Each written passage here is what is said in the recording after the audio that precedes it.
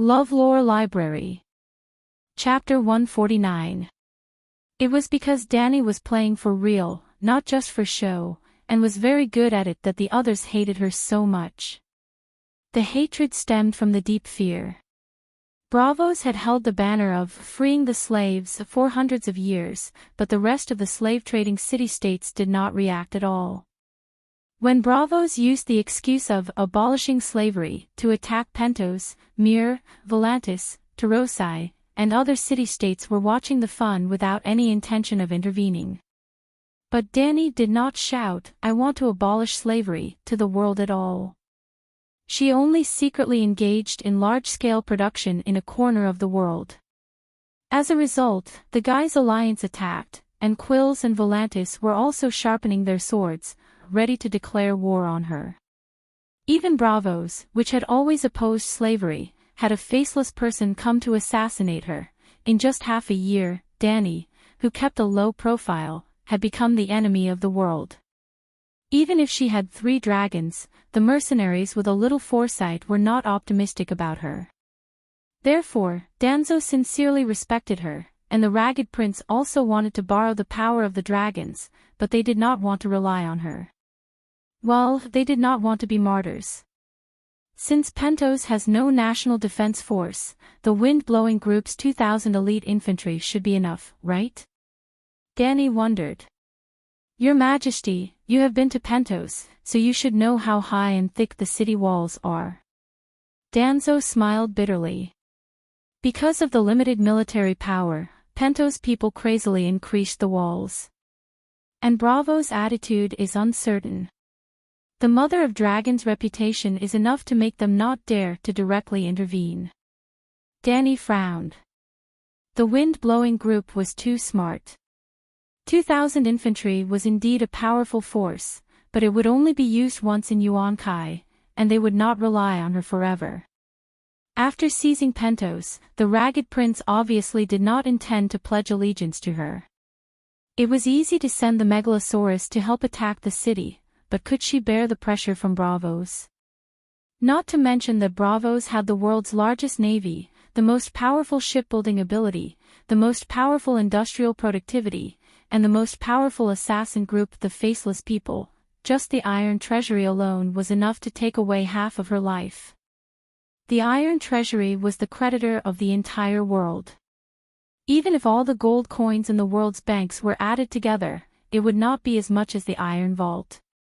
Could it be that the Ragged Prince already thinks of me as a dead person? A dead person naturally wouldn't be afraid no matter how much blame was placed on him. At most, he would just die. The more Danny thought about it, the more upset she felt, but she couldn't refuse too harshly. A mercenary group of 2,000 elite infantrymen was enough to rank among the top 5 in the Ursos continent. Danny estimated that she would have to sacrifice the same number of soldiers if she were to fight them head-on. I won't lie. If it was another time and place, I would have rejected your windblown guild without hesitation. However, with the current situation, the windblown guild's attitude is enough to change the outcome of this battle. As such, the Ragged Prince's conditions aren't too harsh. Danny said after some consideration. Donzwa nodded inwardly. That's right. It was because they saw that the Mother of Dragons was in a dilemma that they put forward such harsh conditions. He and the Ragged Prince both knew how big and heavy the black pot in Bravos was.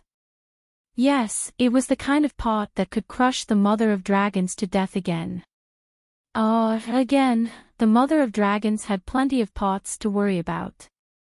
She had even taken the initiative to take on the world pot of abolishing slavery. Bravos wouldn't make a difference. Thump, thump, thump, Danny tapped on the armrest of the chair lightly and asked softly, "Do you know Illyrio Mopatis?" Donzwa's eyes flashed as he nodded and said, "A trading governor in Pentos. He mainly deals in spices, gems, and dragon bones. I heard that your 3 dragon eggs were purchased by him from the Shadowlands." That's right. Illyrio gave me 3 dragon eggs. He also protected me and Viserys from assassins many times. I lived a princess-like life in his house for half a year. Later, when I wandered to Qualls, he sent 3 ships to pick me up and bring me back to my country.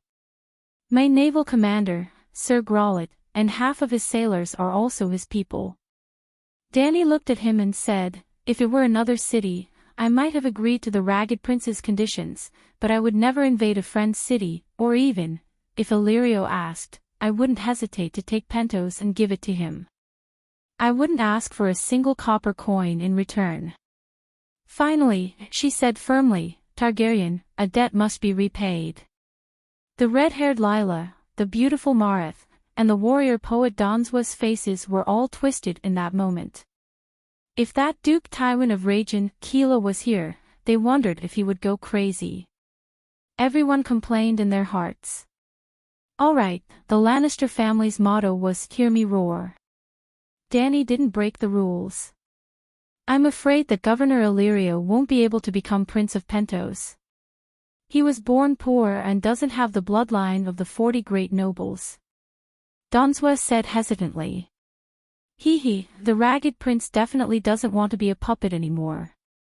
When he comes to power, what will happen to the Governor of Trade who holds real power? I can't push my benefactor into a fire pit, right? Danny smiled and threw the blame on the head of her benefactor, Illyrio. How about this? I don't need you to spread rumors. Anyway, I just need to dawdle in Yuan Kai. If I can take down Yuan Kai and you gain Illyrio's recognition. Yes, when I receive Illyrio's letter, I'll mobilize the Megalosaurus to help you take down Pentos. At least this was better than a direct rejection. I can't make the decision. I have to go back and discuss it with the Ragged Prince. Donswa said hesitantly. All right, we can continue the discussion tomorrow night at this time. You can tell the wise master that my price is too high and that he won't budge. I can only go back and ask the commander. Danny nodded. Thank you, Your Majesty. Donswa bowed respectfully and found Sidon outside the tent. They returned to Yuan Kai that very night. Mareth returned to the prisoner camp obediently. Under the moonlight and starlight, the 2 knights listened to the sound of horse hooves as they walked back silently. Suddenly, the Bravosi looked around and asked softly, Did you succeed? No. Why? The Dragon Queen insisted on 4 times the normal ransom. Donswa also lowered his voice. Anyway, the wise master is the one paying, and the current situation is very special. She's not asking for too much. Sidon was puzzled. I did it on purpose. I'll go back and ask the commander tonight. We'll continue the discussion tomorrow, Donswa said mysteriously. Sidon suddenly came to his senses and patted the old poet's shoulder. He laughed softly and said, You're old and sly. You've delayed for another day for Yuan Kai. The wise master should reward you. It's not considered delaying. After all, you saw it too. The Mother of Dragons needs time to build siege weapons. Donswa shook his head. After he went back and reported this matter, the wise master really rewarded Donswa 500 gold radiance coins.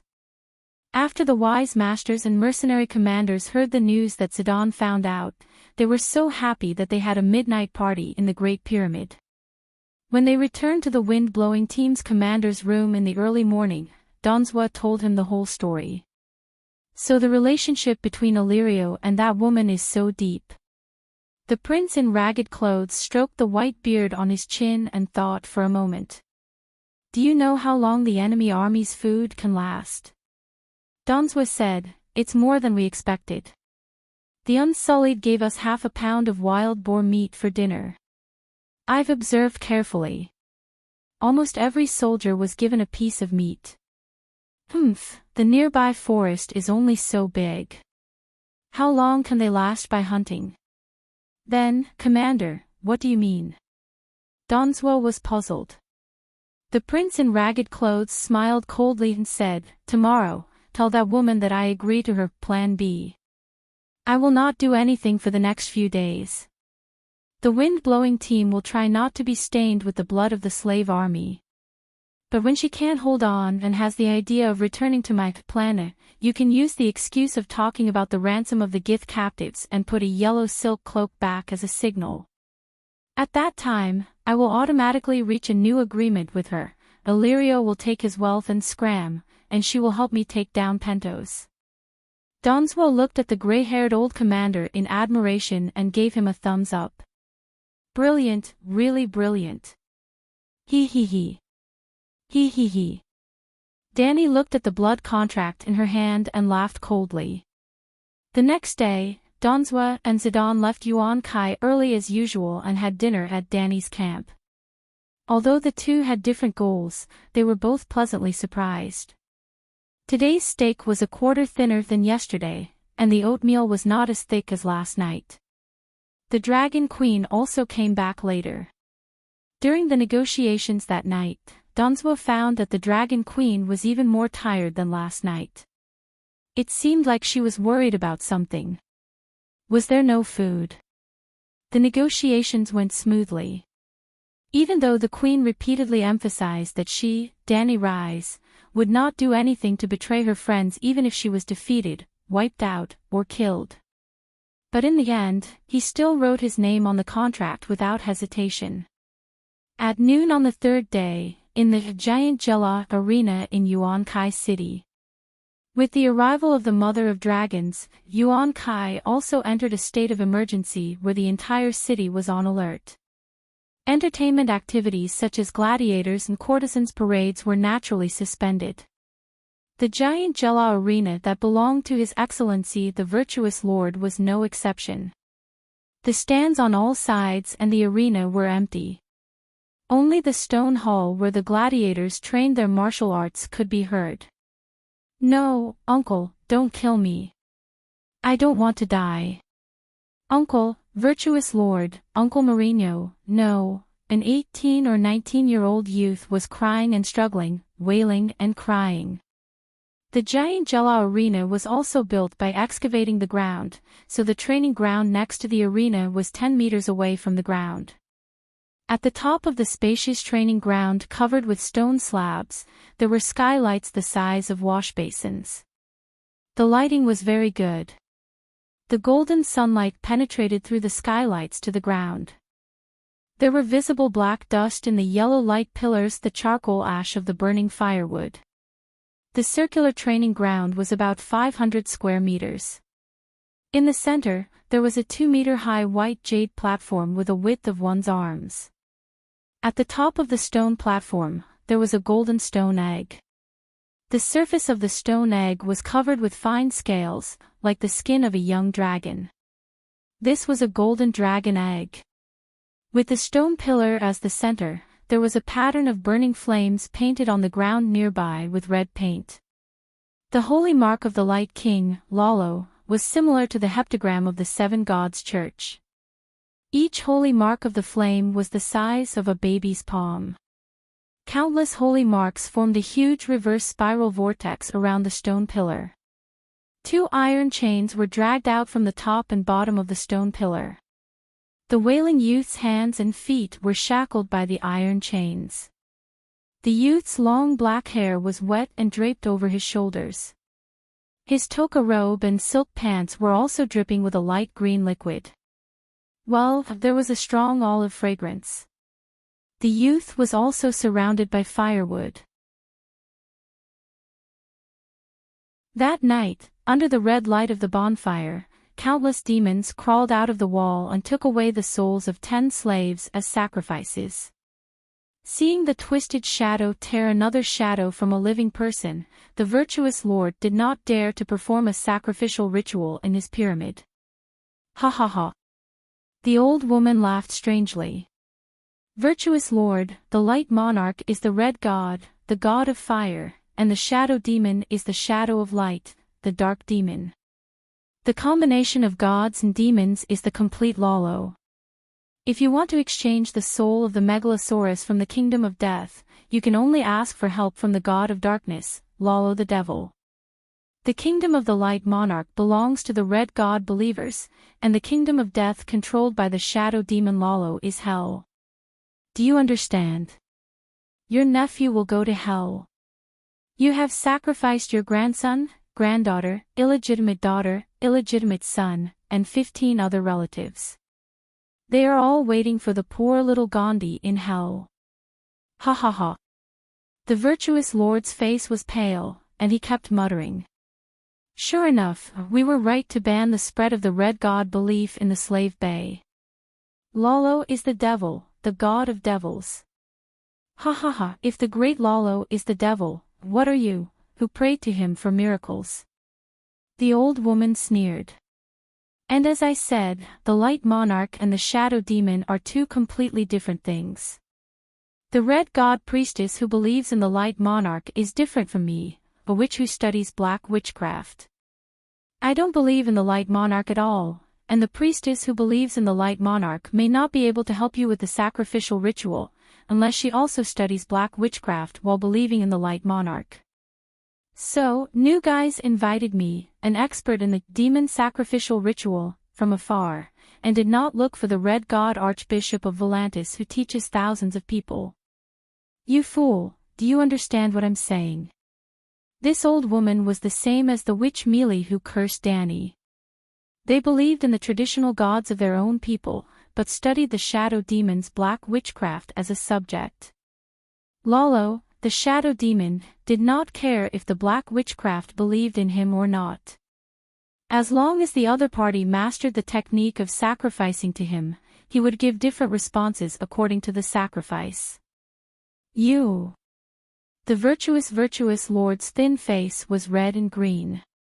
She said with hatred, why have I sacrificed 15? No, including my 3 sons who died under the dragon flame, 18 blood descendants have entered Lalo's kingdom. Why haven't the dragon eggs hatched yet? The old woman shrugged and said casually, I don't know. Are you kidding me? The virtuous lord was furious. The old woman sighed and said helplessly, I've said it before. In theory, by sacrificing blood relatives, you can exchange part of the Megalosaurus soul fragment from the shadow demon. I've even shown you how to use 10 slaves to save a dead person. The virtuous lord waved her hand and interrupted her impatiently. Save an idiot who can't speak and can't think. Yes, you are very lucky to have met an idiot. The old woman nodded and said seriously. Lucky? Is there something wrong with your brain? The virtuous lord sneered. He. The old woman's dark red eyes flashed with countless black shadows. She said faintly, who do you think the sacrifice is? Where did the soul fragment come from? The shadow demon, Lalo, the soul fragment from hell. What can there be in hell? If the thing that returns to the human world is not a crazy evil spirit, you should be shouting Lalo, the King of Light, bless. Okay. The virtuous lord understood the meaning of the old woman's words. He gritted his teeth and said, even if it hatches an idiot dragon that can fly and breathe fire, I'll accept it. But that woman only lost 3 relatives, and she hatched 3 smart and flawless dragons. Why didn't I get a crazy dragon even though I lost 18 relatives? Are you stupid? The old woman looked at him with disdain and asked, what kind of blood do you have, and what kind of blood do you have? Your family's ancestor is a branch of the great nobility of Valeglia, but how many generations have you had mixed blood?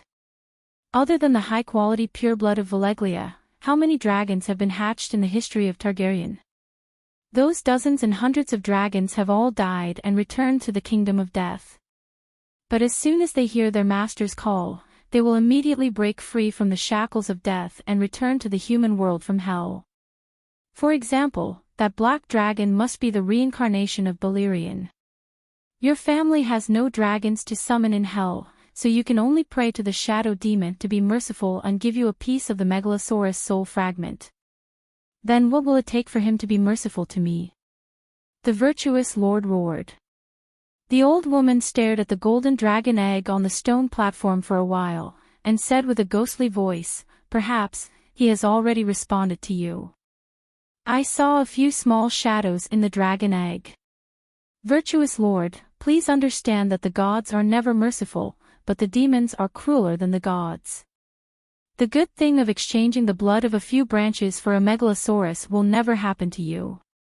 Think about that dragon queen, her father, brother, nephew, niece, mother, loyal servant, second brother, husband, and only son. They are all dead, and there is only one Targaryen left in the world. What about you? The old woman turned her head, and her cold and mocking dark red eyes met the virtuous lord's. Thump, thump, thump. The virtuous lord staggered back a few steps, turned his head, and said in a hoarse voice, "Is it really necessary? It should be said that even then, you may not get what you want. It's like you want a complete living person, but I can only help you revive an idiot."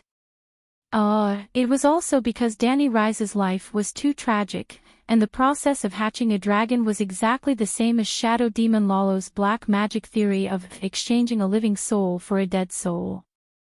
Dany just casually said a few words of speculation that she saw on the forum in her past life, and the others felt like they had finally found the truth.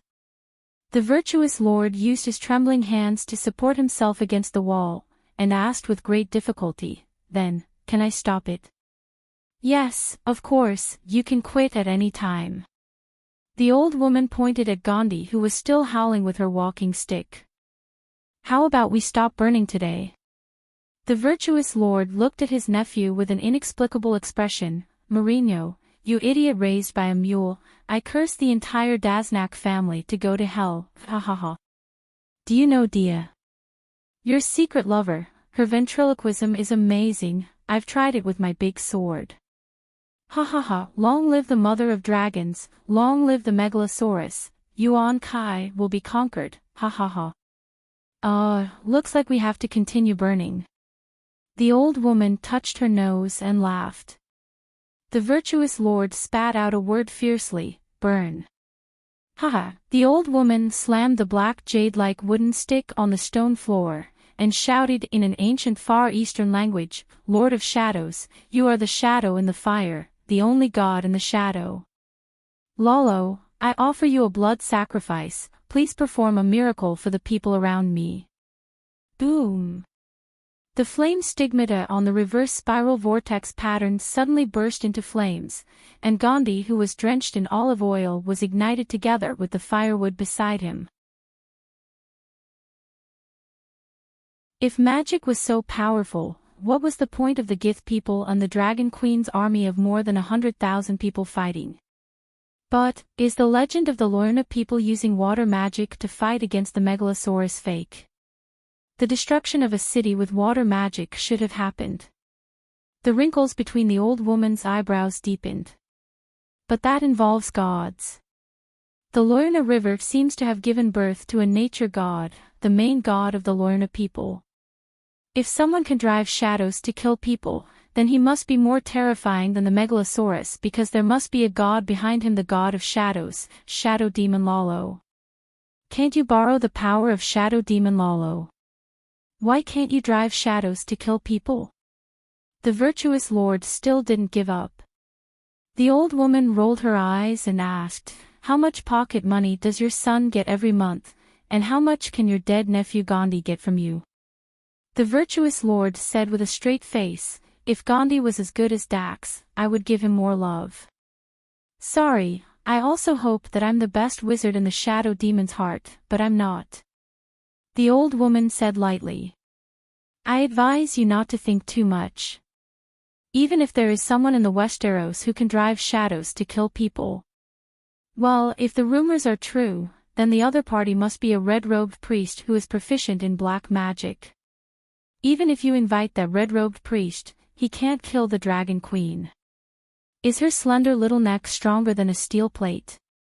The virtuous lord sneered. "Hey, let me tell you this, the magic of the mortal world can't hurt the Dragon King.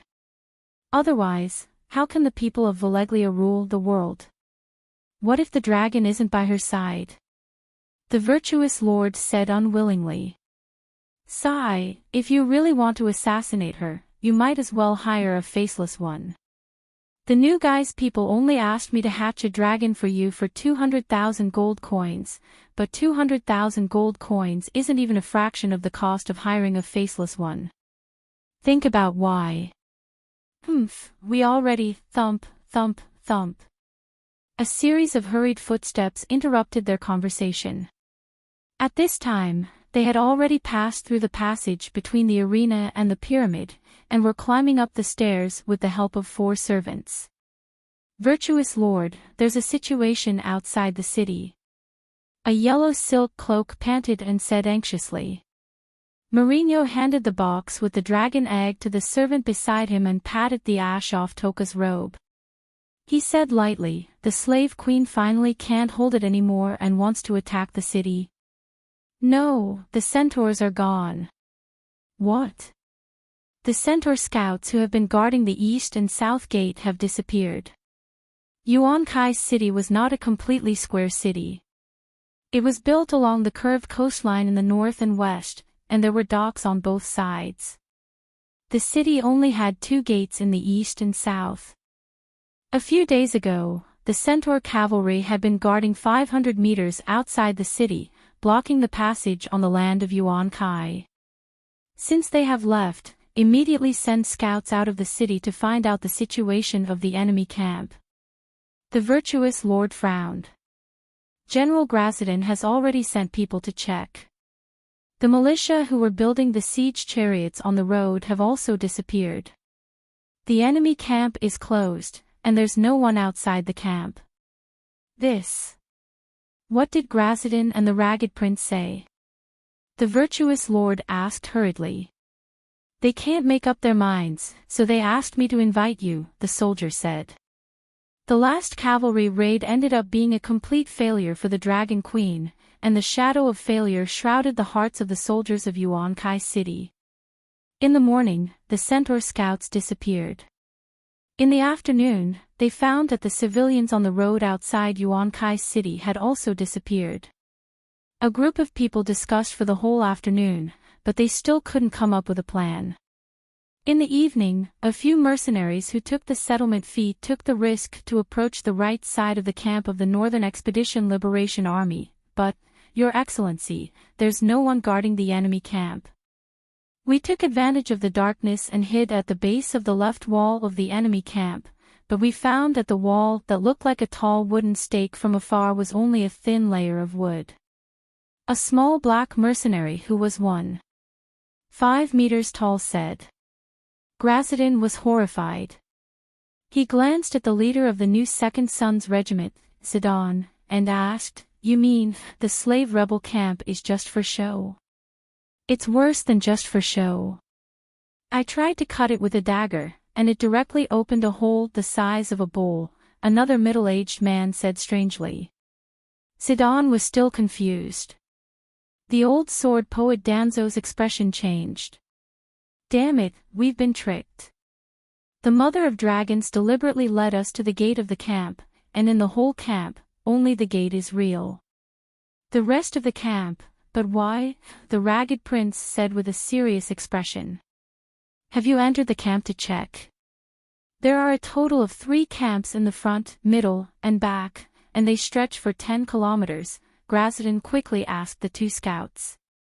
How would we dare to enter? From the hole, we can see that the camp is full of soldiers with spears.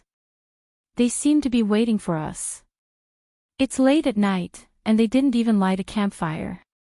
I don't know what they're doing, the dark skinny man said with lingering fear. Damn it, they must be waiting for us to sneak into the camp. Gracidin blurted out. I see. They deliberately let us find out that the camp is weak, and then. The Ragged Prince had a look of realization at first, and he even agreed with Gracidin's judgment. But halfway through, he suddenly froze. If we found out that the camp is weak, would we sneak in? Or, would we dare to sneak in at night? He looked around at the people around him and asked. Gracidin's face turned red. You lowly mercenary leader, how could you say that? If we found out that the enemy was weak, would we, the son of a harpy, not even dare to sneak in? Seems like we wouldn't dare, then, he thought to himself in frustration. Although he had only fought with the mother of dragons twice, the results of those 2 short fights were too scary. She was young, but her battle tactics were unconstrained. No one could keep up with her pace. He, Gracidin, had been the captain of the Iron Army for 10 years. How many pirates and bandits had he fought? He had a lot of experience in both land and sea battles, and that woman seemed to be illiterate. She had always been a vagrant and had never even gone to school. So, do we sneak in or not? Zidane asked weakly. The ragged prince, the captain, Gracidin, the virtuous lord. All the generals present hesitated. The problem is, does the mother of dragons want us to sneak in? We have to do the opposite. Danzo said with a serious expression. Does she want to? 7 or 8 people asked in unison. Danzo's face began to twist. After a while, he said with difficulty, I don't know, since we can't guess, then let's not guess, the poop man Yazan said coldly. It's obvious. If wisdom has weight, then all of us added together won't be half of her weight. If that's the case, then we'll try our best to fight to the death. We'll stick to our original plan and pretend that we didn't notice the disappearance of the centaurs. Don't keep thinking about sneak attacks and sneak attacks. You can't beat her. Dozens of pairs of eyes looked at the poop man. Some looked at him with disdain, but more people expressed their admiration. Although the richest man in Yuan Kai had a foul mouth, he did have some extraordinary intelligence to be able to become the richest man. The virtuous lord and a few generals discussed in whispers for a while before announcing loudly, let's do it this way. Everyone, go back and sleep. We don't have to care about what happens outside.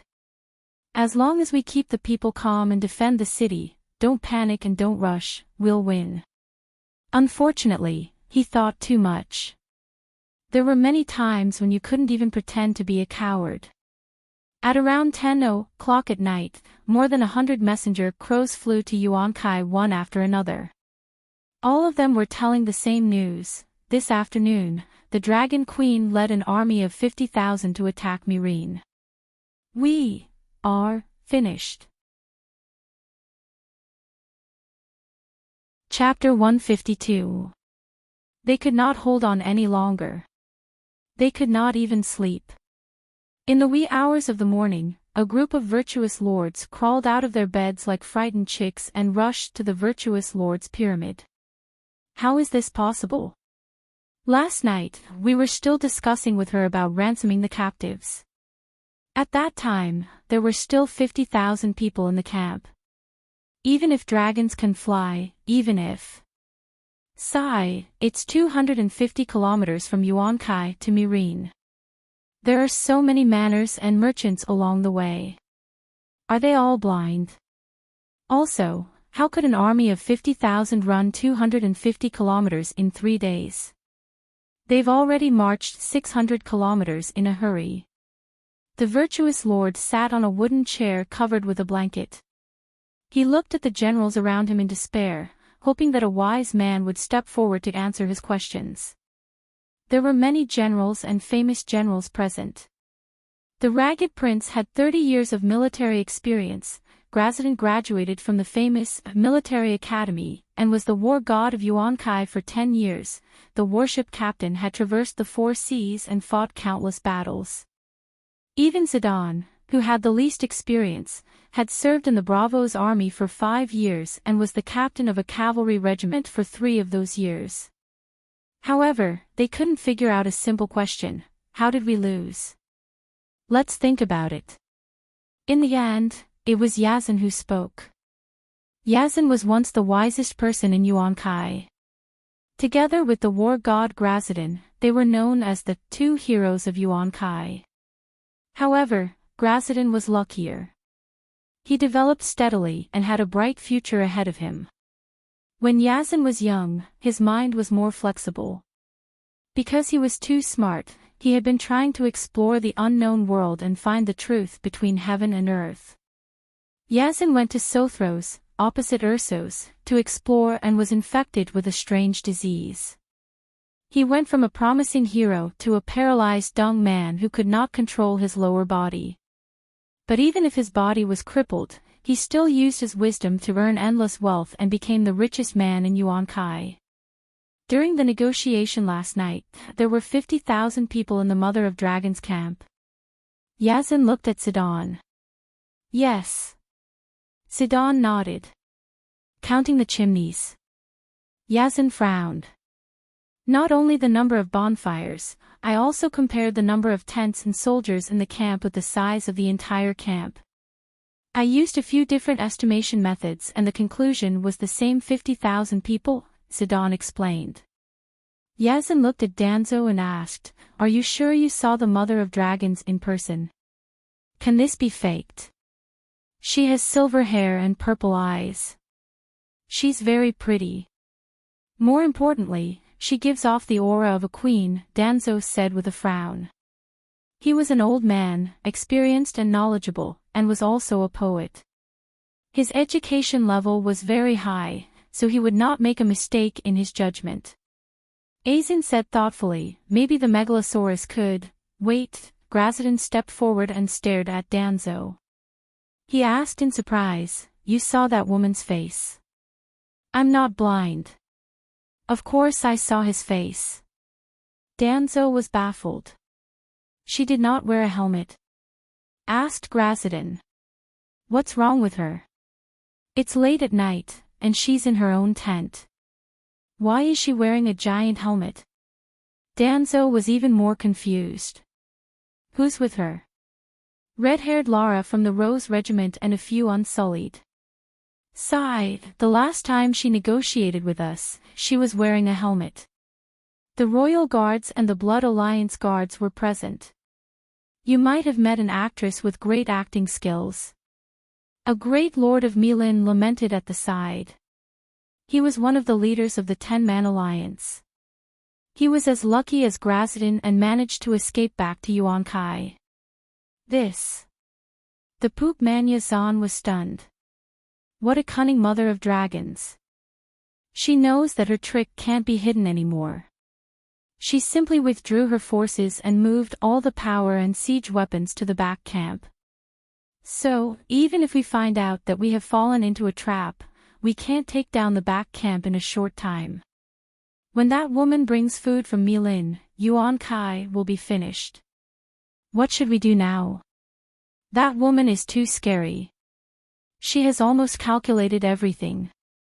A fat young lord was so aggrieved that he was about to cry. "She has 3 Megalosaurus and more soldiers than us. Why doesn't she follow the tradition and fight us head-on and have a legendary siege battle? She is stronger than us and is so smart. This is too much of a bully. How can we play this game?" Sigh, when the news of the battle in Slave Bay spread, Danny Rise will become a legend. And we will be fools who serve as a foil for the legendary hero. When the story of the Dragon Queen is passed down through the ages, some of us will be laughed at countless times by the children who listen to their nannies talk about the past. 1,000 years, 10,000 years, sigh. Azin said dejectedly. Bam! Dan, who was destined to be one of those, some of us, slammed the table and roared with a twisted face, "No, I don't want to be a laughing stock. We have to do something. What can we do now? Wait for the Dragon Queen to surround us with 100,000 soldiers. With her power, it is too easy for her to recruit 50,000 slave soldiers in Milin," Azin said dejectedly. I want to vent my anger on the thousands of soldiers in her camp. I want to pull out the nail she left in Yuan Kai," Dan said as he stood up and walked out. "Wait, it is too late now. Don't fall into that woman's ambush," the great virtuous lord shouted. Dan looked back at the frightened virtuous lords and mercenaries in the palace and said calmly, "If you fall into an ambush, then die in an ambush." Dan raised his hand to interrupt the great virtuous lord and said, "I will only bring the people of the Uraz family out of the city." As soon as he finished speaking, he walked away in big strides. The ragged prince looked at his straight back and muttered, "He is a warrior. No, he is the war god Yuan Kai." The great virtuous lord said with a sorrowful expression. "Although this war god is unlucky to have met the dragon queen who shocked the world," Aizen murmured. He couldn't help but think of himself. Back then, the Yuan Kai twin heroes were so heroic and heroic. Now, one of them had become a paralyzed person who couldn't even urinate or defecate, while the other had become a war god who was always defeated. Tragic, tragic, tragic. Could it be that the heavens are jealous of the talents? Aizen thought in self-pity. No one was in the mood to go home and sleep. They stayed in the great virtuous lord's palace and prepared to send war god Dan off. Report: about 3 hours later, at around 2:00 in the morning, a man in a yellow silk cloak covered in blood staggered into the hall. He panted heavily and said emotionally, "Report, report." "Great sage, Grazidan, the general." Heat, sigh, no need to say more. "I understand." Mourinho, who was sitting at the oval conference table, waved his hand and interrupted the other party. "Help the general tidy up his appearance. I will see him tomorrow morning." "Ah." The man in the yellow silk cloak looked up and said in shock, "Great virtuous lord, what are you talking about?" "What?" The great virtuous lord was also stunned. Dan led 500 cavalrymen and wiped out thousands of enemies. He set fire to more than 10 miles away, killed countless enemies, burned countless enemy supplies, and even saved 500 captives. "Great virtuous lord, we have won a great victory." Everyone was dumbfounded as if they had seen a ghost. After a while, the ragged prince came back to his senses and asked, "The enemy didn't set up an ambush?" Sigh, the enemy didn't have enough manpower to set up an ambush. "I heard from Miss Maris that the Dragon Queen purposely used the empty fort stratagem to scare us," the man in the yellow silk cloak said with a smile. "Maris was saved too." Danzo was shocked. The soldier said, "The captives were gagged and tied to the front camp as targets for the empty fort stratagem. Not only were the mercenaries saved, but the hundreds of our brothers who were lost were also saved." Empty fort stratagem. What an empty fort stratagem. Our army of tens of thousands was scared for 3 days. 3 days that cost us our lives. Aizen smiled bitterly. Although he still couldn't figure out how the enemy led an exhausted army of 50,000 travel 250 kilometers in 3 days, he more or less understood how they lost the war. How did Maris know about the Mother of Dragons' empty fort stratagem? The ragged prince asked. That Lila, a knight under the Mother of Dragons, told her. The other party thought that there was no need to hide this from the captives. Because they knew that the Mother of Dragons would definitely win, there were even a dozen mercenaries who turned to the Mother of Dragons on the spot. I see. The great virtuous lord nodded. He also understood what kind of people mercenaries were always on the side of the victor. The Mother of Dragons used this method to recruit the captives was considered smart. What else did Maris say? Danzo asked. Miss Maris said that the empty fort stratagem was very clever. If we were smart enough, we would definitely fall for it and not dare to act rashly. However, the empty fort stratagem is completely ineffective against boors and idiots, the man in the yellow silk cloak said proudly. Great virtuous lord, the ragged prince, Aizen. Chapter 153. The next morning, the burned fences were scattered on the yellow mud. Wisps of white smoke rose from the hot black charcoal, carrying a choking smell and a disgusting stench.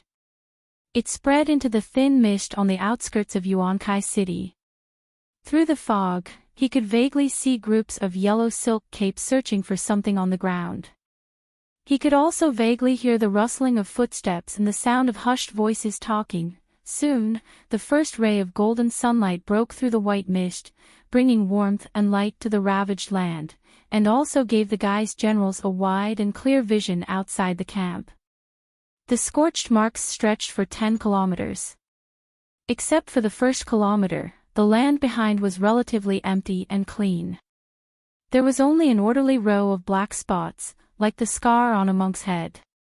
They were all traces of bonfires. Sigh, it's obvious that most of the space in the front and middle camps does not even have tents. The countless bonfires are naturally not the stoves of the soldiers. Well, empty stoves. General Gracidin, we have been fooled by a clever little trick. The Prince of Ragged Clothes sat tall and straight on the high saddle. His voice was loud and clear, and everyone in the field could hear him clearly. He was riding on a tall and sturdy gray warhorse. The two hind legs of the gray warhorse were dragging countless strips of cloth. They were all sewn from the enemy's robes after the commander had personally killed them. Prince, we need victory. At this special moment when Myrene has fallen, our soldiers need victory to rebuild their confidence. Gracidin said in a low voice. We all understand the importance of morale, so we did not expose your lies. The Prince of Ragged Clothes looked around and also lowered his voice. The soldiers in the city wantonly proclaimed your great achievements, burning 20 miles of camp, killing 10,000 enemies with 500 elite guys cavalry, and the Mother of Dragons remaining 3,000 unsullied being besieged by Yuankai's army. Ahem, the rear camp is indeed surrounded by us. Gracidin's old face turned red as he said unnaturally. 500 cavalry besieging 1,500 unsullied and 2,500 militia. The Ragged Prince glanced at war god Yuan Kai and said indifferently, the truth is that you killed and burned 10,000 scarecrows, 47 mercenaries, and 364 guys guards last night. If it weren't for the fact that you only brought 500 men with you, the 900+ captives tied up in the front camp would have all died. At least this time, we've finally figured out the enemy's true strength. The morale of the people of Yuan Kai has also been boosted, and we've regained our confidence in defeating that woman. The war god straightened his neck and said. So, we must take the rear camp? Sidon asked. Of course. Glaston said seriously, that woman will lead the army and countless provisions back to Yuan Kai at any time, so we can't besiege the rear camp for a long time. However, if we leave the rear camp alone, not only will our morale suffer a great blow, it will also increase the arrogance of the enemy. The soldiers and siege weapons in the enemy camp will all be used by that woman. The Ragged Prince nodded in agreement. From a tactical point of view, Yuan Kai and the Mother of Dragons will have a head-on battle sooner or later. We should take advantage of the fact that the enemy's main force is not here to take down some of her elite soldiers.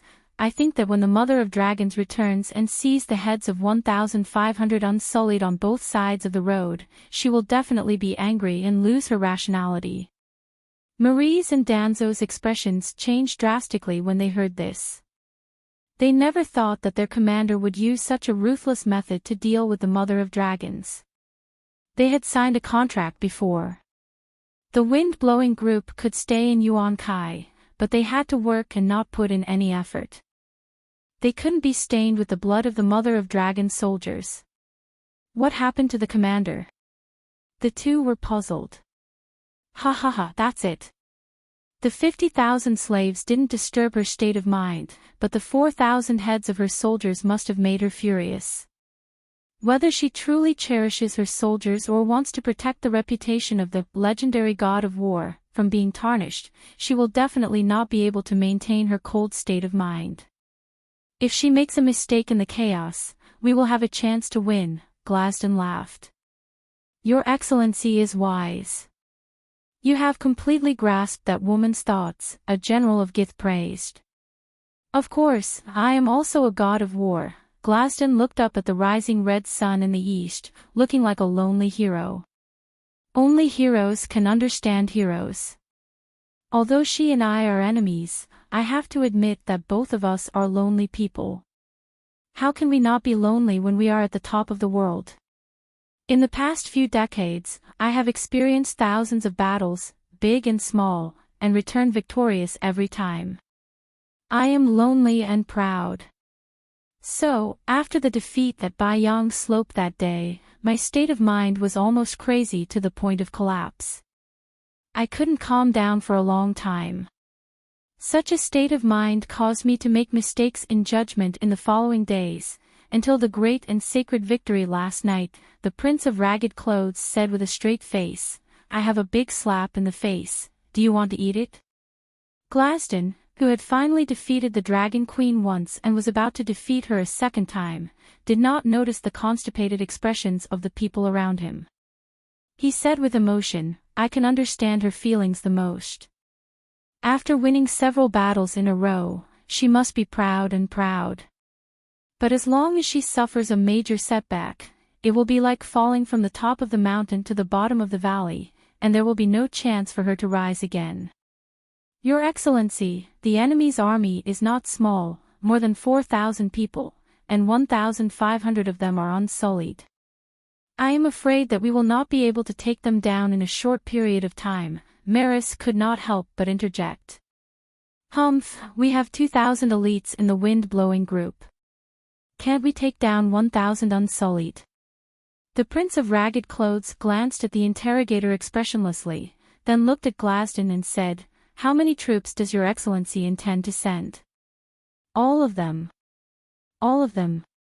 The virtuous lord put his palms on the table and shouted, "Glaston, are you crazy? Our goal is to protect Yuan Kai.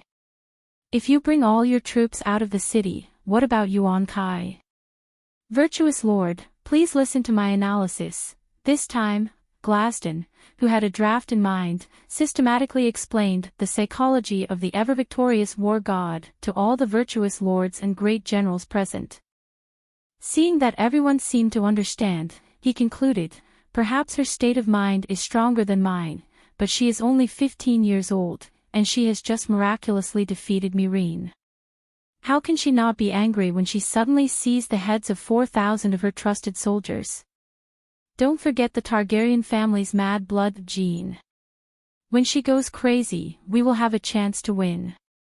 Is there something wrong with your head?" Aeson stared with his yellow eyes and shouted, "If the city is breached, the Dragon Queen, who has been provoked by you, will probably slaughter everyone in the city." Hiss. Everyone sucked in a breath of cold air, and their expressions became hesitant.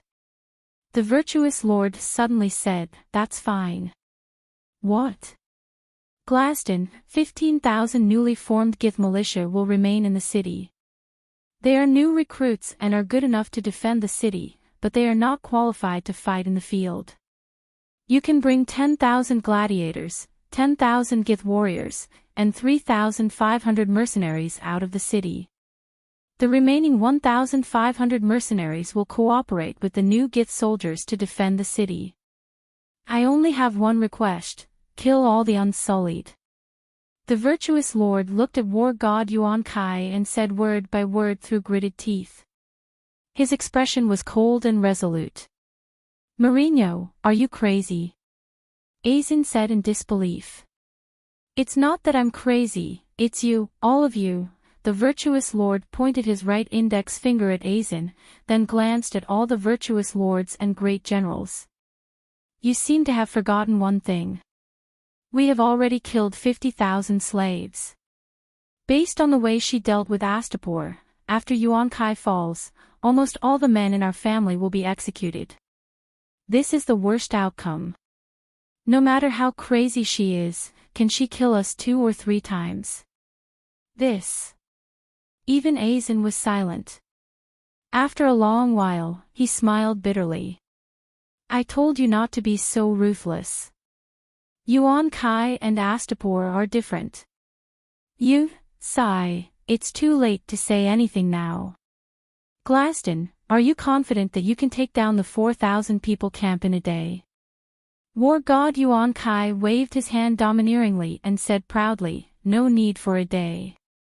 With my absolute strength, you will see my messenger before dark today. Messenger, it was only 3:00 in the afternoon, and all the virtuous lords and great generals were sitting in the hall in a daze. A man wearing a yellow silk cloak rushed up from the bottom of the pyramid. Oh, so fast. The slave masters all stood up and looked at the palace gate with joy. The virtuous lord took a few steps forward and shouted from afar, "Are you General Glaston's messenger?" I am. The man wearing the yellow silk cloak's face was red, and he was sweating. The intense running almost made him breathless. Very well, I understand. The virtuous lord turned around, raised his hands, and shouted, "Congratulations to war god Yuan Kai, Glaston. Glaston, Glaston. War god Glaston." The virtuous lords, great generals, commander guys, and the man wearing the yellow silk cloak all raised their hands and cheered enthusiastically. Even the poop man Yazin reluctantly raised his right hand and lamented to sweetheart beside him, "Although I don't like that guy, Grazadin is also worthy of his great name. He's strong, fearless, unyielding, and quick-witted. He's one of the few famous generals in Yuan Kai for the past 1,000 years. He's the war god Yuan Kai's pillar that holds up the sky." Oh, Glaston was the name of a great general of the Gai's empire. God of war Dan. Gradually, even the guards outside the pyramid began to shout. Everyone saw Glaston leading tens of thousands of soldiers out of the city and knew what he was going to do. Hearing such cheers from the Great Pyramid in the center of the city, the citizens naturally knew that war god Glaston had defeated the evil mother of dragons again. Thus, the cheers of war god Glaston echoed throughout the city. Yuan Kai city was immersed in a sea of joy. Young men in toga robes even walked on the streets and danced with unfamiliar girls on the streets. Wah! Amidst the joyous laughter, the messenger suddenly burst into tears. The virtuous lord was stunned at first, but he immediately understood. Although Glaston had won the battle, the other side had 1,500 unsullied. This young man must have had family members who died on the battlefield. Sigh, don't cry. Dying for Yuan Kai is the best ending for the son of the harpy, he comforted. Wah! The man wearing the yellow silk cloak cried even harder. Look, this child. The virtuous lord smiled and said to the virtuous lord beside him, he lacks experience. He should learn from our iron-blooded war god. Virtuous lord, mother of dragons is here. We are doomed. General Glaston is going to be wiped out again. The messenger cried. Chapter 154. Around 9 in the morning, the god of war Dan received authorization from the joint meeting of the virtuous lords and began to gather all the soldiers in the city. At around 11, Yuan Kai's soldiers had a sumptuous lunch and rested for half an hour. They left Yuan Kai's east gate at 12:30. Mirin sent 10,000 yellow silk capes, 10,000 gladiator slaves, and 2,000 members of the wind-blowing group. Later, the Gai's Alliance's fleet brought in a dozen unknown mercenary groups, adding another 2,000 mercenaries. As Yuan Kai Plains was scorched, countless slaves and farmers were killed, and a large number of manor owners moved into Yuan Kai. The virtuous lord also took 15,000 Gai's men from the manor owners' families and let them wear yellow silk capes. In addition to the huge Alliance's fleet, in his extreme state, Yuan Kai's forces were actually very strong. Under normal circumstances, the Gai's Alliance army was not afraid of sieging Danny. At 1 in the afternoon, Dan led 23,500 infantry and cavalry to the front camp entrance 5 kilometers away. Without any delay, they stepped into the front camp, passed through the middle camp, and rushed to the rear camp 10 kilometers away energetically. Don't worry, they can't escape. I've already sent 2,000 light cavalry to guard there. Dan smiled as he comforted the ragged prince. How can 2,000 light cavalry stop 1,500 unsullied? Danzo frowned. For some reason, ever since he walked out of the city gate, he felt a sense of uneasiness. Even though the scouts at the front had reported many times that the rear camp was normal, with no ambushes or dragons, suddenly, the warrior poet's gaze focused.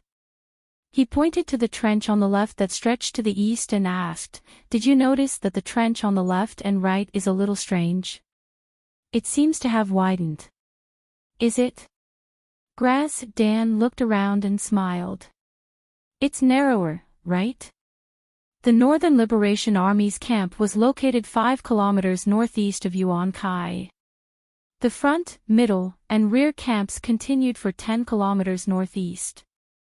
Based on the terrain, the width of the camps was not uniform. If one was riding a dragon and looked down from above, Yuan Kai Plains would look like a black and green dinner plate. Black burnt farmland, green wilderness, and green forest. In Yuan Kai City, there were meat buns on one side of the plate. In Danny's camp, there was a twisted fried dough stick on the other side. A deep and wide gully was dug on both sides of the Youtiao. The yellow soil that was dug out piled up a 1-meter-high slope on the outside. On the inside, there was a sparse wooden fence surrounding the camp. I'm talking about the distance between the ravines. The width of the camp has increased, Danzo said. The Mother of Dragons built the camp according to the terrain, and the width has been changing all the time, the scarred man on the other side of the tall horse said indifferently. His name was Cargo, and he was a tall, middle-aged man of mixed blood. He was a mix of Dothraki and Bravos. Like Danzo, he was also the deputy commander of the Windblown Gang. One of them was a scholar, while the other was a warrior. Together, they assisted the ragged prince. But Danzo's face flushed red, but he did not know what to say. In truth, he did not know what he was trying to say. After a while he muttered, "We ought to fill in those 2 ditches. Sigh, have you gone senile? That's a huge project. We'll need the entire army, but where do we have the time? The army didn't even bring any rations. The virtuous lord still wants to go back to the city for dinner." Cargo said impatiently. A huge project. Danzo's mind seemed to explode 4 times. He was in a daze. There's a problem. There's a problem with the ravines outside the camp. He shouted like he had gone mad. What's the problem? The ragged prince was alarmed. He leaned over and asked. There are only about 4,000 people in the rear camp. How did they dig such a long and deep ravine? The old general said with a face full of fear. Oh, this. A mercenary beside him said awkwardly, "We dug it." What? Everyone looked at him. Lucifer Lang, what do you mean? Danzo asked hurriedly. The mercenary named Lucifer was in his 40s. He was muscular and wore armor similar to Yora Mormont's. Yes, he obtained the armor before Yuluin Valeglia's armor. He was a knight in heavy armor. The knight scratched his bald head and smiled bitterly. After we were captured, other than Marie's, all the other mercenaries and Guy's soldiers were forced to dig the ravines overnight. I told the supervisor that I'm also from the Westeros like Marie's, and I'm a baron from the north, but... Danzo interrupted him impatiently. Are you sure you 900 people only used 2 days to dig a ravine more than 20 kilometers wide? We weren't the only ones digging. The Mother of Dragons had tens of thousands of people digging with us. They finished more than half of the project in the middle of the night. The rest was handed over to our captives. That doesn't make sense. Aren't the Mother of Dragon soldiers tired? They just finished a rapid march of 600 kilometers, worked hard for half the night, and continued to rush to Myrene the next morning. Are they all made of iron? Danzo was confused. The ragged prince pointed at Gracidin, who was loudly giving orders to the soldiers not far away, and said lightly, Danzo, go to the flank and adjust the formation of the shield bearers and archers. When the slave infantrymen at the rear arrive, immediately launch an attack. Danzo was stunned. He stopped the knight from the north who was leaving and asked, it's common sense to dig a ravine outside the camp, but it's usually a small canal to prevent the camp from accumulating water in the storm. The Mother of Dragons ravine is almost as wide as a stream. Why? Hey, are you confused? Other than dredging rainwater, the ravine also serves as a defense against the enemy. You'll understand when you see it. It's not only wide, it's also very deep. Lucifer said casually. This made sense. Danzo smiled bitterly and waved his hand to let the knight leave. Old, or scared by the Mother of Dragons. Danzo muttered to himself and began to command the army to get into formation. At around 2:30 in the afternoon, Yuan Kai's army got into formation.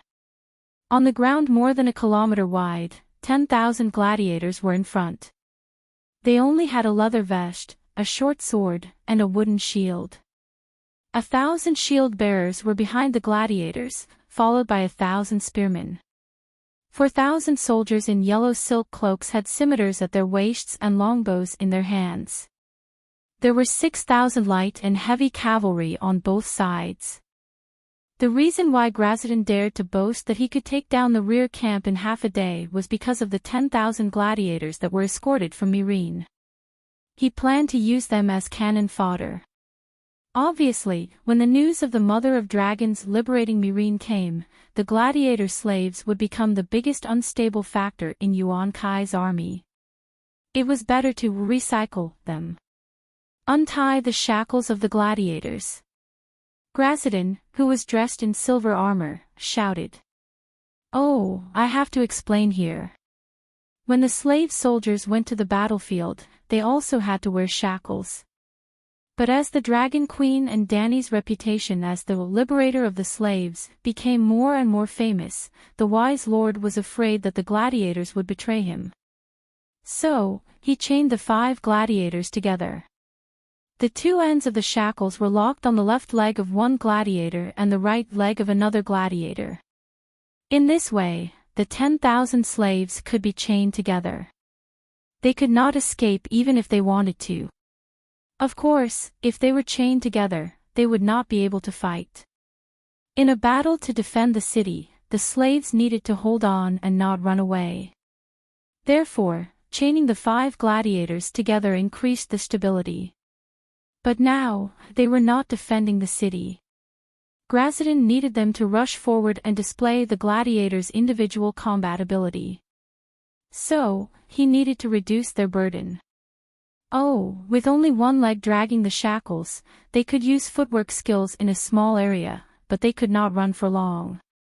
500 meters in front of the gate of the rear camp, Gracidin rode on a red horse and looked down at the gladiators who were squatting on the ground and rubbing their ankles. He shouted, if you win today's battle, each of you will get a barrel of wine, 5 pounds of meat, and 2 bed slaves. He could not promise the gladiators freedom. Otherwise, why would the Guy's Alliance and the Dragon Queen fight to the death? The gladiators ignored Gracidin's words and focused on warming up. Seeing that his words did not have any effect, Gracidin frowned and shouted again, an unsullied's head, 50 gold radiance coins. An ordinary soldier, 10 silver radiance coins. As long as you survive, even if you are not beheaded, each of you will get at least 5 silver radiance coins. This time, the gladiators reacted. They raised their heads and stared at the wise lord. I swear. I will fulfill my promise. Gracidin pulled out the scimitar at his waist and swore. Bam, bam, bam, the 10,000 slaves slapped the shields in their hands and shouted, "Long live the wise lord! Long live the god of war Gracidin!" The excited gladiators seemed to have forgotten that the person they were about to face was the person who was trying to save them. Prince, why? Looking at the slaves who were gradually going crazy, Danzo quietly asked his captain. Although it was a little abrupt, the Prince of Ragged Clothes understood his old partner too well.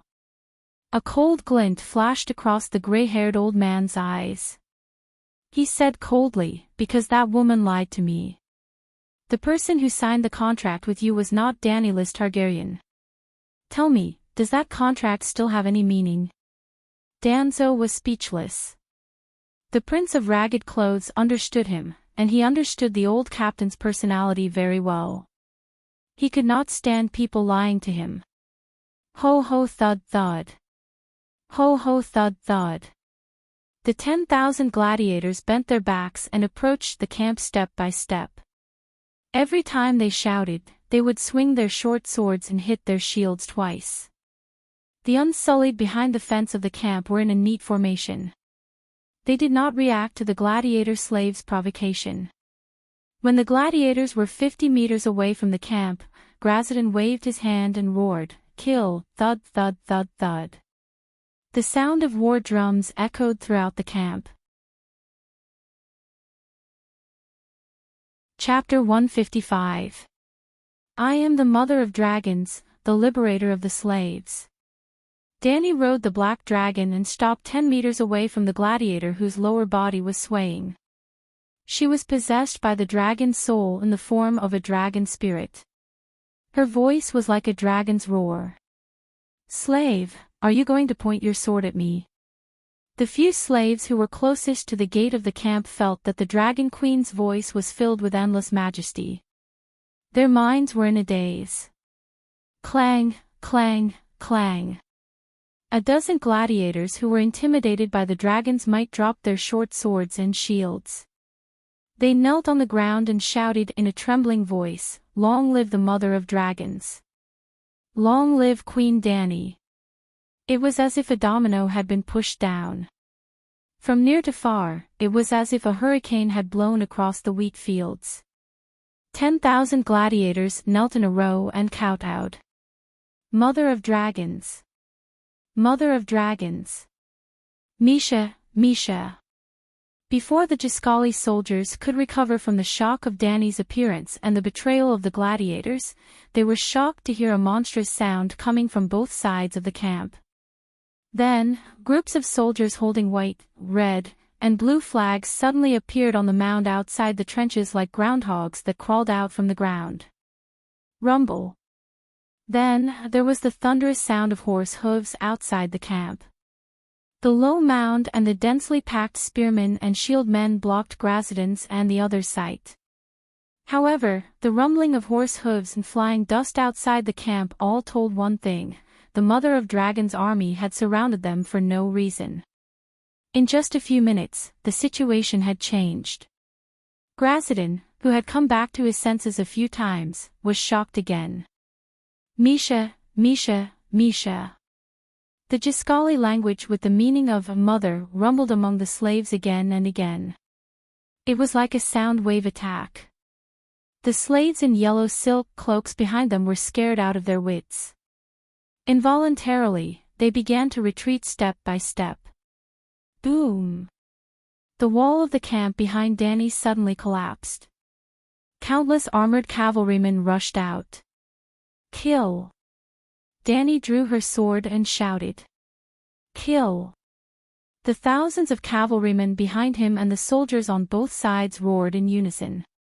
The gladiator, who had just surrendered, was almost scared to death when he saw the cavalry charging at him. "I've already surrendered," and called out, "Misha. Why would the Mother of Dragons still want to kill me?" Then, Dany shouted again, "Gladiators, follow me to kill the yellow silk cloaks and the iron armor mercenaries. Kill the yellow silk capes, kill the iron armor mercenaries." Thousands of foot soldiers and cavalry followed the Dragon Queen's lead and shouted, "Kill the yellow silk cloak! Kill the iron armor mercenaries!" Gladiator came to his senses and roared as well. They picked up their shields and short swords and joined the charge. The cavalry that came out of the camp did not gallop. Instead, they slowly walked past the gladiators and forced their way towards the Gith shield formation that was at a loss. "Shoot! Shoot! Kill all the slaves!" Gracidin howled from the back of the archers. Swoosh, swoosh, swoosh. Subconsciously following their commander's order, the 4,000 archers shot out weak arrows, causing screams in the crowd of gladiators and clanking sounds when the arrows hit the iron armor of the cavalrymen who were closing in. There were also 2 or 3 unlucky ones whose eyes were pierced by the arrows and fell from their horses while howling. But that was it. Whoosh whoosh whoosh, 2 ceramic incendiary bombs that weighed more than 50 kilograms fell from the sky and smashed into the archers' formation, creating 2 empty spaces with a radius of 10 meters. Then, 2 flames rose from the ground with black smoke billowing out. The dense formation of archers was like wheat in the field. They were blown away by the 2 circles of flames. All 40 to 50 archers were struck by the explosive incendiary bombs and died on the spot. There were also hundreds of yellow silk capes that were ignited. They looked like hundreds of human-shaped torches as they ran in all directions without any sense of direction. Almost half of the archers that could have dealt great damage to Danny's army had collapsed. Not many soldiers actually died under the incendiary bombs. The total number of casualties was less than 200. However, the scene was too horrifying.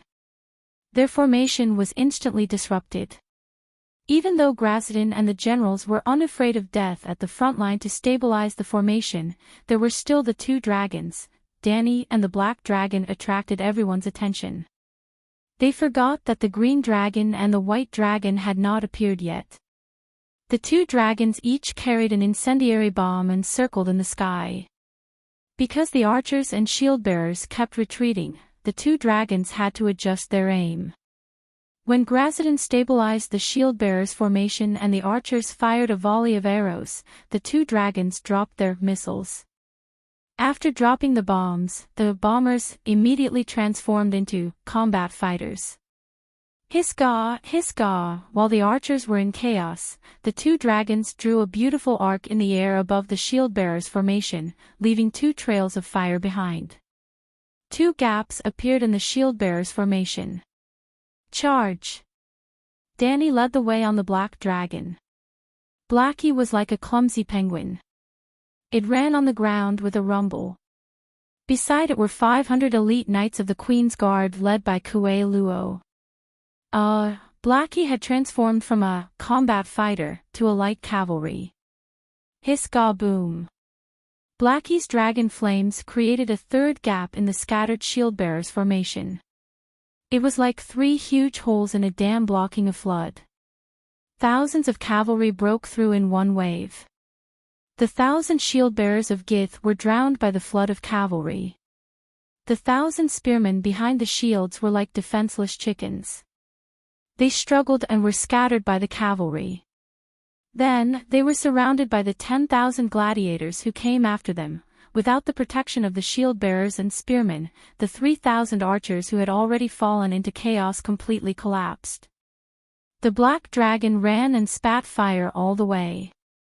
How could the archers, who only wore a layer of leather armor, not collapse?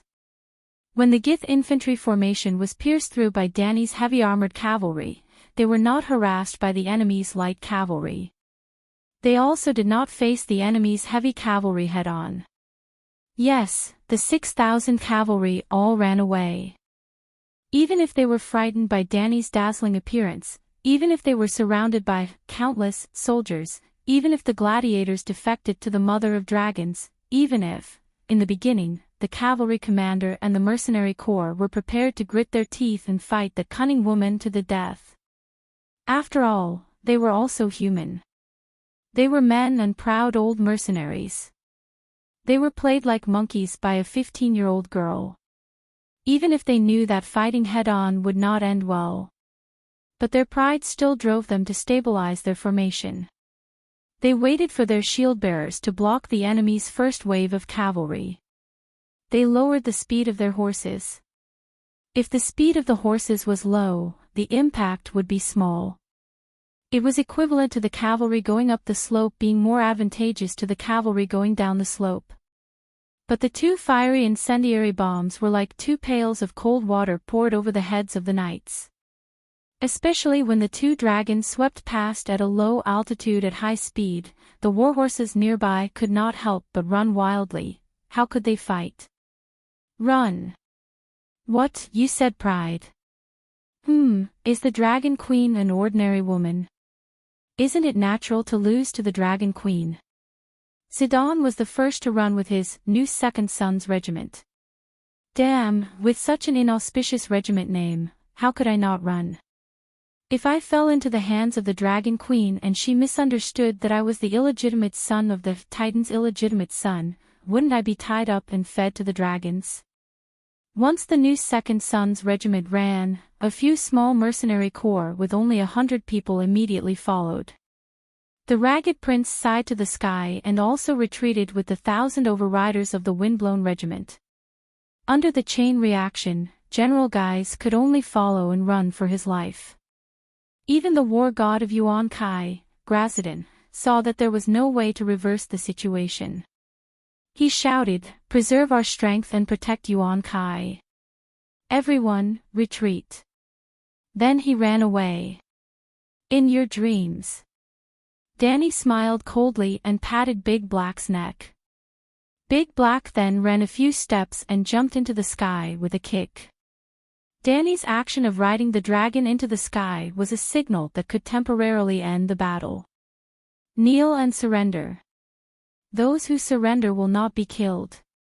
The cavalry and the infantrymen on both sides shouted in unison. Kneel down and surrender. If you surrender, you will be spared. The newly joined gladiators imitated them and shouted with pride and pride. The sandwich formation of the archers, spearmen, and shield-bearers was already broken. After being penetrated by thousands of cavalry several times, the Guise soldiers fled like headless flies. At this time, they heard the tsunami-like voices urging them to surrender. Surrender. Save me, mother, I don't want to die. A Guise youth with a broken leg whispered with a pale face. Clang! An archer next to him dropped the machete in his hand and knelt on the ground. He held the back of his head with both hands and shouted with a sobbing voice, "Surrender. I surrender." Clang, ping-pang, ding-dang. The sound of weapons being thrown to the ground rang out continuously. Rows of soldiers seemed to have lost their spines as they collapsed to the ground, their faces ashen as they shouted, "I surrender." Danny drove Blackie to fly around the battlefield. After making sure that all the soldiers had surrendered, she shouted to Ago on the ground, "Let the civilians come over to clean up the battlefield and take captives. Cavalry regiment, unsullied, follow me." Under Ago's order, the elite shield-bearers and spearmen standing outside the trenches on both sides of the camp immediately threw away the weapons in their hands, dragged a long wooden board from behind, put it on the trenches, and hurried to the battlefield. They are just civilians. Civilians disguised as elite infantrymen. The Guise infantry commander who was kneeling on the ground was stunned at first, then fear. There were only a few thousand cavalry and 1,500 unsullied here.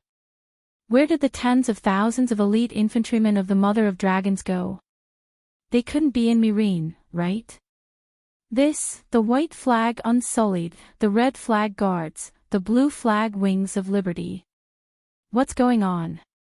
Sidon, who had galloped for 10 kilometers, pulled on his warhorse and looked at the orderly formation of shield-bearers and archers on the hills ahead, and the flags in front of the formation fluttering in the wind. He was completely stunned.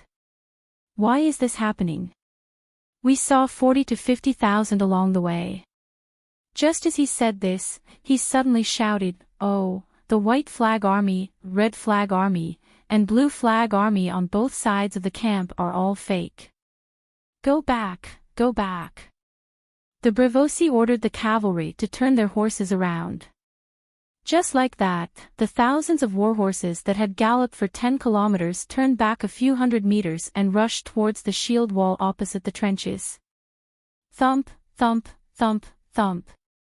Like a bowling ball hitting a steel plate, the warhorses hit the thick wooden shields at high speed and then bounced back violently, landing in the trenches. The trenches were less than 2 meters wide. Even if there was a half-meter-high slope on the opposite side, the warhorses could still jump over it, but the shield wall blocked the cavalry's way. "Keep going. Graz," Dan roared at the mercenaries. "Fill the trenches with corpses and break a bloody path." Bang, bang, bang. A few small mercenary groups did not have the capital to defy the commander of the Allied army, so they braced themselves and continued to try. But after the trenches were filled by more than 10 cavalrymen, a few cold gleaming spearheads suddenly poked out from behind the shield wall. TCH, TCH, TCH. The cavalrymen's throats were accurately pierced. "These are the real Unsullied," one of the cavalrymen exclaimed. "Let's find another place to break through." Graz, Dan led the cavalry forward. Screech, screech, screech. Graz, Dan despaired as he saw 3 megalosaurus flying towards him, followed by a black mass of cavalry behind them. Chapter 156. Without a doubt, when the 6,000 Yuan Kai cavalrymen were trapped in the ruins of the front camp, all the soldiers knew that the Dragon Queen had set up an ambush at both ends of the long camp. The cavalrymen were hiding behind the rear camp in the northeast, and the cavalrymen were hiding behind the burnt front camp in the west. It was normal that the scouts couldn't find their hiding spot. After all, the scouts had their own detection range. If they hid outside the range of the scouts, they wouldn't be discovered no matter what. However, when the 20,000 Gith troops entered the camp and charged towards the rear camp, the ambush should have come out. Otherwise, if they missed the opportunity, they wouldn't be able to stop the fleeing cavalrymen. In reality, the 30,000 infantrymen occupied the key terrain and blocked the 6,000 cavalrymen. However, Graz Dan didn't receive any news. After all, he had spread 400 to 500 scouts in a 20-kilometer radius. Graz Dan wasn't an idiot. Even if he was, the Prince of Ragged Clothes and the other generals wouldn't allow him to be so. Although most of the troops entered the enemy's 3 main camps, although they were certain that the Mother of Dragons and at least 45,000 enemy soldiers were in Myrine, although there were so many favorable factors, Graz, Dan and the other generals didn't lose their vigilance. Under normal circumstances, 400 to 500 scouts would be enough to ensure that Yuan Kai's troops wouldn't be caught off guard. However, Danny had the ability to fight a battle where the information was completely unequal, just like how she led 3,000 infantrymen to take down Myrine silently. Yes, Danzo, the Prince of Ragged Clothes, Graz, Dan and the others guessed correctly. In this world, no one would be able to lead a 50,000-man army to run for 600 kilometers in 12 days, work hard for a night, and finally run for 250 kilometers in 2 days.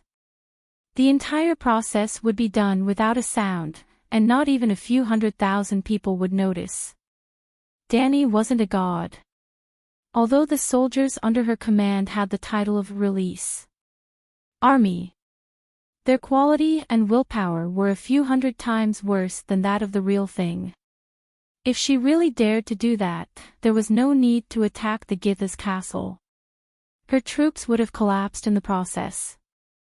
Traveling 600 kilometers in 12 days was thanks to the rich resources in Slaver's Bay.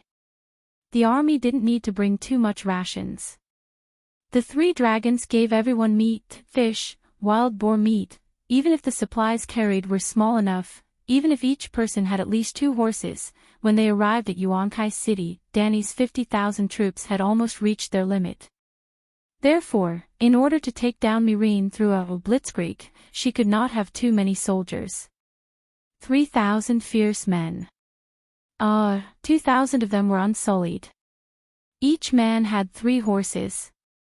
When the war horses were tired, they would be thrown into the wilderness. Horses that could run for 200 kilometers were rare, but war horses that could run for 200 kilometers were not few. The key was concealment. The slave army of Myrine was buried at Poplar Slope by Grazdan, the god of war. The gladiator slaves were transported to Yuan-Kai, along with 10,000 yellow silk cloaks. Myrine had a general mobilization, and 3,000 regular soldiers died at Poplar Slope. Even so, Myrine, which had a total population of more than 600,000 people, including the manors outside the city, could not be taken down by 3,000 people in an instant, unless they hid their tracks and directly broke into the city of Myrine. How were they going to hide such a huge force of 3,000 people? Dragon. Big Black had been observing the living humans in a 10 kilometers radius from high up in the sky, and Danny had personally led 200 horse cavalry to clear them out. Not all of them were killed. If they were slaves, they were liberated on the spot and recruited into their own ranks as militia. The others. Gith, foreign merchants, mercenaries, and high-level slaves, clerks, musicians, gardeners, and other high-tech slaves, were all tied up and locked up in the nearest manor. Well, the 3,000 cavalry did not deliberately avoid the manors. They began to encounter manors 50 kilometers outside the city of Myrine. The horse archers and black dragons were responsible for sealing off information about the manors. Well, they hunted down the messenger crows that flew out of the manors. Danny led Little White, Little Green, and a few hundred knights to besiege the manor owner. The sudden attack made the manor, which was unguarded, unable to resist, and almost all of them were taken down in one wave. Replenishing supplies, changing warhorses, collecting slaves, locking up the Gith, when Danny arrived at the city of Myrine, she already had 20,000 warriors. The sun was setting in the west. After a day of work, the city guards dragged their tired feet and numbly thought that the ordinary day was over. Suddenly, Danny rode the black dragon, led the white dragon and green dragon, and seemed to come out of the red sun. They landed directly on the city gate fortress from the sky. A dozen guards were taken care of by one person and 3 dragons in a few breaths. Then, the cavalry killed their way into the city, the slave soldiers took over the city defense, and Danny took down the Great Pyramid and became the new ruler of Myrine before nightfall. Well, that was how Danny took down Myrine with the silent blitzkrieg. After taking down Myrine, Danny spent the night and the morning liberating all the slaves in the city. During this time, the Black Dragon had flown back to Yuan-Kai and had been monitoring the movements of Yuan-Kai's army. This morning, Danny, in the form of a dragon spirit, saw Grazdan mobilizing the soldiers in the city through the Black Dragon's perspective. She rode the Green Dragon and led the White Dragon back to Yuan-Kai. After that, there was another information blockade. The scouts in the key positions were targeted and eliminated by Danny. It was easier than using the full view of the map to besiege the enemy hero. What was the key position? It was the area between the ambush and the ambush point. It must be known that manpower was limited. It was impossible for a scout to run and patrol all the nearby areas. There was only a small group of cavalry in each area. When the cavalry in the key positions were eliminated, Grazdan became blind and deaf. Of course, if the captain of the scouts did not receive information reports from the riders in a certain area for a long time, he would definitely notice that something was wrong. The key was that it did not take too long to arrange the ambush in place. By the time the scouts found that something was wrong, Danny had already taken down the Gith infantry and was forcing Grazdan's cavalry with thousands of iron cavalry. From the first yellow silk cloak that appeared at 3:30 in the afternoon to 6 o'clock in the evening, 17 or 18 riders came back from the east gate of Yuan-Kai. These messengers were all scouts in non-key positions. Report, another yellow silk cloak rushed into the palace of the Great Pyramid. The great virtuous lord sat on the high-backed chair and looked at the ceiling blankly. He did not care about the messenger. At the large oval conference table, there were only 4 or 5 low-level, virtuous lords wearing silver-tasseled toga robes. They all stood up as if their butts were on fire. They walked a few steps, stopped talking, went back to sit down, and stood up again after a while. Great virtuous lord, something big has happened. The yellow silk cloak panted. Which virtuous lord fled with his family? The great virtuous lord asked in a hoarse voice.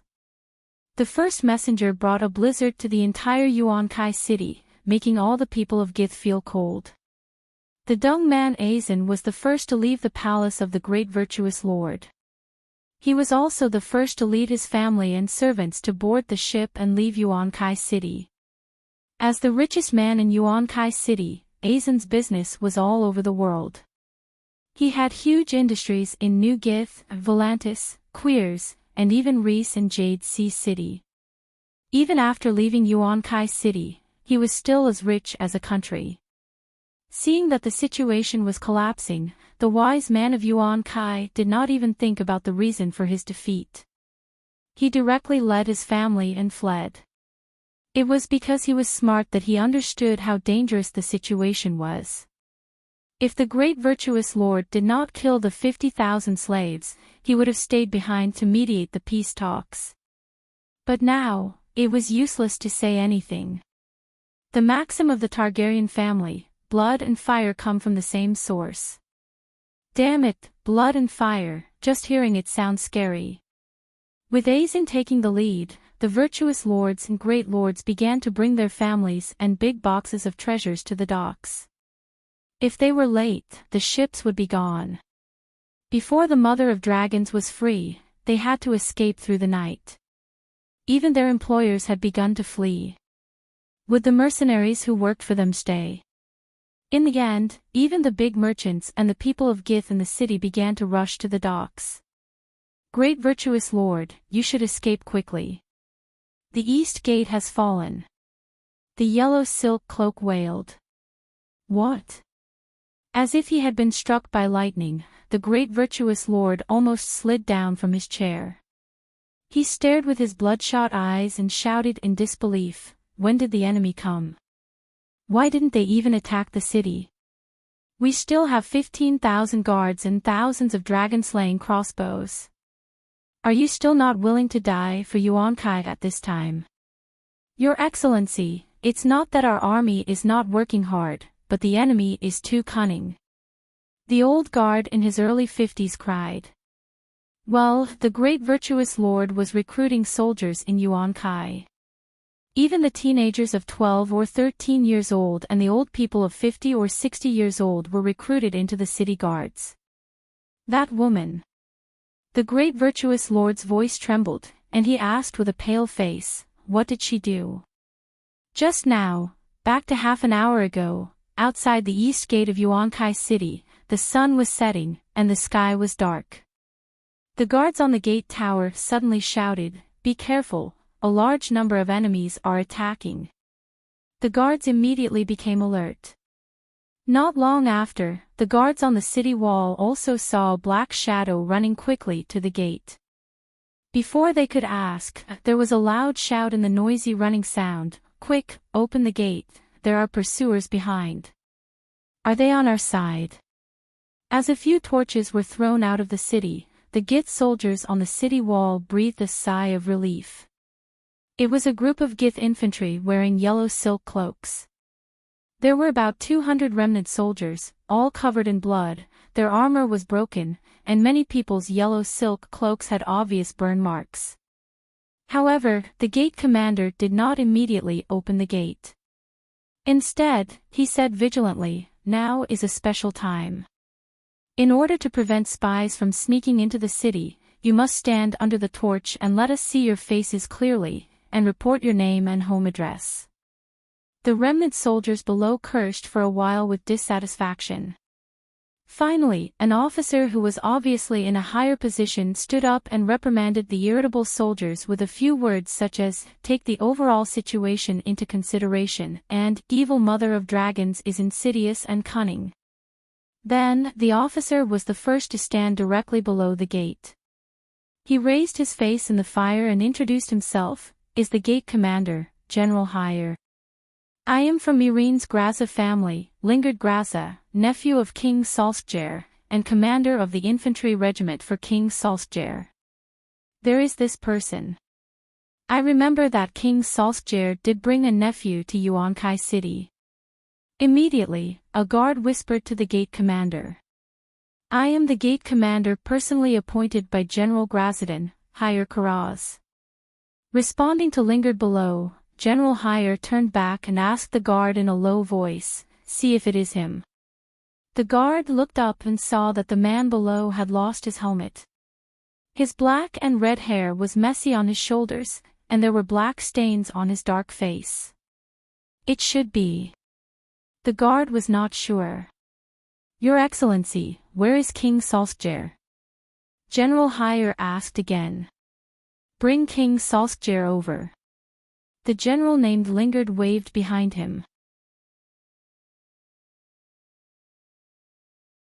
Chapter 157.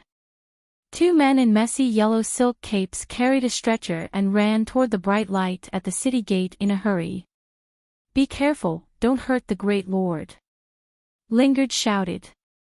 As he spoke, he walked forward to support the slightly swaying stretcher. Under the light of the fire, the commander on the city gate found that the stretcher was made up of 2 spears and a few pieces of leather armor. It was very simple. On the stretcher lay a tall general in silver armor. His blue coat under the mail armor was dark red, and there was an arrow with its tail cut off on the left side of his chest.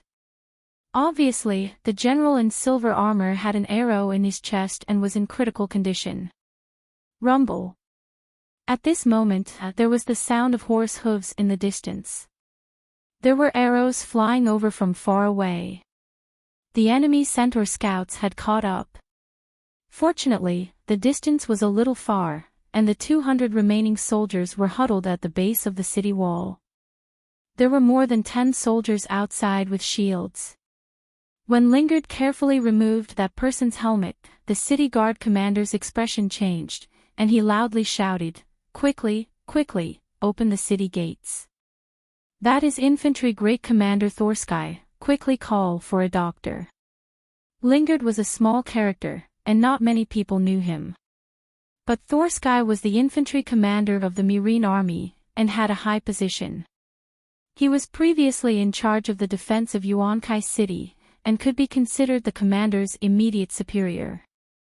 Seeing the great lord bleeding from the corner of his mouth, his face twisted because of the pain, his mouth opened and closed silently, and he struggled to raise his right hand to ask for help. How could the commander endure it? Creak. As soon as the city gate opened, the commander quickly ran out and held the great lord's raised right hand, and said affectionately, "Great lord, don't worry, I will immediately arrange for the best doctor for you." In the time it took to say 2 sentences, the stretcher had already entered the city gate. The great lord glanced sideways and saw that most of the remaining soldiers had already entered the city gate. His eyes suddenly bulged, his face was extremely distorted, and his throat made a hee-hee-hee sound. Blood kept flowing out of his mouth. Obviously, he was agitated.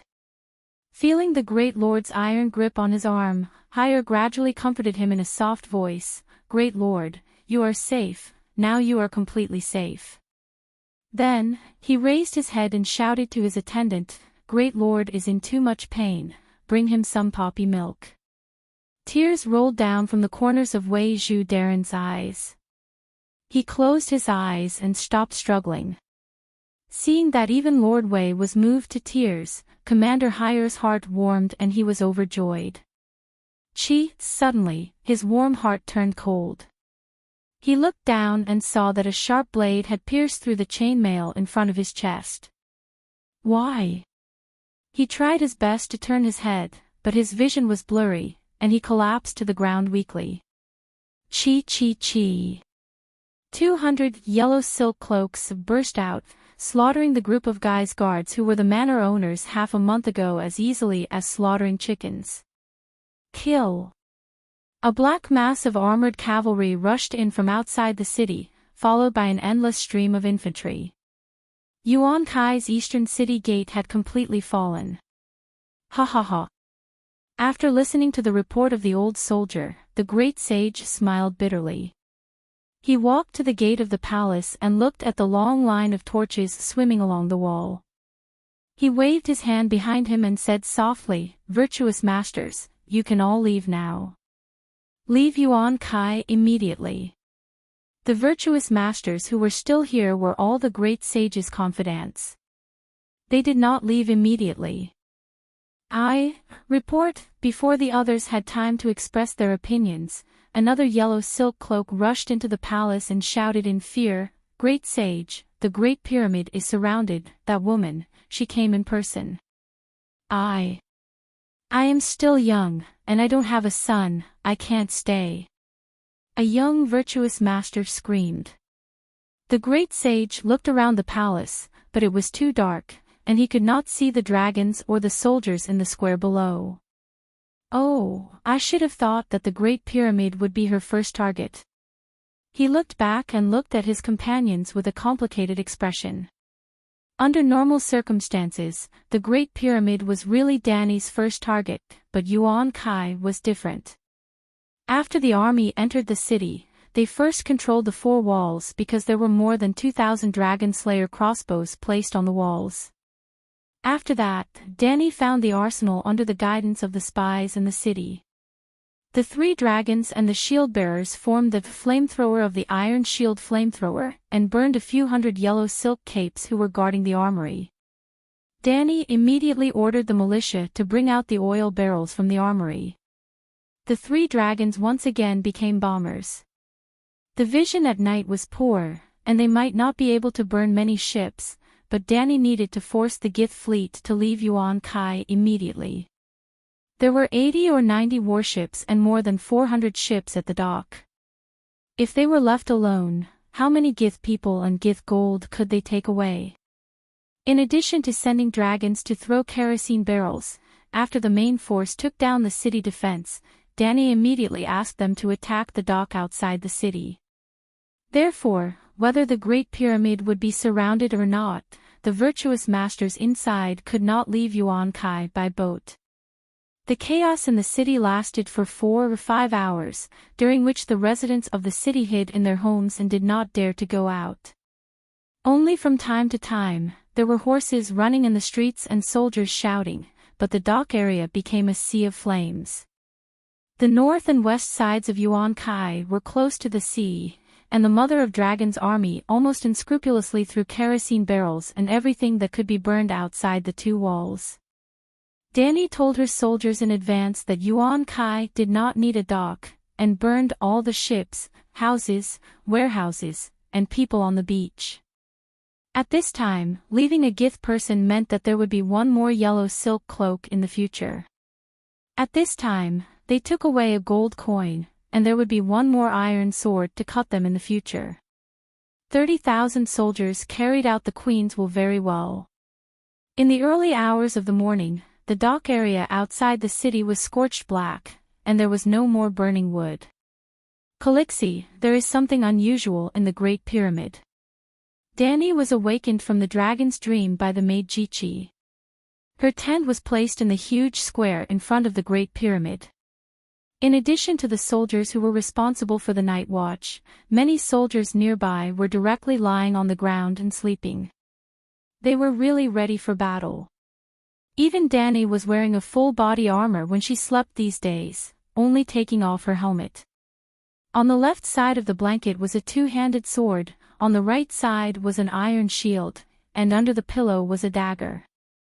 Since the last assassination by the Faceless One, not only was there at least one Imperial Guard or Blood Alliance guard around her at all times, but Danny also learned Chow Chow's skill of killing people in dreams.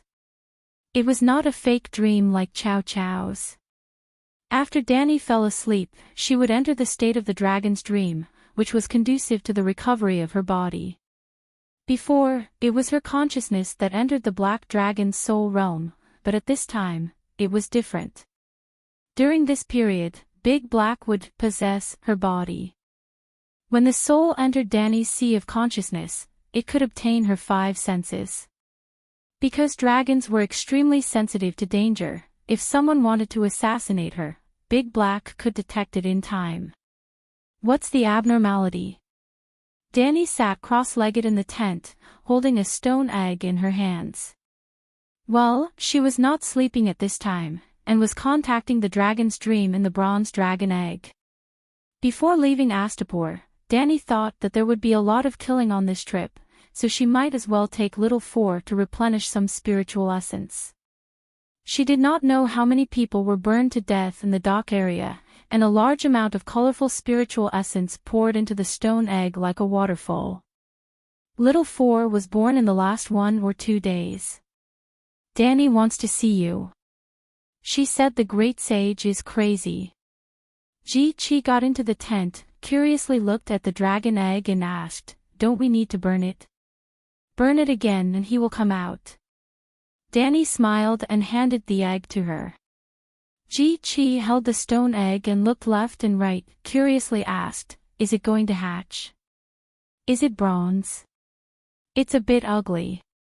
Golden yellow, there are a few bronze spots on the wings, just like the small pockmarks on your cheeks." Danny stood up and said, "That's not bad." The centaur maid touched her cheeks and smiled. Danny opened a corner of the tent, poked her head out, and waved to the small figure in the shadow 5 meters away, "Come here." Quiet as a shadow, light as a feather, moving as a snake. The small water dancer, with a few sliding steps, escaped from the shadow, and almost teleported to the front of the tent. Seeing this, the strong man, Beworth, who was guarding outside, narrowed his eyes and muttered, "Half a year has passed, this little brat is getting better." An ordinary face, an ordinary maid's linen clothes, even her eyes. The immaturity and childishness of a 10-year-old girl was not missing at all in her eyes. "Danny, see, you've grown taller." Danny touched her dry and messy hair, smiling. Danny frowned slightly, but did not avoid it, and said with a straight face, "Your Majesty, Mourinho is crazy."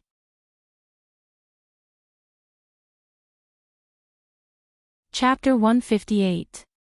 The former little gladiator, the bitch, and now Danny C. was one of the spies that Danny sent to Yuan Kai. Because she killed the children of Estapo Grazidan's family, she was sentenced to death after the code was published. Well, remember the performance when Danny learned from Boss Chow's, cutting off hair in place of the head? It was the Queen's whipping code that shocked hundreds of thousands of Estapo people. By whipping oneself to atone for the death row prisoners. Buying people's hearts was a secondary purpose. The main purpose was to establish the sanctity of the code. Even the Queen could not change the laws of the code at will. Little Danny C. was also among the rebellious slaves whose hands were stained with the blood of the innocent. She was honest. When she knew that she was going to be beheaded, she neither resisted nor cried. When Danny C. was whipped in front of her, the little girl cried. Alas, the people in this world were too simple, and Danny C. was too small. She was tricked and became Danny's loyal follower. Not only Danny C., but many of Danny's guards were once members of the death row prisoners. After being exchanged blood for blood by the Queen, almost all of their loyalty was off the charts. Danny C. was originally going to arrange for a kind family to adopt Danny C. and let her live a peaceful and normal life. As a result, the little girl refused to leave and said that she wanted to be the Queen's right-hand woman like Miss Andii. Baristan also persuaded her that it was a pity for such a little girl to go to the manor and be a peasant woman. She could be kept as a seat of the King's Guard. So in the beginning, Danny C. was Danny's maid and little bodyguard. Later, Danny C began to form a spy team and arranged for spies to go to Mirin and Yuan-Kai to inquire about the enemy's intelligence. The little bodyguard had been listening, but suddenly found that the work of spies was more suitable for her. In this way, Danny C changed from a bodyguard to a small intelligence leader. She did a good job and sneaked into the Great Pyramid and became the little girl of the Great Sage's house. Well, she helped the Great Sage raise hounds. The virtuous lord has gone mad. Danny mused. But how did you get out? Is it dangerous? Danny was more concerned about the little spy's safety. I'm small, so I can enter and exit most of the rooms through the ventilation duct. There are also vents on the ground floor. Danny said proudly. It seems that Astapor's vents need to be changed to multi-pipe mode, Danny said cautiously. There's no need. His Majesty's pyramid is only 100 meters tall, much shorter than the Great Sage's 120 meters, and the ventilation is also smaller. I tried it when I was a child, and it was very uncomfortable. Danny smiled. Then she said seriously, the slave owner is crazy. I'm worried that he will destroy the entire pyramid. There are more than 1,000 slaves in it. Oh, what did he do? Danny was interested. He burned his son, daughter, wife, and relatives to death. Sigh, the sorrow of the last emperor is nothing. Danny sighed. There were many similar emperors and heroes in the ancient times of the Celestial Empire. It's not a normal burning, it's a sacrifice. The witch summoned a shadow demon to devour souls. It's too scary. Danny said with a pale face. Shadow demon. Danny was stunned. An old witch with bare breasts, big iron rings, and rubies on her cheeks, summoned the shadow of a demon that seemed to crawl out of hell. It danced under the witch's spell under the illumination of the flames. Danny's face was filled with fear as she recalled the whole process. Ji Chi's face was pale and she was trembling. Not to mention the centaur maid, even Danny herself had a layer of white sweat on the back of her neck. What was scarier than listening to a ghost story in the middle of the night was listening to a real ghost story. The demons summoned by the witch took away the souls of those people. Ji Chi said with a trembling voice. Seeing her shrinking into the blanket, Danny quickly comforted her. Don't be afraid, we have dragons. No matter how strong the witch is, she's not as strong as an immortal. Big Black is monitoring the cavalry in the wilderness. Little Green and Little White are looking for corpses to eat at the docks. They're not here. Ji Chi said. What? Those two bastards went to eat people again. Danny's anger immediately drove away her fear. Why didn't you tell me before? She glared at the maid. Calixie, compared to disturbing your rest, eating a few charred corpses is nothing. The maid said. Sigh, I can't let them get used to it.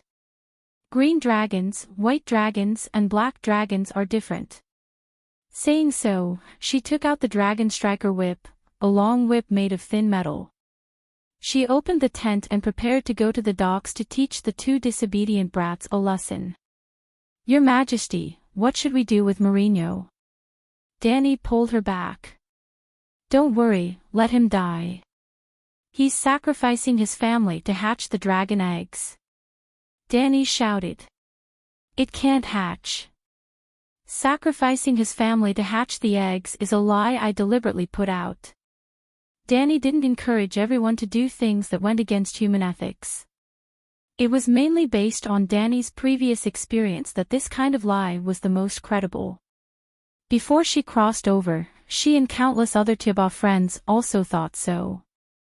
If Danny said that as long as the whole family gathered together and prayed to the 7 gods happily, the little dragon would hatch. Who would believe that? Another point was that the method of hatching the dragon that Danny said was itself a paradox. Only by sacrificing the person you loved most could you hatch the dragon. But when you took the initiative to sacrifice your family to hatch the dragon, it meant that your family wasn't the person you loved most at all. You loved the dragon more. In other words, Danny was actually telling everyone that no one could take the initiative to hatch the dragon. Everything was arranged by fate. Don't force it. If the great sage killed his family, I would only be happier. But with his degree of madness, if the whole family died and the dragon eggs didn't hatch, I'm afraid that the next step would be to sacrifice the slaves in the pyramid. This is also why I came out to find you. Danny said quickly. This. Danny hesitated. It had to be said that although Danny was young, she considered the problem very thoroughly. How crazy would it be to sacrifice the whole family? There are at least 1,000 Gith guards in the pyramid. We can't attack in a short time, and the environment at night is bad. If we launch a strong attack, our losses will be too great. She hesitated. Who would want to set up a tent in the square if they could live in the comfortable pyramid palace? But Yuan Kai was different from Mirene. Mirene's military strength was extremely empty.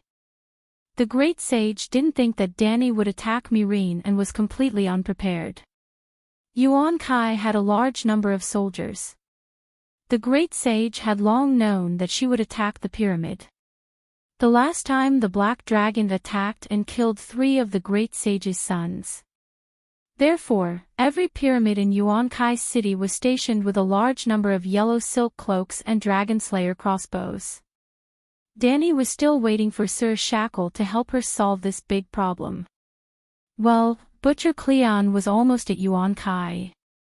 Then. I'll kill him. Danny said decisively. Don't. Danny quickly dissuaded, your life is far more precious than that dying man. How could she, a little assassin, survive if she killed the great sage in front of so many people? No matter how precious it is, it's not as precious as 1,000 slaves. Danny gritted her teeth. This little girl had been led astray. She was too righteous. Danny looked at her for a while with a wooden face and asked, can you steal that stone egg? The sacrificial ceremony is on the 3rd floor below the garden. The stone platform where the egg is placed is just below the ventilation vent. If no one was there, I could have hooked the egg with a hook despite the smoke and fire. But there are many people there, in public. Well, I'll let the soldiers launch a feint attack and see if they can lead people away. If everyone leaves, you can steal the dragon egg. Without the dragon egg, he will. At this point, Danny suddenly caught a glimpse of the bronze dragon egg in Ji Chi's arms. I remember you said in the last message that the royal family of Kills had 2 dragon eggs. Regretful Guest and Lewin each took 1 dragon egg. Yes, I heard it from the great sage to the other great sage. Danny's expression changed a few times. After a while, the demon Danny and the angel Danny argued in her mind. If the dragon egg was replaced, the great sage would mistakenly think that she hatched little 4. Danny could remotely complete the last step of the dragon hatching process nearby. Then, the royal family of Kills would become extinct. The fake regretful guest was really a faceless one. Maybe she could kill the Sea King of Bravos while she was at it. The faceless one's backer must be the government of Bravos. The ruler of Bravos was known as the Sea King. But this kind of thing was too immoral. It might even hurt little 4, Sai, after stealing the dragon egg, escape to the top floor garden immediately. Don't go down. It's too far and too dangerous. She finally said. Even if the great sage's attention was distracted, it wouldn't last long. The opportunity was fleeting. Such a short time was not enough for Danny to escape by the original route. The place where the sacrificial ceremony was held was only 3 floors away from the top floor garden. The top floor was the closest distance.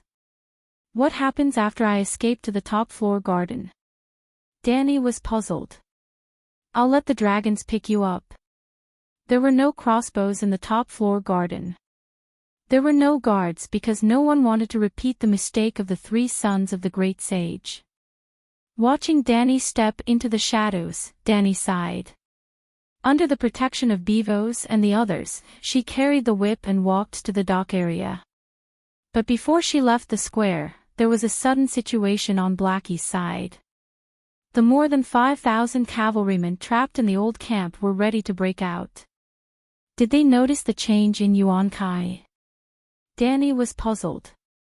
Of Danny's army of 50,000, 3,000 went to Myrene. Yuan Kai left behind 47,000. In the afternoon, he instigated another 10,000 gladiators. With almost 60,000 soldiers, there were less than 6,000 cavalrymen and 3 dragons.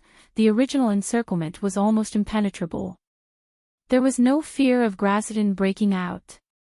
But now, almost 40,000 people entered Yuan Kai. There were less than 20,000 left. The army seemed to be weak. There were 3 main reasons why she didn't take down Grazidan in one go. First, it was late when she trapped them. Second, Grazidan's 5,000 cavalrymen didn't bring any food or horse feed.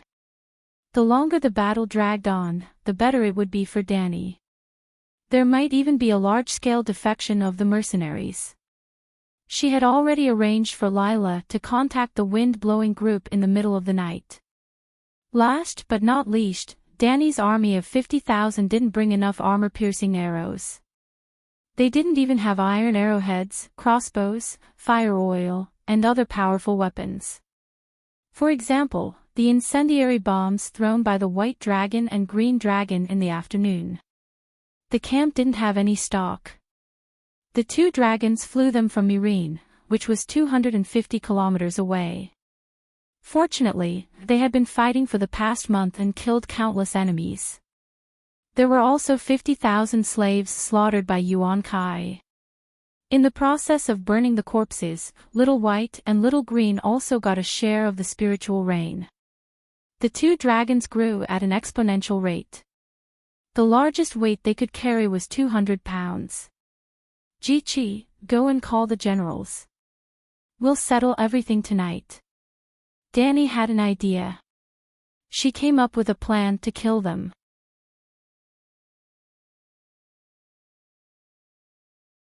Chapter 159.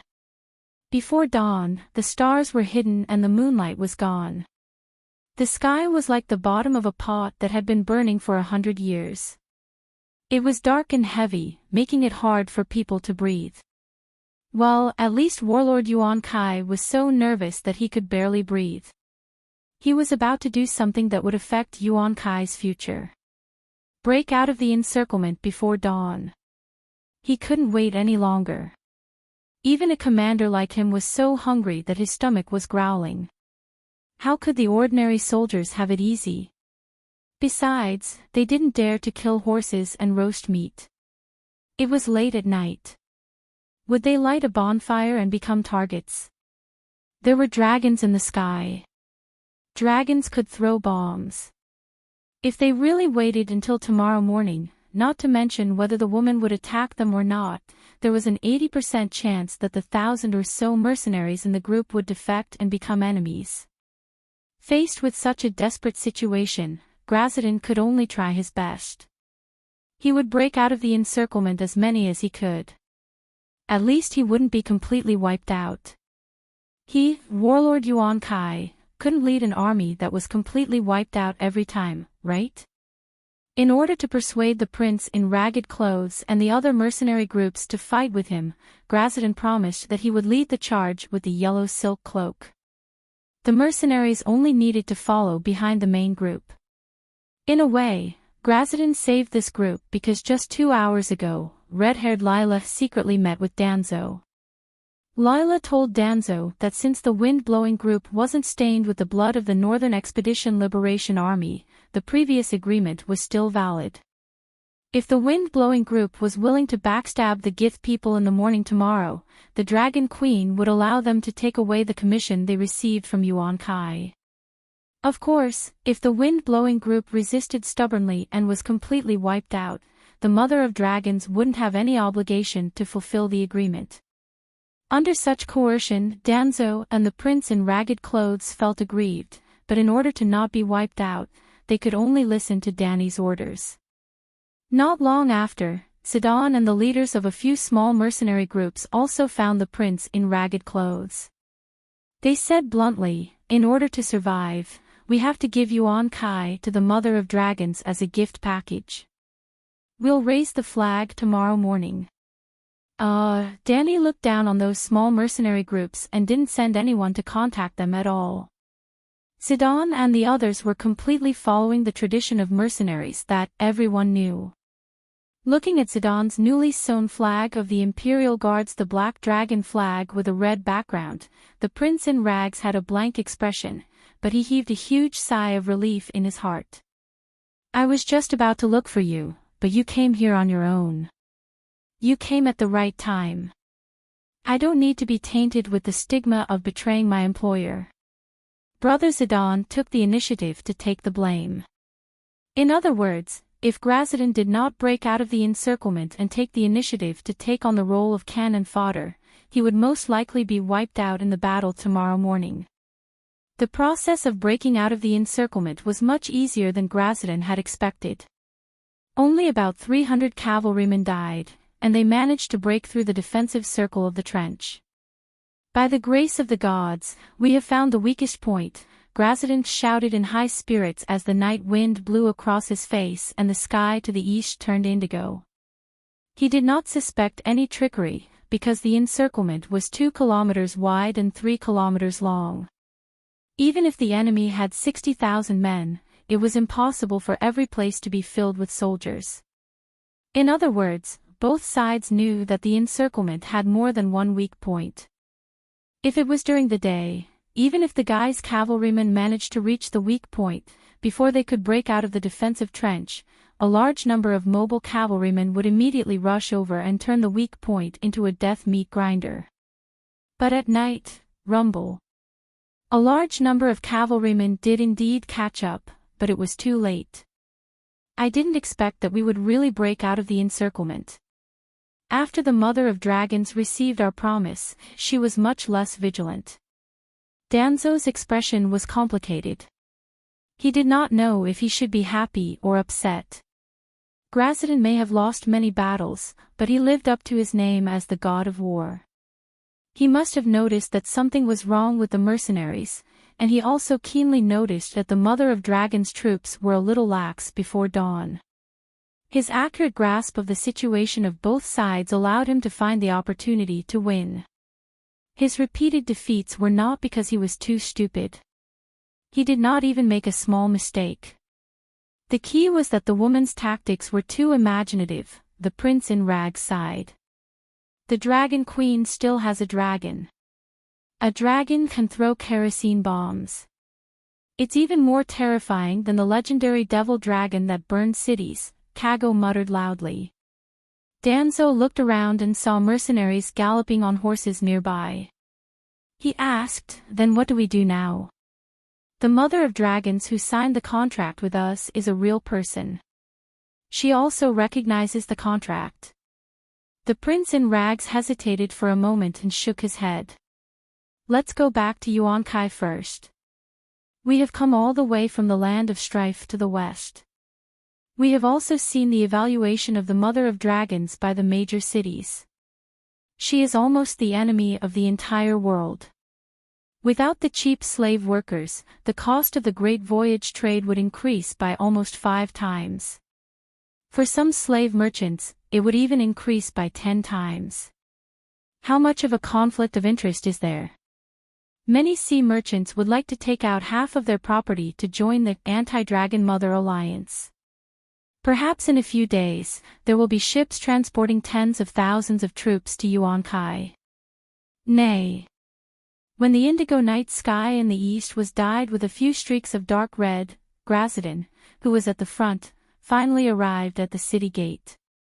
"Who are you?" The torches on the city gate tower shone brightly. A familiar shout came from above. Is that General Hire? It's me. Gracidin let out a sigh of relief. Judging from the voice, the person shouting on the city gate was the gate commander he had personally arranged before the army left. Whoosh! A torch was thrown down the city wall. The voice said excitedly, Lord Gracidin. It's really you. Did a messenger report that you were trapped in? Gracidin interrupted him. I found an opening in the enemy and led the army to break out. Hire, hurry up and open the gate. Let the soldiers go in first. There are still pursuers behind us. Oh. Hire nodded. He turned around and shouted, Open the gate. Inform His Excellency the virtuous sage that His Excellency Gracidin has returned. Our Yuan-Kai Empire has regained its backbone.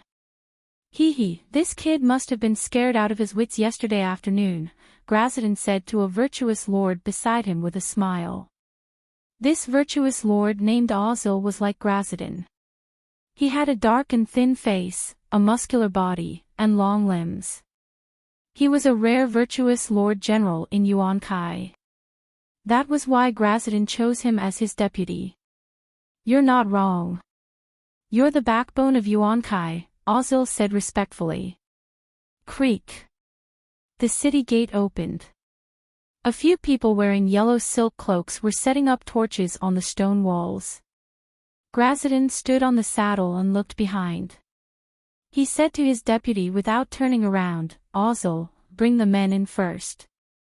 You're worried about the mercenaries? Ozil asked in surprise. Why else would I risk breaking out in the middle of the night? There are 3 types of people in this world that you can't trust, the bed slaves that Yuan-Kai trained, the mercenaries that roam the world, and the Westeros politicians, Gracidin said disdainfully. Why are there Westeros? The mother of dragons is cunning, but she's not a liar. The deputy was confused. I'm not talking about her. That Tywin Lannister in. Ouch, don't fight, don't rush. As soon as the city gate opened, the cavalry rushed into the city like sheep being chased by a dragon. One of them was so anxious that he bumped into Gracidin's horse, almost knocking the virtuous lord off his saddle. Go in and maintain order, Gracidin yelled at his deputy. Mercenaries, Gracidin pointed at the thick dragon-slaying crossbows that poked out from the murderous hole above. He smiled and said, Don't worry, there are countless crossbows near the city gate. The Megalosaurus won't dare to cause trouble here. Then I'll go to the Great Pyramid first. Sigh, I have to figure out why we lost so inexplicably this time. How many soldiers does that woman have? Ozil muttered as he followed the cavalry into the city gate. After exiting the city gate, the deputy saw the cavalry gathering at the square below the Great Pyramid. He shouted at the guards above, Why don't you go back to the cavalry camp? Why are you going to the square? The virtuous lord wants to reward the soldiers and boost their morale, Hire said helplessly from above the tower. Sigh, the virtuous lord has put in a lot of effort. With a spiritual leader like the virtuous lord and a backbone like the god of war, there's no need to worry about the dragon calamity not being quelled. Ozil sighed. Soon, more than 4,000 guys cavalry entered the city gate, and the mercenaries behind them followed suit. What are you looking at, virtuous lord? The prince in ragged clothes asked Gracidin, who was standing on his tiptoes. I'm afraid someone will fall behind, Gracidin said coldly. The prince in ragged clothes was so angry that he laughed. Hey, something's wrong. Danzo suddenly pulled his commander and said with a serious expression, Prince, smell it. Smell what? The prince in ragged clothes was confused. There's a burning smell in the air. Danzo's eyes were filled with fear as he looked at the city gate. He felt as if a monster was about to attack him with its mouth wide open. Burning.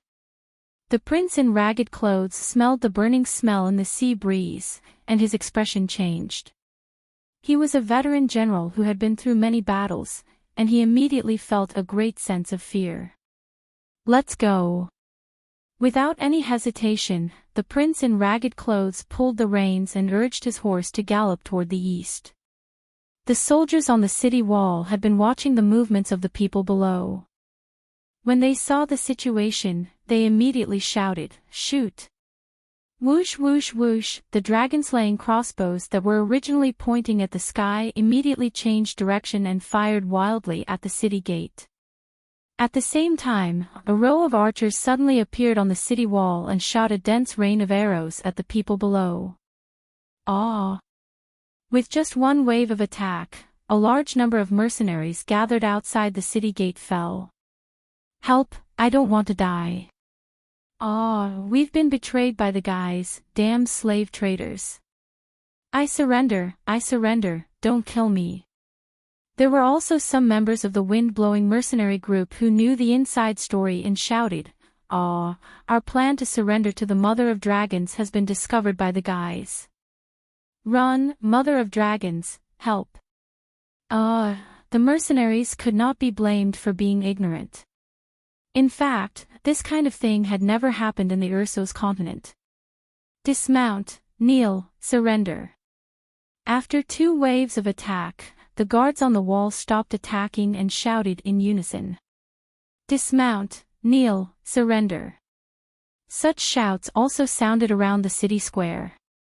As torches suddenly lit up, the guys' soldiers who were sitting on the saddle waiting for the virtuous lord's reward suddenly found that the square was filled with dragon-slaying crossbows.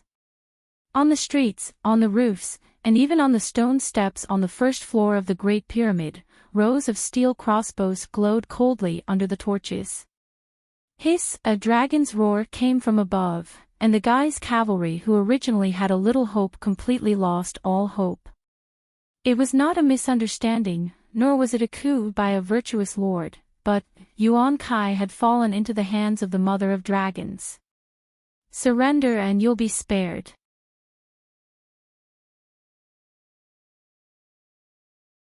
Chapter 160. The sky in the east was red. The guys' cavalry could vaguely make out the true dragon flags behind the ballistae. Red flags, white flags, and blue flags fluttered in the breeze from the sea. It told everyone clearly that they were once again surrounded by the Mother of Dragons guards. On the balcony of a 4-story tower next to the square, Danny held up her metal horn and shouted, "I am the conqueror of Slavers Bay. Soldiers of Yuan Kai, the war is over. Lay down your weapons and surrender to be spared." Oziel looked around and found that he had the highest status. Without hesitation, he rode forward and shouted from the bottom of the tower, "The great guy's people will never be conquered.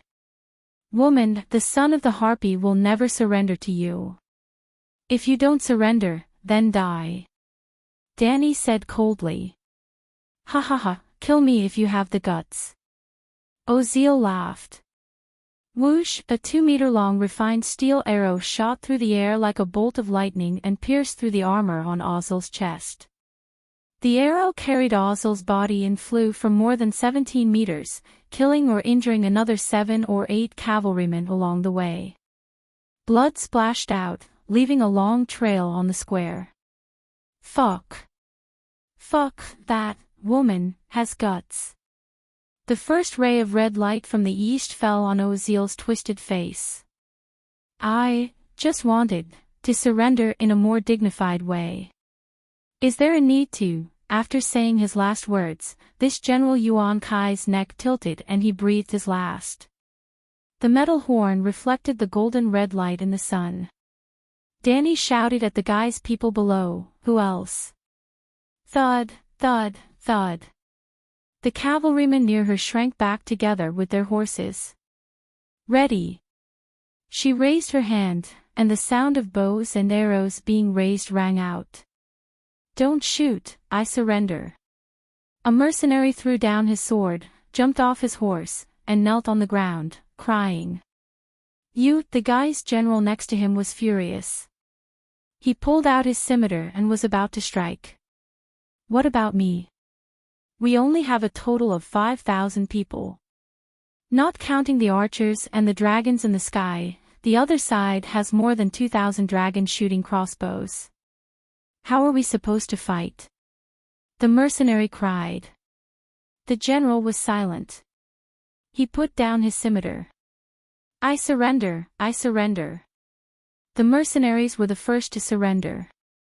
They only hesitated for a few breaths. The Gith cavalry also silently dropped their weapons and knelt down. Under the golden red sunlight, 52-57 Gith cavalry and mercenaries knelt on the ground. It's over, it's completely over.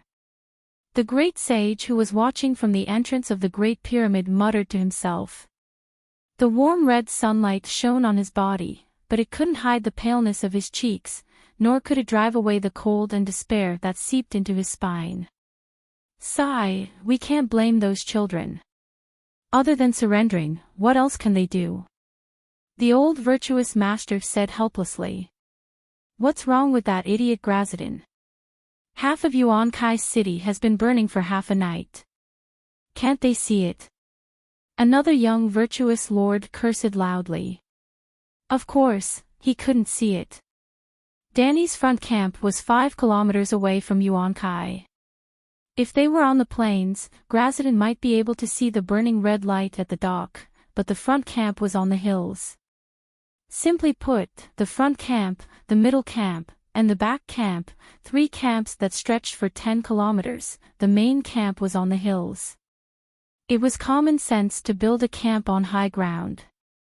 After the 20,000 Gith soldiers entered the ambush, the front camp was occupied by Danny's army.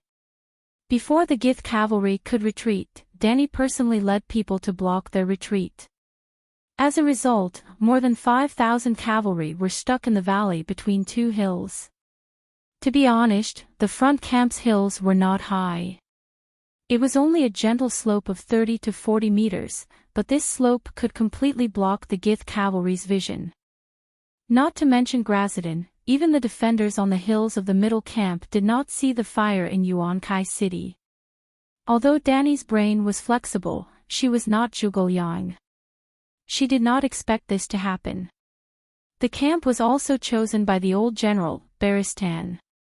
To be honest, she did not expect Grazadin to break out in the early morning.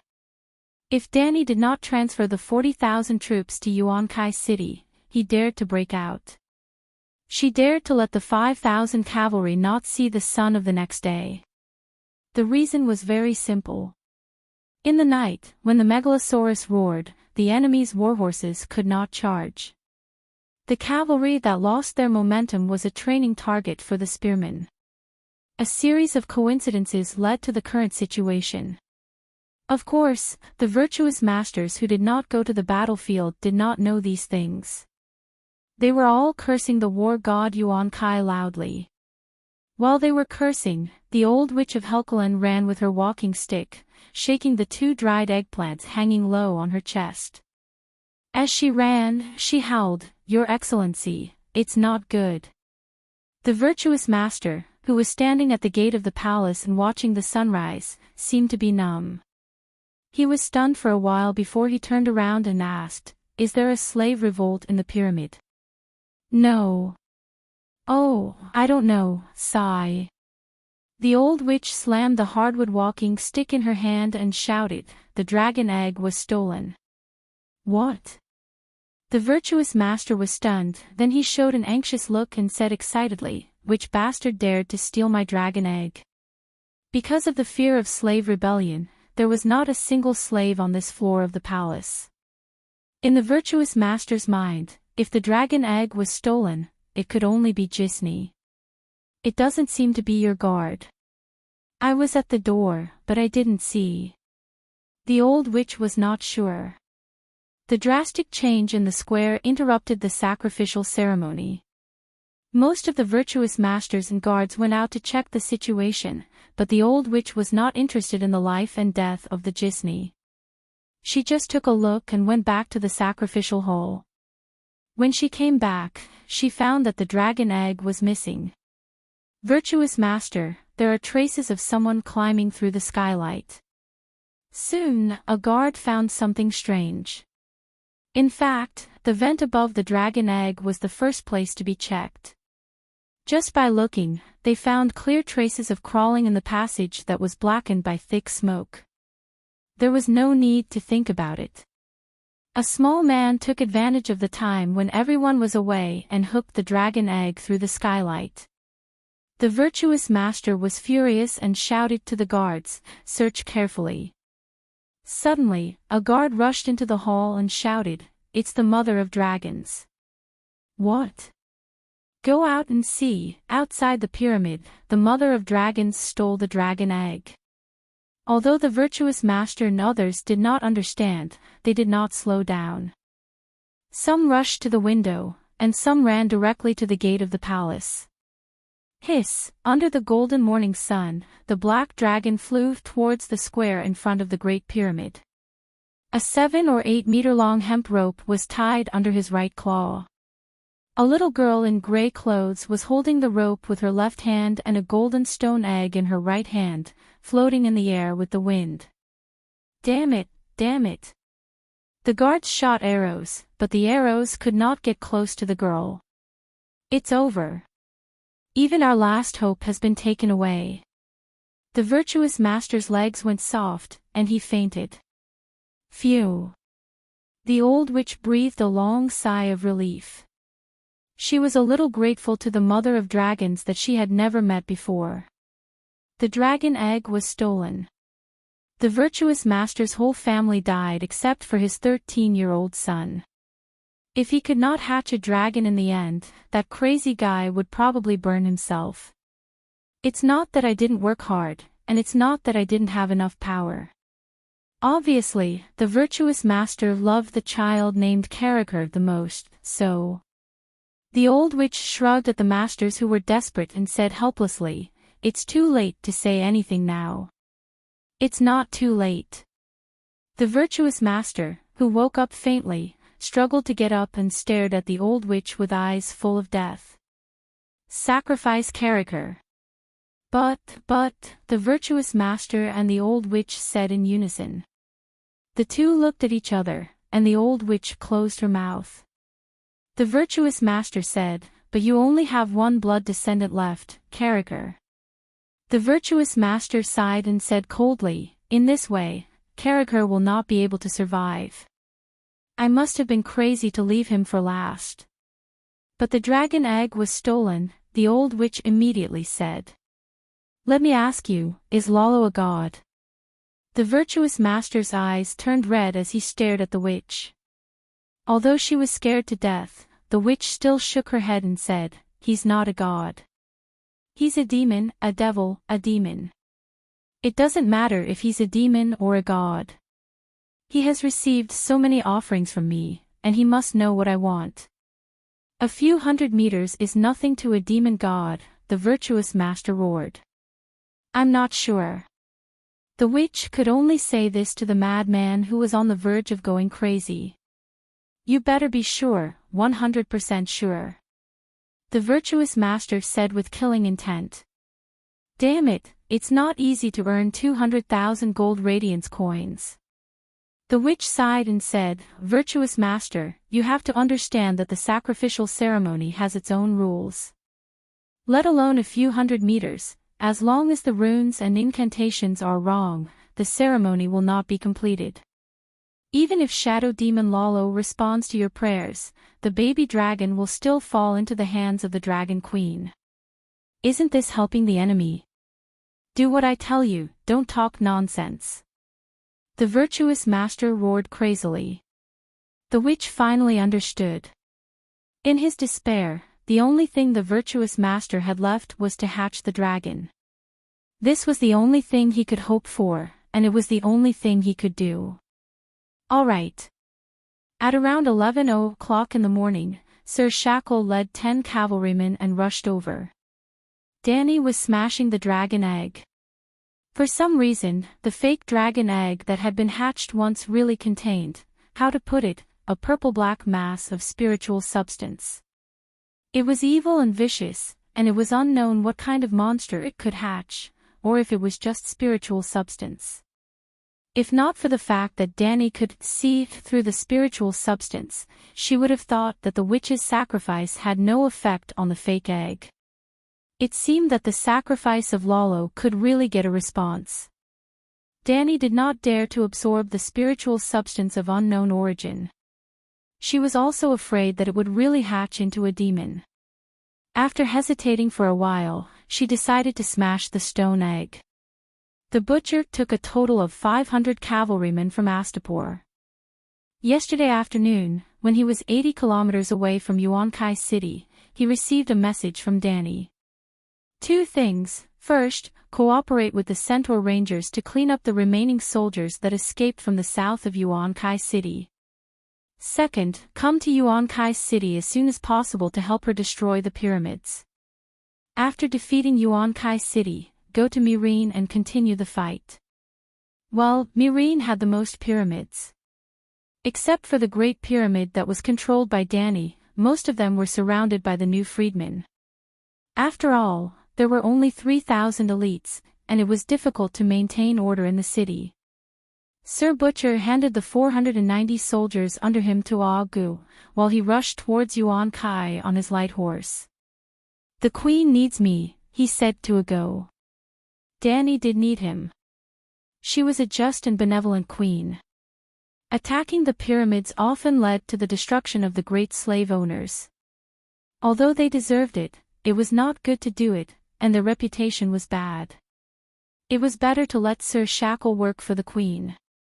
After this wave, Danny would promote him to the Earl of Shackle.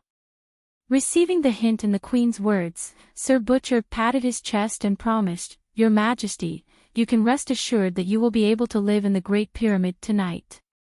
Then, Danny posted a notice to all the citizens and merchants of Yuankai City that Sir Shackle would temporarily take over the position of the Master of Yuankai City, and she would ride the dragon back to Myrene to continue liberating the slaves. Outside the city of Myrene, there were still manors with a radius of hundreds of kilometers that had not been conquered.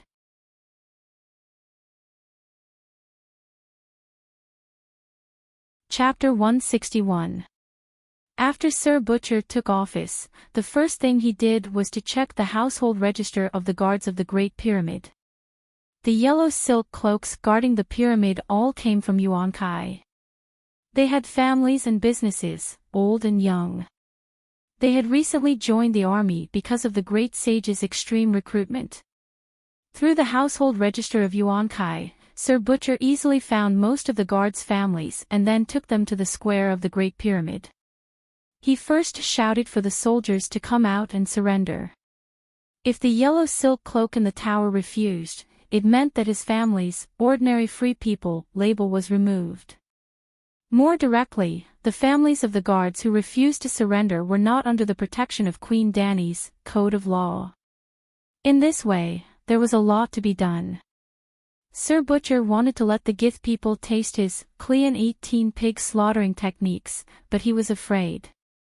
He was afraid of Queen Danny, afraid of her dragon, and afraid of her code of law. How could he not be afraid of the queen who could even whip herself into a bloody mess? However, he also had a way to deal with these Gith people. Sir Butcher selected men over the age of 13 from their families, put shackles on their feet, and then distributed a short sword and a wooden shield to each of them, forcing them to charge at the Great Pyramid. Well, he personally led the battle supervision team to follow behind. Whoever dared to resist would be killed directly. It only took 2 hours for the Great Pyramid to be broken through. The battle process was very tragic. More than 1,000 people died, dozens of people went crazy, and more than 200 yellow silk cloaks chose to commit suicide after surrendering. Their father, brother, and nephew died in front of them, even under their own arrow rain. Normal people could not bear it. If they fought with the army of the Mother of Dragons, they would not be afraid no matter how many casualties there were. Many people even had the awareness that they would die, but the suffering and despair of slaughtering their compatriots and even their loved ones was unbearable for the soldiers. When the Great Pyramid fell, almost all the yellow silk cloaks had problems with their minds. After taking down the Great Pyramid, Sir Butcher was in high spirits and began to attack the next pyramid almost tirelessly. He used the same method to take down the second pyramid, then the third, the fourth. At noon the next day, Danny rode Blackie back to Yuan Kai and found that all the pyramids had been taken down. Her side did not lose a single soldier, and even saved arrows and kerosene. Sir Shackle, I'm impressed by your efficiency. Danny praised sincerely. This was the truth. Previously, she had thought of letting the mercenaries and Gith warriors who had surrendered to attack the pyramid. Even so, she still felt guilty and felt that she had mistreated the prisoners. She didn't even dare to think about Sir Shackle's crazy method of making his guards fight with his family members. More importantly, Sir Shackle didn't break the law. Those old and young, nominally belonged to the militia who served the corvée because their relatives committed crimes. Wasn't it natural for the militia to attack the city for the Queen? It's my honor to serve the Queen. Butcher revealed an ugly smile. Sir Clyde, after we take down the Pyramid of Myrene, with your achievements in the past month, you will definitely be made an earl. Once you become a count, you will have the right to choose your fief. You will be the first noble under my command to receive a fief. Danny smiled and encouraged him. Thank you, Your Majesty. Long live Queen Danny Liz. Long live the Mother of Dragons. Sir Butcher shouted excitedly. By the way, is the virtuous lord dead? He's dead. He burned himself to death. I also caught 2 virtuous lords and a witch from the Great Pyramid. That witch has been clamoring to see you. Sir Butcher said. Okay, I'll go see her when I'm free. Danny nodded and said casually. After Clyde left, Danny began to command the sergeants in the square to move her, Queen's Palace. A large tent, 2 large wooden boxes with clothes, blankets, and medicine. It was very simple. Why did you leave the Great Pyramid to Clyde? On the way to the West City, Jiki muttered unwillingly. I didn't leave it to Clyde. The Great Pyramid is the administrative center, and I can't stay in Yuan Kai permanently. A pyramid is enough as a temporary residence. The Great Pyramid was left to the city lord. Danny said. The little silver horse was left in Myrene. Danny was riding a big yellow horse at this time. In front of her were 3,000 unsullied walking in line, and behind her were 8,000 armored knights. The group of people was mighty and majestic. The people of guys who opened their doors on both sides of the street and peeked at them. Their eyes were filled with respect, fear, and the last part was hatred buried deep in their hearts. Jiki looked around and said, the people of guys on this street don't like us. There are many new free people living near the Great Pyramid. They love you very much. I still think you should live in the Great Pyramid. This was related to the overall layout of Yuan Kai. Most of the manor owners who moved into the city from the Great Plains lived in the East City. The West City was close to the sea and was more of a commercial area. There was no doubt that Danny hated the owner of Yuan Kai Manor who slaughtered more than 50,000 slaves. She didn't let any of those bastards go. According to the household register, Danny found all the families who owned land in the Great Plains. All the boys over the age of 10 were imprisoned, and all their property was confiscated. This time, Danny was more ruthless and limited the age of men to 10 years old. Those slave owners didn't let the slaves go just because they were young and didn't have the strength to rely on Danny. In fact, even the babies of the slaves were hung in the cemetery. As a result, large areas of the East City block were vacated. They were first taken over by Danny and then assigned to the newly liberated slaves to rent for free. Well, when Danny was done with this, she would organize the people in Yuan Kai Manor, distribute the land and property equally, and then the new free people could choose which house to buy. The main industry of Yuan Kai Manor was the trading of bed slaves. The training bases for training boys and girls in the 7 kinds of crying in spring were mostly located in the West City. The supporting industries were also in the West City. Although Danny understood that even the slave owners who trained the bed slaves must have their hands stained with the blood of the 50,000 slaves, she couldn't punish them for their innocence. The person who made the decision to slaughter the slaves was a virtuous master, and the person who killed the slaves was the manor owner. Other slave owners and citizens of Yuankai Manor didn't support this matter in their hearts, but they didn't directly participate in it. Danny had no reason to punish them. Unless she used the king's authority of the queen's wrath, such as learning from Boss Chow again and learning how he dealt with Shujo because of the death of his father. But Danny had been working hard to create a society that combined the legal system and the rational system. Kings could enjoy privileges, but they absolutely couldn't be convicted of evil, nor could they be absolved of their crimes because of love. In her opinion, if a traveler from another world wanted to play the game of king's struggle, they must have the awareness of bringing a better world.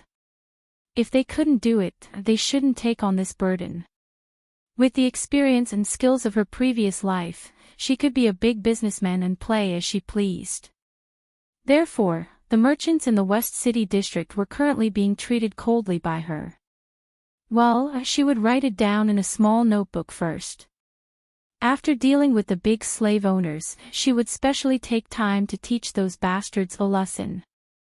Seeing that Ji Chi was still blabbering, Danny deliberately lowered her voice and said gloomily, "The virtuous master's family of more than 100 people were all sacrificed in the Great Pyramid by the witch. It almost overlapped with hell. Maybe there will be demons wandering in the middle of the night. Do you still dare to live there? Really?" The centaur maid shrank her neck, and the afternoon sun could no longer make her feel a trace of warmth. "Then let Cleon live there.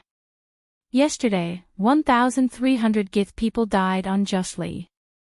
It is estimated that he will seek revenge in the middle of the night." "None of the Gith people died unjustly," Danny corrected her.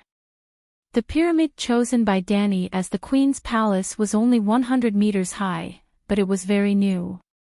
The yellow bricks on the outside of the pyramid were newly laid, and its interior decoration was very luxurious and elegant.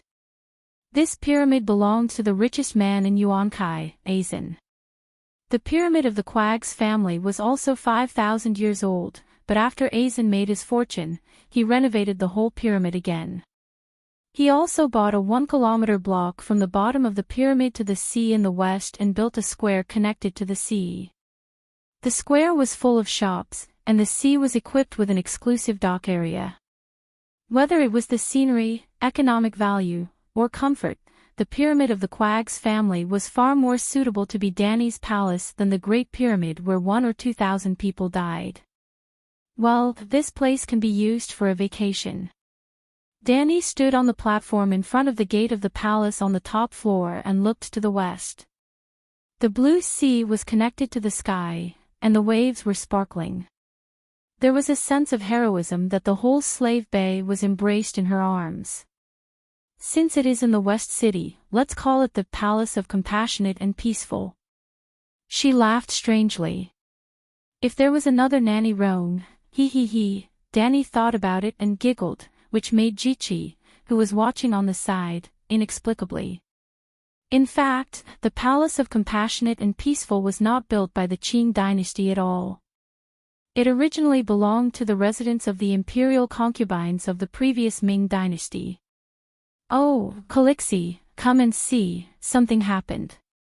In the afternoon, when Danny was discussing the plan to deal with the prisoners of war with several generals in the front hall, the maid who helped Danny make the bed in the bedroom of the back hall suddenly shouted in panic. "What happened?" Danny paused the meeting and walked a few steps to the back hall and asked. "Calixi, your egg cracked." Jichi shouted. "What do you mean my egg cracked?" As she said that, Danny's expression changed, and she quickly ran to the front of the bed. She saw that the bronze dragon egg in the wooden box at the bedside had a thin crack, and the crack was spreading at a speed visible to the naked eye. "Is this a natural birth?" Danny asked strangely. Soon, under Danny's command, a group of Unsullied built a charcoal stove in the garden on the top floor with bricks. The charcoal burned with the help of a blower, and the wire mesh above the stove was fiery red. "Why are you burning the dragon egg?" Liberty Wing's infantry commander Morono was puzzled. The stove, which was 1/2 meter in diameter, seemed to be imprisoning countless fire demons, and long red tongues were sticking out through the holes in the wire mesh. The rolling heat wave blew away Danny's soft silver hair, and under the reflection of the fire, her cheeks were red and tender. A baby dragon that has not experienced the fire is a defective product. As she said that, she held the dragon egg with both hands and placed it on the wire mesh. Boom! The flame instantly engulfed her silk sleeves, and climbed up her flawless white arms like a fire python. In a short while, Danny's entire upper body was enveloped in flames. However, the outer layer of mail blocked the exposed spring scenery. Danny's palm, which was pressed against the surface of the dragon egg, was like a squid on a metal plate, making sizzling sounds as if it was being roasted, and a burnt smell spread in the surroundings. "Your Majesty, isn't the temperature too high? Don't you feel pain?" the red-haired Lila asked worriedly.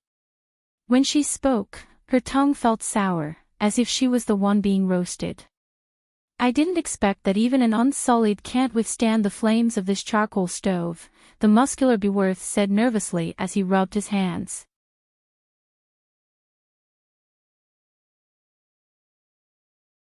Chapter 162. Blood and fire come from the same source. Blood is fire, and fire is the power of existence in this world. My blood can allow the baby dragons to withstand higher temperatures when they are born. The higher the temperature at birth, the higher their resistance to fire will be when they grow up. Danny was sweating profusely, but her voice was extremely calm. "So that's how it is." Everyone was enlightened and in awe. In the process of assisting the 3 dragons and 1 egg to absorb the spiritual substance, the colorful light spots would first enter Danny's soul.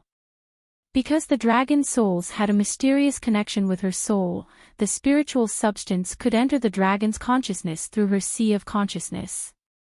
Therefore, Danny's soul quality was also very high, and her blood was rich in spiritual substance. At this time, using her blood to help Little Four hatch was not only to increase the nourishment for the baby dragons, but also to strengthen the intimacy between them. It was a kind of blood connection. Blackie was the closest to Danny because he could produce a dragon's soul with her, so his efficiency in absorbing the spiritual substance was also better. Little White and Little Green were very obedient when they were born. Later, Danny and Blackie became closer and closer, and the 2 little dragons gradually drifted away from her. This was the nature of dragons. At the same time, they could only have 1 partner, 1 rider. A dragon knight could not control 2 dragons, and it was also impossible for 2 people to share a dragon. Of course, Danny was not an ordinary dragon knight. She was also the mother of dragons. Even if they could not dream with her, Little White and Little Green would not refuse her ride. Later, during the Dragon's Horn incident, Danny merged her soul with Little White and Little Green again, and the 3 dragons worked together to break the restraint of the Dragon's Horn.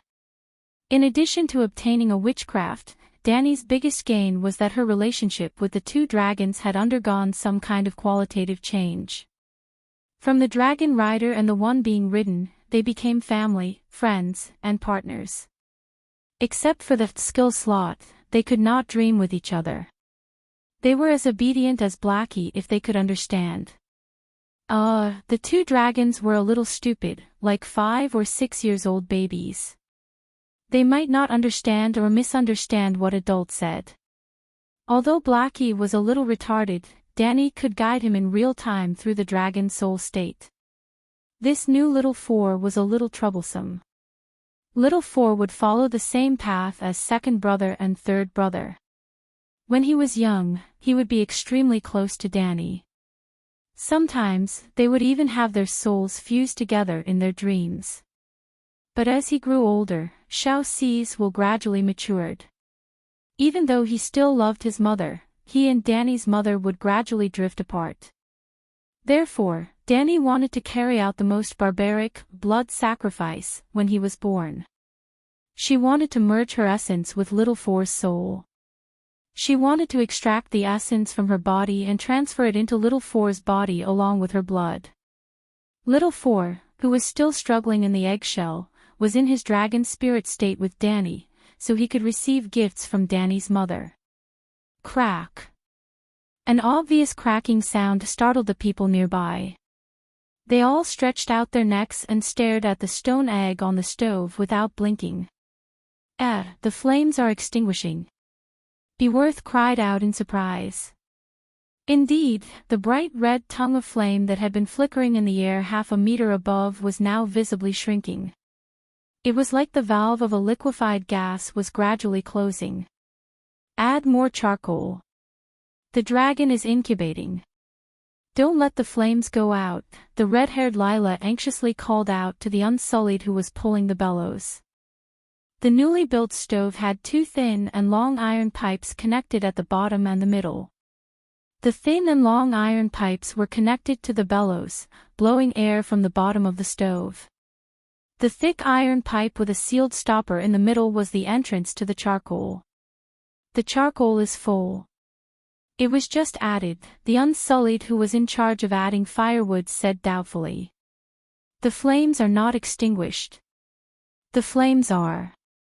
Fatty Morono pointed at the stone egg that had more and more cracks and said with a trembling voice, the flames are all being absorbed by the dragon egg. The dragon inside the egg swallowed them. The few of them looked over. They could see that between the small black cracks, there were light red threads that were as thin as a cow's hair crawling inside. Gradually, an illusory flame vortex appeared between Danny's hands. The flames that jumped out of the stove were like seawater that met a huge whirlpool. They were all sucked into the stone egg at the bottom of the whirlpool without leaving a single drop behind. Oh, is this how a dragon hatches from a dragon egg? Bruce Wayne murmured in shock. Even Danny was shocked, let alone the onlookers. Although she had incubated a dragon once, she had been stuck in the fire last time and could not see anything. Now, she saw with her own eyes that the flames and dragon's soul were slowly combining to form a palm-sized baby dragon. Suddenly, the system that had been sleeping in Danny's mind sent her a message. The planet's principal will give every dragon egg a dragon mark, just like how a manufacturer provides a verification code for every product. Every mark can only give birth to one dragon. Even if the dragon egg was fossilized, there would still be a dragon mark in the fossilized dragon egg.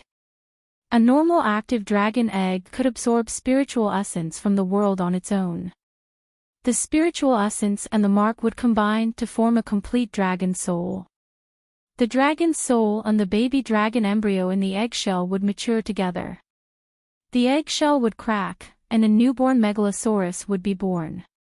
In the process of hatching a dragon, the mother of dragons could artificially infuse spiritual essence into the dragon mark and gradually form a soul.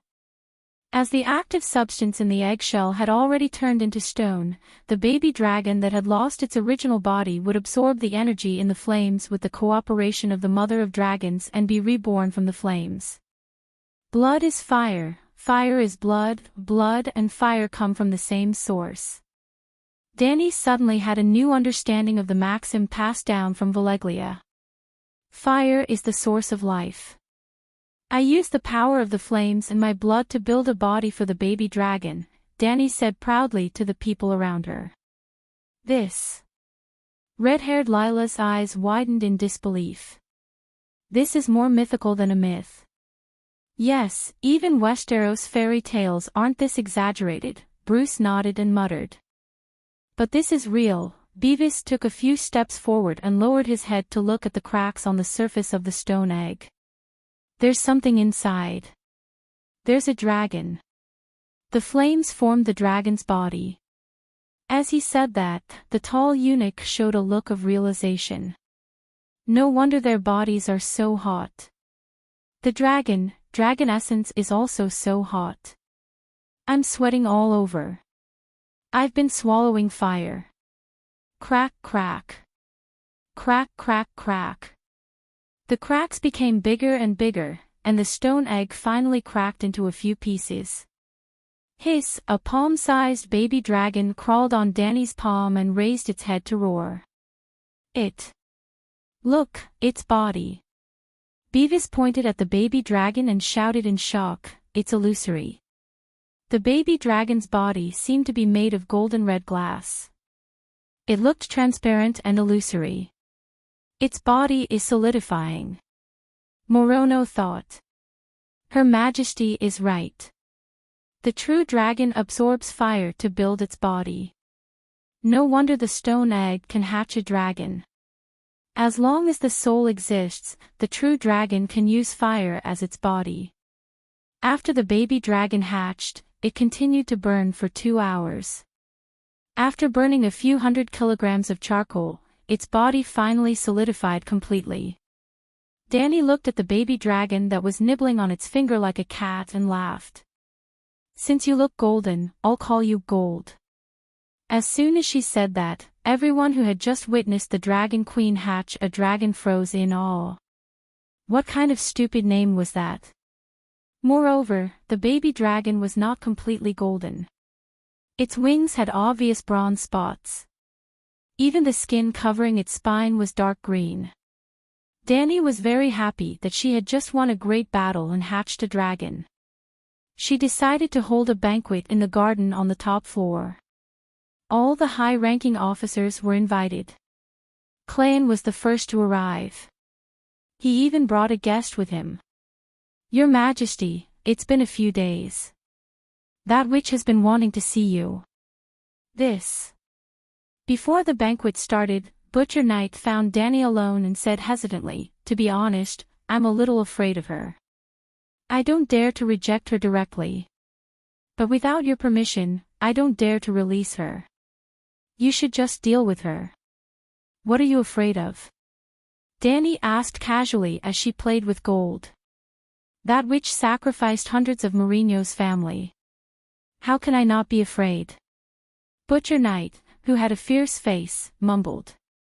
Didn't I tell you that if you respect ghosts and gods and avoid them, the disaster will be eliminated? As long as you don't come into contact with them, you won't be in danger most of the time. Danny did not say anything definite. Under normal circumstances, avoiding the mysterious people would prevent them from being harmed by witchcraft. There were many wizards in this world, but 99% of them were trash. A machete could kill a large number of them.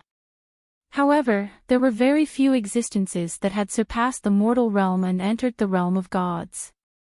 For example, the immortals and demigods.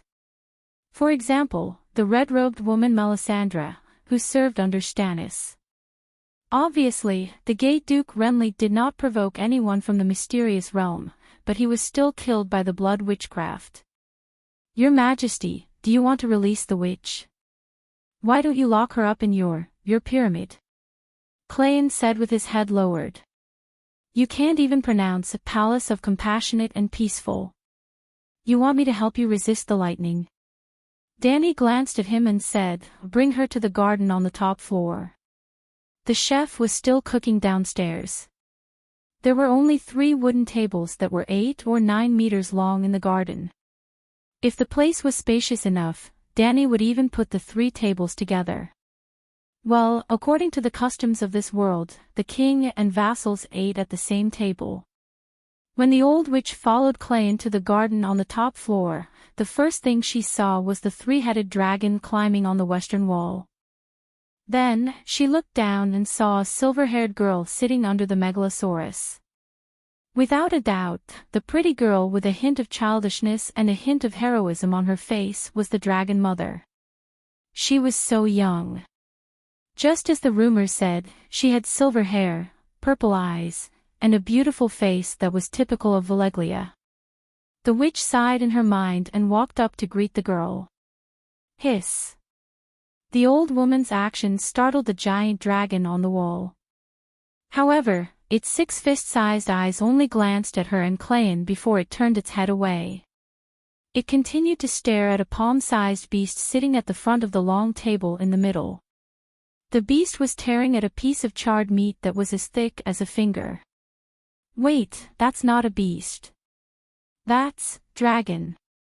Golden dragon. This is a newborn golden dragon. Old witch pointed at the baby dragon and yelled in disbelief. Clayton's expression changed. He scolded in a low voice, "Don't be rude in front of the queen." "It's okay. It's the first time the old lady has seen a dragon. It's okay for her to lose her composure." Danny waved her hand and gave the Unsullied a look. Then, she invited the witch, "Madam, please come and sit down." The Unsullied pulled out a high-back oak chair that was placed at the 4th position of the long table. Jichi also brought a cup of milk tea and a pile of dried fruits. The old witch suppressed her boiling emotions and sat diagonally across from Danny after thanking her.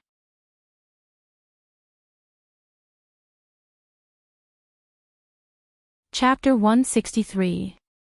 Old Madam, you're from Helkelin, right? How should I address you? Danny looked at the witch's attire and asked with a smile. I'm a priestess of the Shamiliana Temple, Kayana. Priestess Kayana, may I know why you're looking for me? Danny asked. Your Majesty, did this little dragon just hatch? The witch finally could not hold it in any longer. Danny paused for a moment before nodding. It just hatched this afternoon. This afternoon. 2 days late. Sigh, what a pity. The witch muttered. Late? Not late, just right. The eggshell cracked naturally at noon. The day was just right. Danny only realized after she finished speaking. Who do you think hatched this egg? Wasn't it me? The witch rubbed her wooden cane and said matter-of-factly. Danny, she said in a huff, call him and see if he answers. Little dragon, come here. I'm your mother. The witch's eyes lit up as she called out to Little Gold. Danny was speechless. Klein, Chi, and the rest of the Immaculate, what are you thinking? Not everyone can become the mother of dragons. Klein's face turned red as he growled in a low voice. The witch's face stiffened, and she glared at the butcher knight with her triangular eyes. She shouted at the butcher knight impolitely, this old one works for money, so naturally, I won't covet my employer's dragon. I also wouldn't dare to ask the Silver Queen for a small dragon. Wasn't this golden dragon summoned from Lalo the Shadow Demon by sacrificing the 263 members of the Virtuous Lord's family? Klein was stunned for a moment before he asked in confusion, what are you talking about? The little dragon just hatched this afternoon. Mourinho died a few days ago, and it's not even an egg. Hey, the great sage is already dead. There's really no need to lie to me. The witch pointed at the little dragon that was engrossed in eating meat. Look at this pretty little face. It's golden and shiny. It's the same color as the dragon egg that Dragon Queen stole that day. Danny understood that the old man thought that Goldie was hatched from a fake egg. Sigh, it's a pity that I smashed that magic egg too early. Otherwise, I'll take it out and let her see how she'll snatch the bandit title of Mother of Dragons. It's not the same. This is a brass dragon with cyan spots. Chi refuted. The witch pointed at her face and retorted, you have black pockmarks on your face. Why don't you say you're a black person from the Midsummer Islands? The centaur maid's face turned red, and the freckles on the sides of her nose became brighter. Danny didn't want to waste any more time with the old woman. She asked, Priest Kayana, why are you here? Dragon Queen, I didn't want to disturb you, but you've been keeping me locked up in prison. I'm already so old, I'm afraid I won't last long. Although she was begging for mercy, the witch's tone was calm and didn't sound like she was begging. Who knows where she got her confidence? Or maybe, she's already so old that she doesn't care about life and death. However, Danny wouldn't lower herself to her level. Just like what she said to Klein, she should respect the gods and avoid them. This old witch is obviously a ruthless character. Damn, she's so ruthless. She sacrificed the great sage's entire family of 263 people. Danny wasn't afraid of these witches, but they didn't have any conflict or hatred. There was no need to deliberately make enemies with her. She was a priest of Shamiliana's temple. She had her own sect and inheritance. She wasn't a rogue cultivator whose entire family died. The old priestess isn't a criminal. Why are you keeping her in prison? Danny frowned at Sir Butcher. Although it's a prison, she's been treated well, Klein argued. Priest Kayana, you know that not only did I take down Yuan Kai, I also took down Mireen a day earlier. I've been dealing with Mireen for the past 2 days. After explaining, Danny said directly, although you're helping the Gith people breed dragons, you're not a member of the Gith Alliance. Oh, by the way, Herculon didn't declare war on me, right? The members of the anti-evil Mother of Dragons Alliance weren't limited to the cities of Slave Bay. New Gith was already involved, and Quills and Volantis were still building their armies.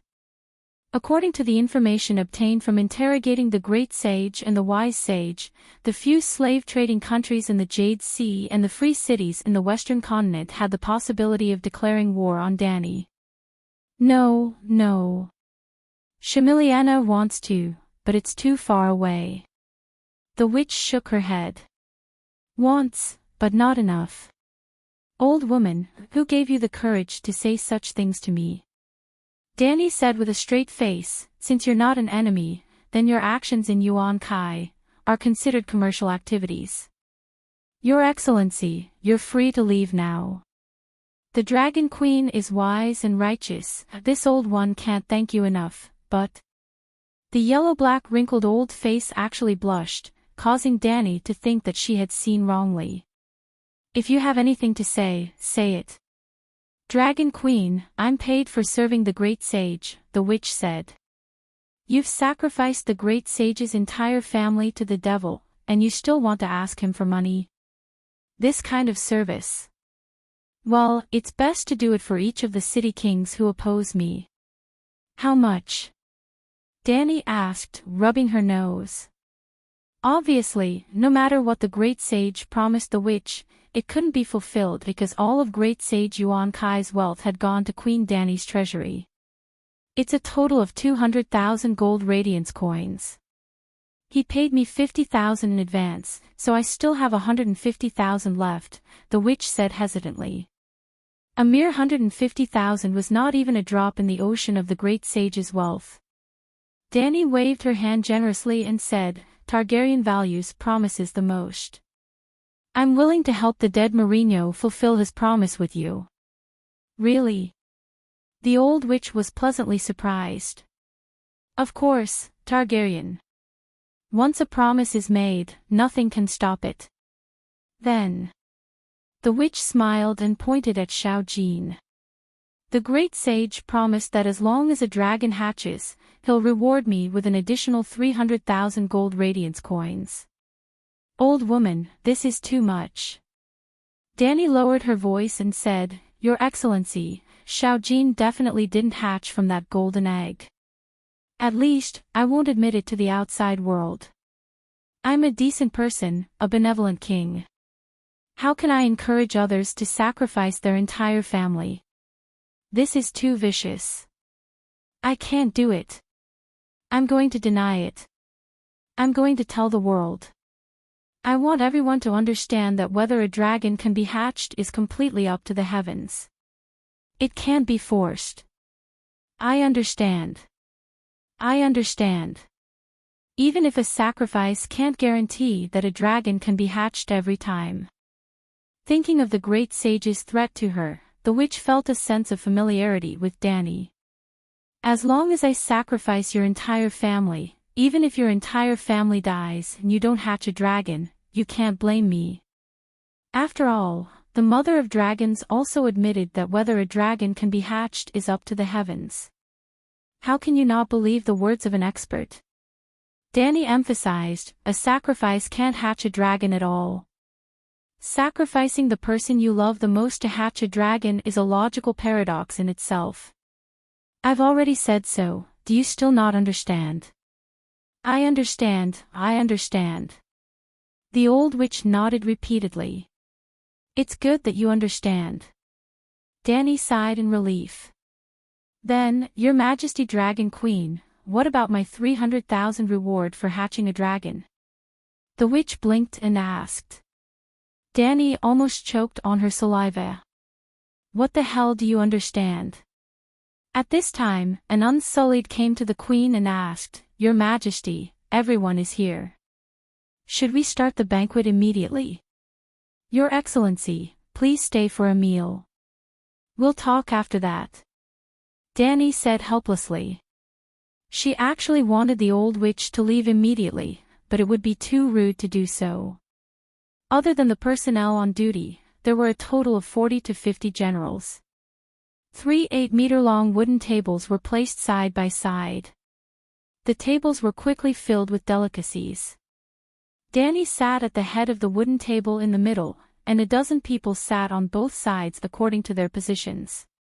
Clayton and Beavos sat on her left and right, respectively, while the witch sat opposite Danny as a guest. Yes, 2 blood guards and Baristan went with her to Myrene. Ago, who stayed in Yuankai, led thousands of light cavalry to search for the remaining Gith soldiers outside the city. The ambush last night didn't work.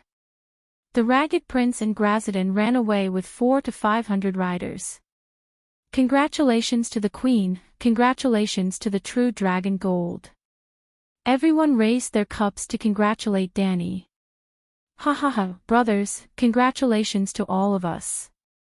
Congratulations to the unification of Slave Bay. Congratulations to no more slaves in Slave Bay. Danny raised her cup in response. Long live the Queen. Everyone enjoyed the meal. Danny also thought of a good idea to deal with the old witch during the banquet. After the banquet, she asked the old witch to stay and handed her a stack of parchment. These are the deeds found in the virtuous master's house.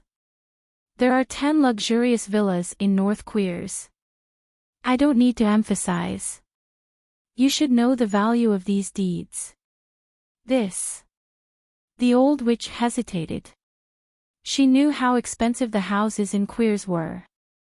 According to the data on the deeds, the 10 villas were worth at least 1 million gold coins. Will the people of Queers admit it? She doubted. Why not? Just say that the virtuous master gave these deeds to you before I entered Yuankai. Even if the people of Queers guessed the truth, they could only admit it. After all, if news of them breaking the contract spreads, who would dare to do business with them? Danny said. The witch thought about it and agreed. She smiled and said, Thank you, Your Majesty. After sending off the witch, Ago returned to Yuankai with a face full of dust. He also brought 2 captives with him. They were the 2 vice leaders of the wind-blowing group, Danzo and Kago. Hey, Ago, you're late. Our banquet just ended. Ago was not in the mood to care about that. He said in frustration, Calixi, those guys escaped. Oh, how did they escape? Danny asked curiously. A ship released a small boat to pick them up. Ago pointed at Danzo and Kago. He said in frustration, these 2 guys led 30 suicide squads to stop them. They tried to buy time for those people to escape.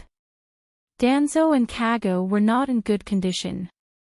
The poet swordsman's old face had a twisted scar across the bridge of his nose. Kago was stabbed in the left side of his waist. His clothes were wet and emitted a strong smell of blood. Due to excessive blood loss, the rough man with a scarred face was pale. His eyes were dim and lifeless. Seeing that the two of them did not say a word, as if they were waiting for death, Danny laughed and said, "Why? Why bother? When did I say I was going to kill you all? Why are you so determined? Since it's already like this, Your Majesty, you can do whatever you want with us," Danzo said calmly. "Io, your resentment is quite strong, huh?" Danny smiled and asked, "Tell me, how many times have I given you guys the chance to surrender?"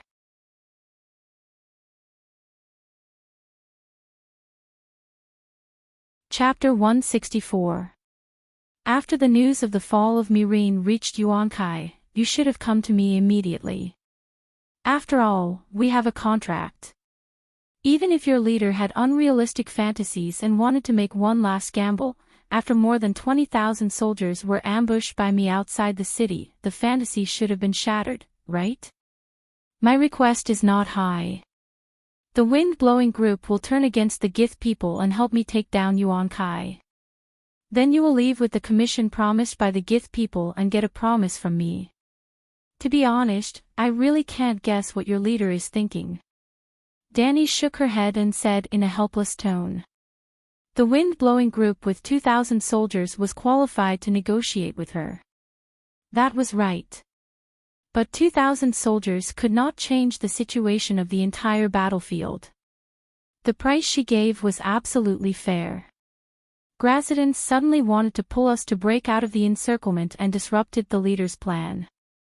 Danzo sighed. Well, even if the plan was disrupted, the Gith people had all entered the city. Even if you found out that you were tricked, why did you run away? Do you know how many people died the night before? Because of your sudden escape, nearly 800 mercenaries died in the chaos. Your wind-blowing group accounted for 90% of the deaths, and only one Gith person died.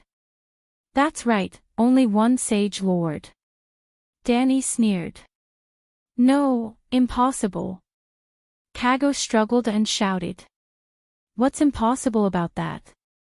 The Gith people were already surrounded and there was no way to escape. The people who rioted were all from your wind-blowing group. Even if I had no malice towards the wind-blowing group, I had no choice in that situation. Danny said lightly. It was me, I killed those brothers. Danzo's voice trembled, and 2 clear watermarks were drawn on his dirty old face. Why didn't you slaughter the Gith people and the mercenaries who entered the trap? Kago glared at Danny and asked. He was extremely unbalanced. The wind-blowing group had succeeded in discovering this woman's trick, but they were the ones who suffered the greatest loss. This was unfair. If this woman killed all the Gith cavalry that entered the city, then their escape would be meaningful. In your heart, what kind of person am I? A monster who kills for pleasure. Isn't it good to keep the mercenaries for ransom? The guy's soldiers were demoted to coolies to plant wheat for me. Isn't the bread they make delicious? Sigh, our pride has harmed the bragging group.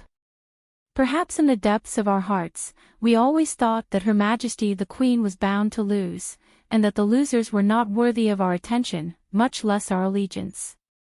Subconsciously, we even arrogantly believed that we could decide Her Majesty's fate.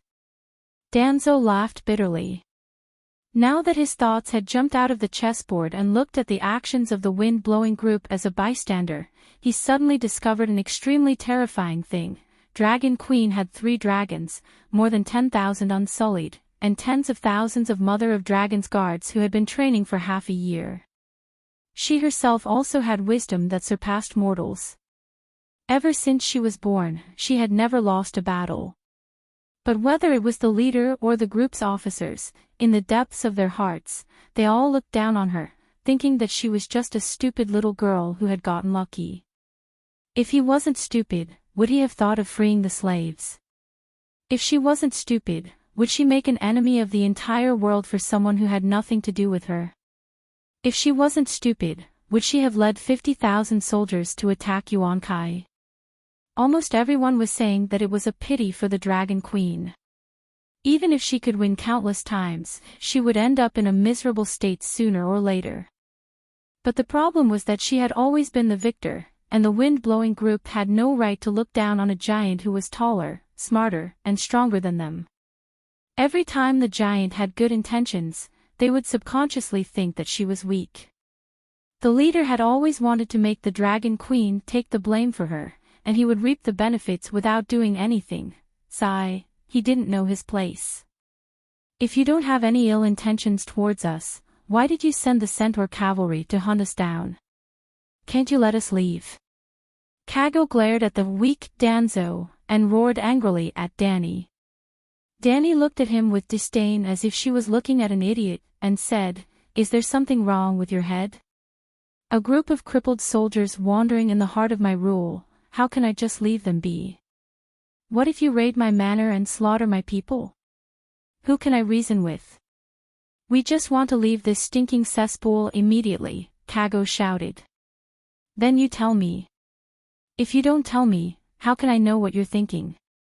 Looking at the wind-blowing group's behavior, I thought you were all Githa's suicide squad, and wanted to fight me to the death. Your Majesty, can you answer a few questions for me, so that I can understand how we lost the war?" Danzo looked at Danny with a longing gaze. These words had touched her itch. If she didn't brag about her success, it would be like not returning home after riches. It depends on the situation. I still want to try some of these schemes a few more times. Danny lifted her chin slightly, and said reservedly, "Your Majesty, the soldiers you brought to Myrene were at most a few thousand. Why did almost everyone in Myrene think that you brought 50,000 soldiers? And many people saw it with their own eyes." Danzo asked. "I liberated a large number of slaves along the way, and the soldiers were newly recruited." Danny said half of the truth.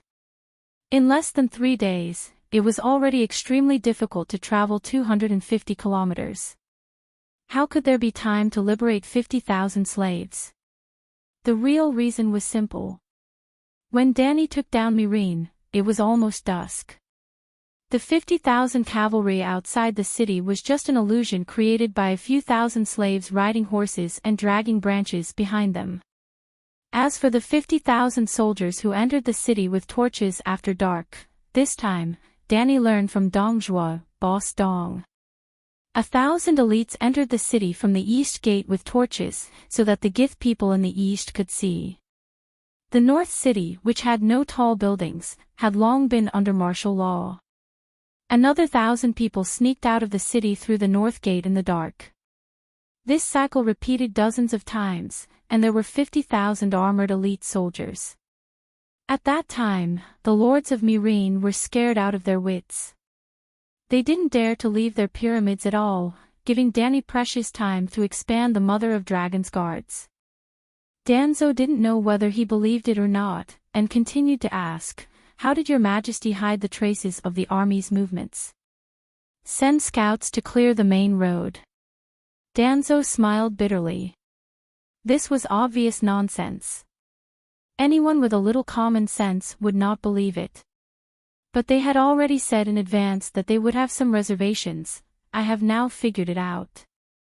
You left almost 40,000 infantry and 5,000 cavalry in Yuankai. The 1,500 unsullied in the rear camp were just bait to lure us out. But the rear camp was not the real ambush point. Because 40,000 people were too many, the rear camp could not hide them. Maybe you wanted to reduce the losses, so you separated the infantry and cavalry of the coalition army and ate them separately. There was no doubt that the real killing point was in the front camp, which was already in ruins. We didn't expect it at all. After all, we just came from the front camp. Without the protection of the infantry, the cavalry ran back and forth for nearly 20 kilometers. The warhorses also lost their momentum and could only be trapped to death. It was true that there were only a few thousand cavalry in the rear camp. The infantry in the ravines on both sides of the camp was just a cover. There might be no one in the rear at all. As for the rumbling of horse hooves further behind, it was just a few dozen centaurs driving the horses. Oh, there were branches behind the horses' tails. A Gith scout saw it and told us the next day when he met us. Danny nodded and said with a smile, "You guessed right. I didn't want to make it so troublesome, but as you said, 40,000 soldiers were too many to hide in the rear camp." Danzo's eyes flashed and asked, "The key is, where did you hide the 40,000 ambushers?" As mentioned before, the Gith people were not stupid. When they left the city to attack the rear camp, there were hundreds of scouts who investigated the territory 20 to 30 kilometers around the camp. Perhaps the 3,000 cavalry led by Danny and a few thousand civilians disguised as the main force could be squeezed in the rear camp, but where did the 40,000 infantry that set up the real ambush point in the front camp come from? If Danny's 40,000 infantry were hiding 30 kilometers away, it would definitely be too late to stop the cavalry team that fled back. Under normal circumstances, 30 kilometers was enough for a large force to walk for a day or two. Danny spat out 3 words with a gloomy face. Emerald Lake. Emerald Lake. Danzo and Kago's expressions changed wildly. There was relief and shock. 5 kilometers north of Yuankai, there was a beautiful lake that looked like a piece of jade embedded in the earth. Therefore, it was called Emerald Lake by the people of Yuankai. The nobles of Gith often took their families there to hike, row boats, swim in the lake, and hunt in the nearby forest. However, in order to kill the Dragon Queen who had 50,000 troops and 3 dragons, the virtuous lords of Yuankai sank the corpses of 10,000 slaves in the Emerald Lake.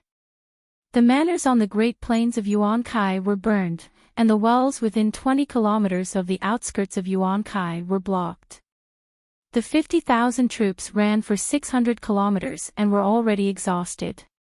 Even if ordinary generals suspected that there was a problem with the Emerald Lake, they would be careful and vigilant while taking water from the lake.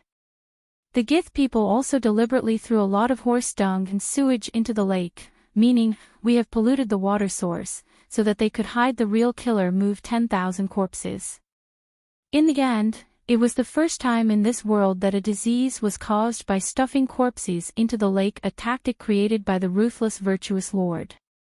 Moreover, there was a process for the corpses to rot. In the first half of the month, the lake was still beautiful, and the lake water was like a mirror.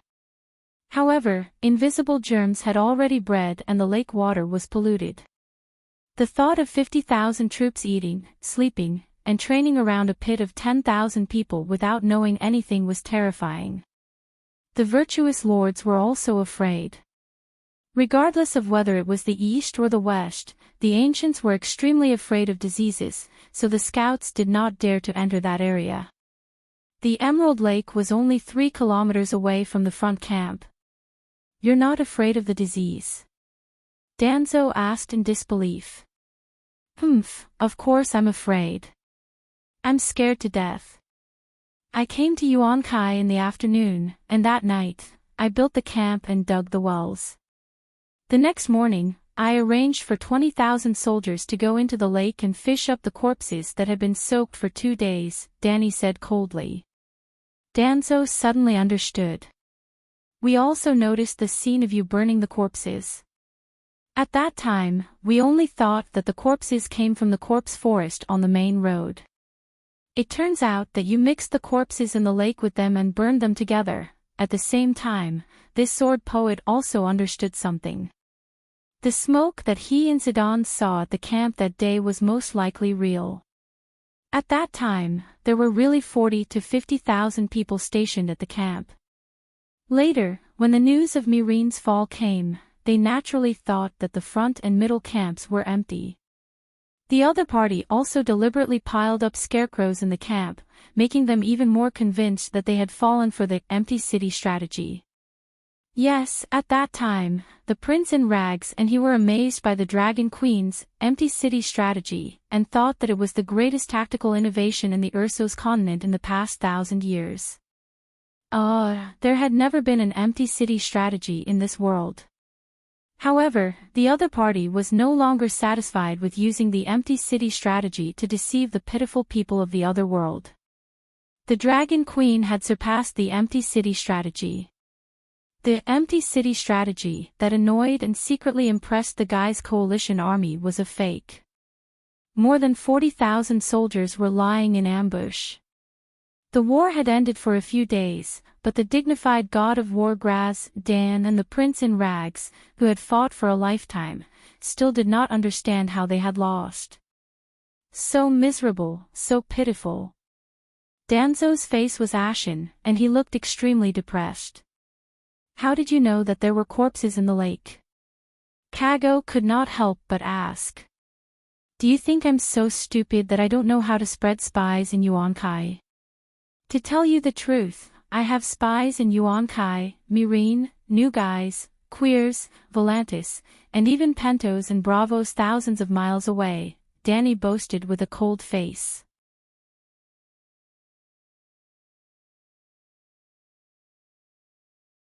Chapter 165. Time flew by, and 2 months had passed since the end of the war.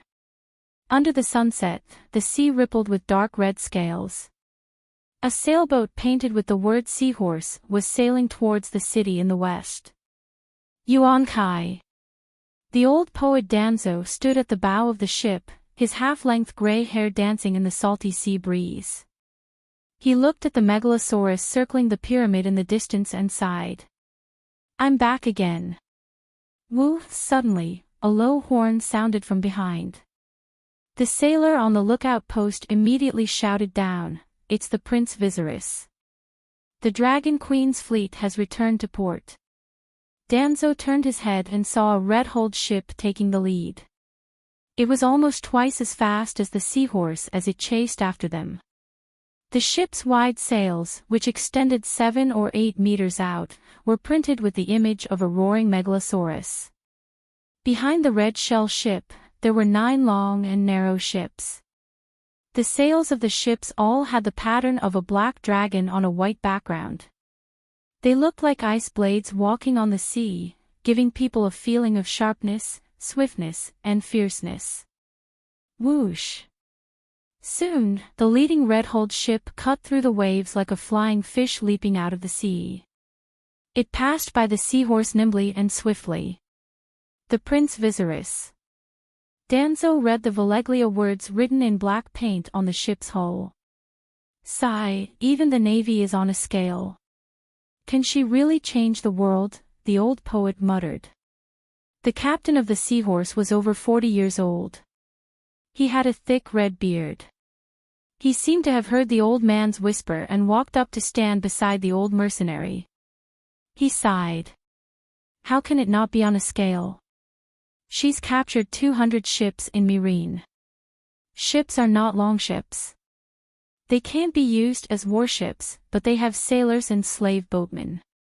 You haven't seen that scene. When the slaves on the dock saw Danny rise flying over their heads on a dragon, they all raised their hands like crazy and shouted, Misha, Misha. The Dragon Queen has never lacked ships. Experienced sailors and the huge shipyards of Myrene were what she wanted the most. If we take down Myrene, the Navy's last weakness will be fixed. In another 3 to 5 years, the summer sea will fall under the claws of the true dragon. I'm afraid the Alliance won't give her 3 to 5 years.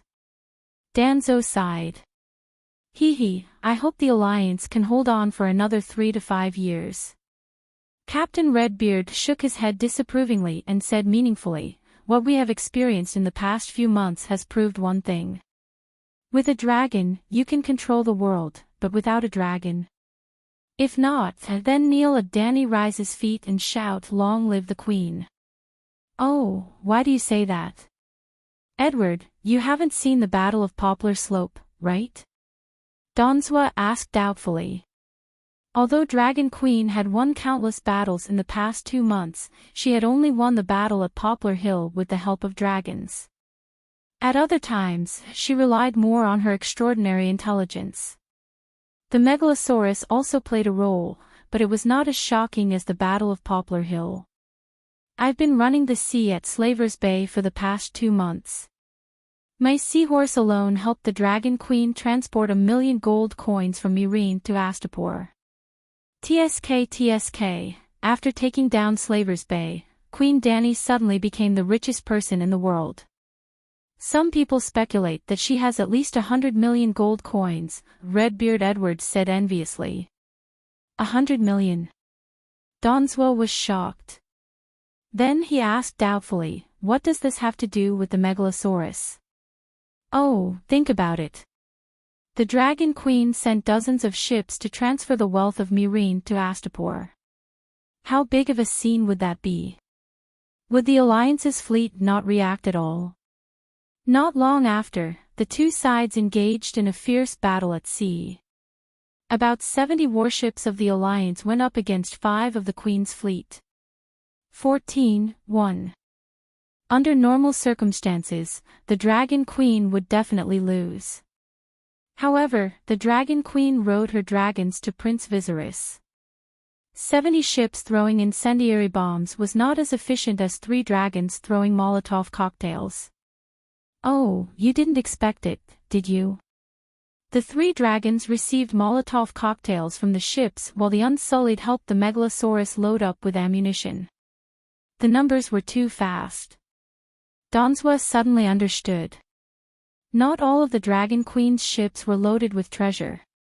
Do you think the Queen is stupid? She purposely spread fake news. The treasure was fake, but the Unsullied on the ships were real. Even us captains were fooled. Redbeard laughed strangely. The Alliance suffered a great loss, didn't they? I don't think there are any more warships left in Slaver's Bay, Donswa said. The two sides fought from morning until evening. 3 of the 5 ships of the Dragon Queen sank, while the other side lost 29 of their 70 ships. However, 22 ships had their sails burned and were lying on the surface of the sea, captured by the Dragon Queen. Just the sailors who fell into the water alone numbered 3,000. After that battle, Slaver's Bay was completely peaceful. No one dared to mess with Queen Dany's dragon whiskers. In the end, Captain Redbeard concluded with a complicated expression. That's why I said that the Dragon Queen is almost invincible with her dragons. Perhaps. Donswa looked at the shore that was getting closer and closer. He could not help but think of the old witch who had left Yuan Kai with him that day. The Ragged Prince had followed Grazdan to New Guise.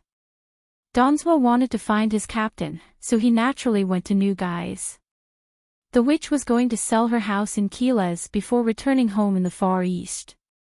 The two of them had different goals. They were supposed to part ways in New Guise, but the people of New Guise did not let the witch go. They had heard that the witch had really hatched a dragon. This news was too shocking. The meaning behind it was also extraordinary. Perhaps, it would not be long before New Guise and Keles would have dragons too. I wonder which royal family of the 2 city-states will die out first. With a sigh, the old poet returned to the cabin. He carried a huge leather case that was half the height of a man and prepared to leave the deck. It was Yuan Kai's turn. Edward, I'll take my leave first. Wait, I'll go with you, Redbeard Edward called out. I want to see the Dragon Queen to redeem more than 100 of our captured brothers. What are you doing? Donswa stopped and turned around to ask in confusion. The Queen has put up a notice in the city. She's requesting to buy seeds and seedlings of exotic plants. I got some from New Guise. I hope. Redbeard winked at Donswa and rubbed his hands. If I follow you, I might be able to see the Queen herself.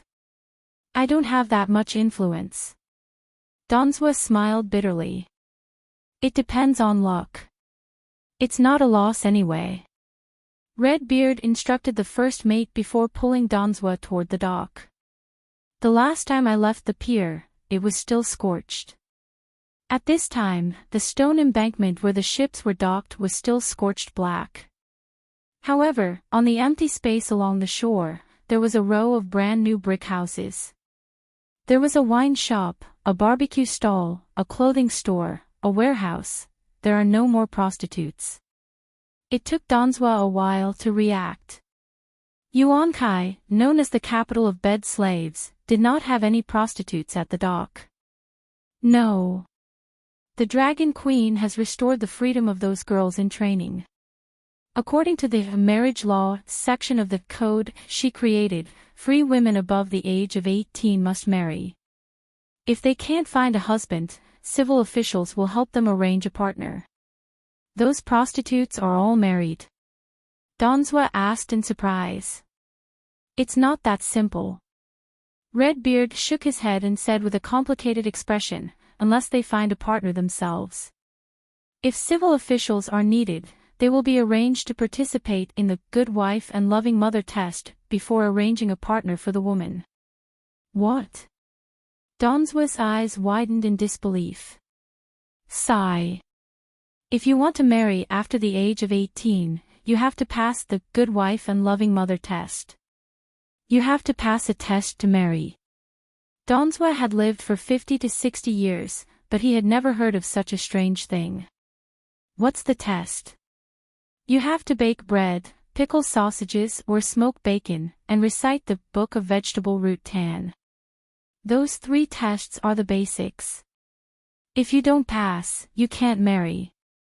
Other than that, there's also needlework, farming and herding, music, chess, calligraphy, and painting.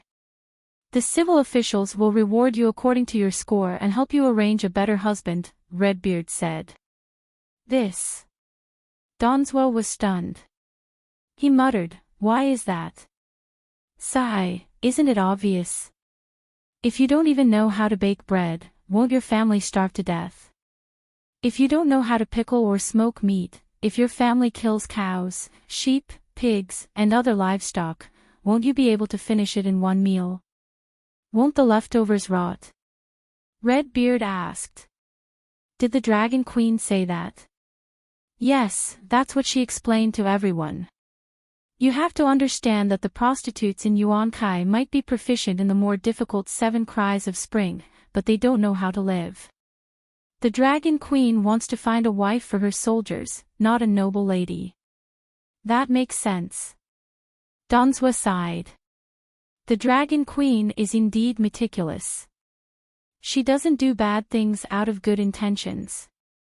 Redbeard seemed to have been praised. He nodded with pride and said, of course. To encourage those women to improve themselves, the Dragon Queen gives them a lot of rewards. Other than gold coins, jewels, accessories, gorgeous clothes, silk, and other material rewards, there are also nobility titles like Young Madam, Madam, Eldest Madam, and so on. Donswa was stunned. Nobility titles specially prepared for women. Well, it was obvious that Danny had borrowed some of the ancient systems of the Celestial Empire. However, unlike the ancient dynasties, where women were noble because of men, sons, husbands, women in Slave Bay only needed to rely on their own abilities to obtain a respectable status.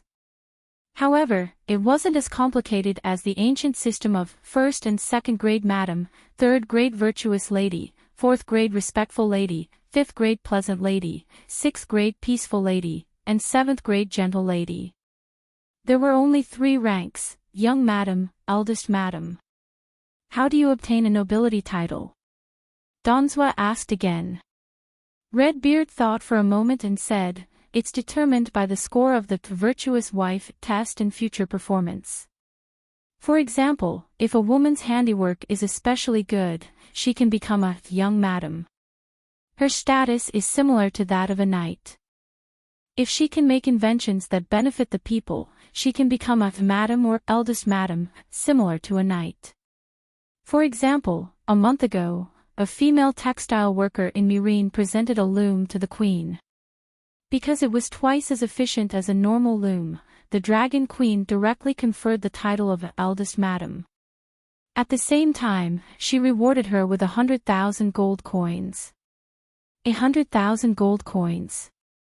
Donswa was flabbergasted. This was even more lucrative than being a mercenary. Sigh, that's why I say that the Dragon Queen is magnanimous. She said that after the loom was popularized, the benefits of all the freedmen would increase by more than 100,000 gold coins.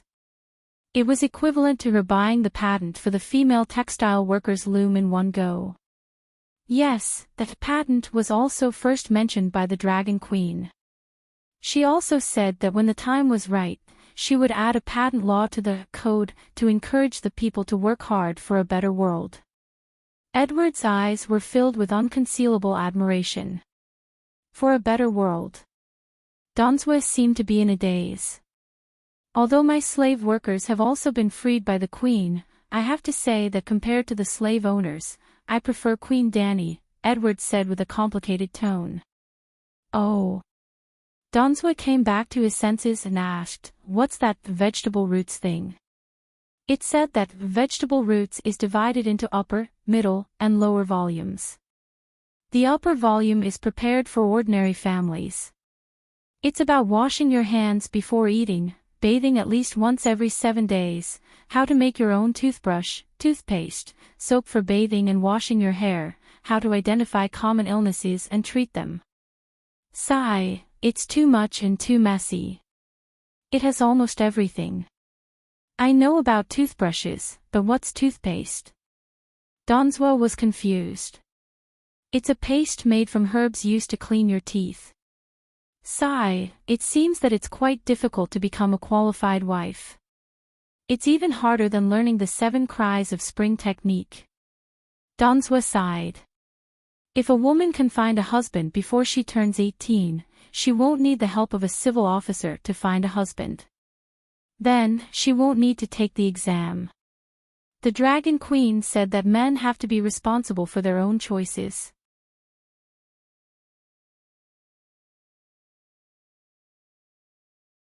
Chapter 166. Most of the new freedmen under Dani's rule didn't have wives. 3 cities, hundreds of thousands of bachelors, which made her worried. Those without permanent property had no perseverance. Only when everyone had a family and a job could the society be stable and harmonious, and Queen Dani's rule could be as stable as Mount Tai. It was easy to get property, but difficult to get a wife. Without a wife, how could there be a family? Therefore, Dani urgently needed a large number of wives. At least, she had to let her soldiers live a happy life with a wife. Fortunately, Yuankai was a city of bed slaves, and there were a large number of idle women. Almost all the owners of Yuankai Manor were confiscated, and a large number of Gith women who lost their fathers, brothers, and husbands, plus the widows left by the yellow silk cloak who died in the battle. Dani got hundreds of thousands of women with personal characteristics. Those women, how to put it, they were not suitable to marry her soldiers. Wives were not only used to hold hands. Not to mention helping each other in the soul level, at least in the future life, the husband and wife had to support and understand each other. Obviously, whether it was the bed slaves who only knew 7 kinds of spring cries, or the Gith women who used to be superior, they were not qualified to be the new freedmen's wives. Before finding a husband for them, they must be trained to correct their past, old and rotten ideas and become new women in the free era. Well, the ideological realm could be improved slowly. At least, they should learn how to cook first, so that they wouldn't starve themselves and their husbands to death. Of course, Dani didn't force the Gith women to marry her soldiers or the new freedmen. They could also find a Gith bachelor who was willing to marry them.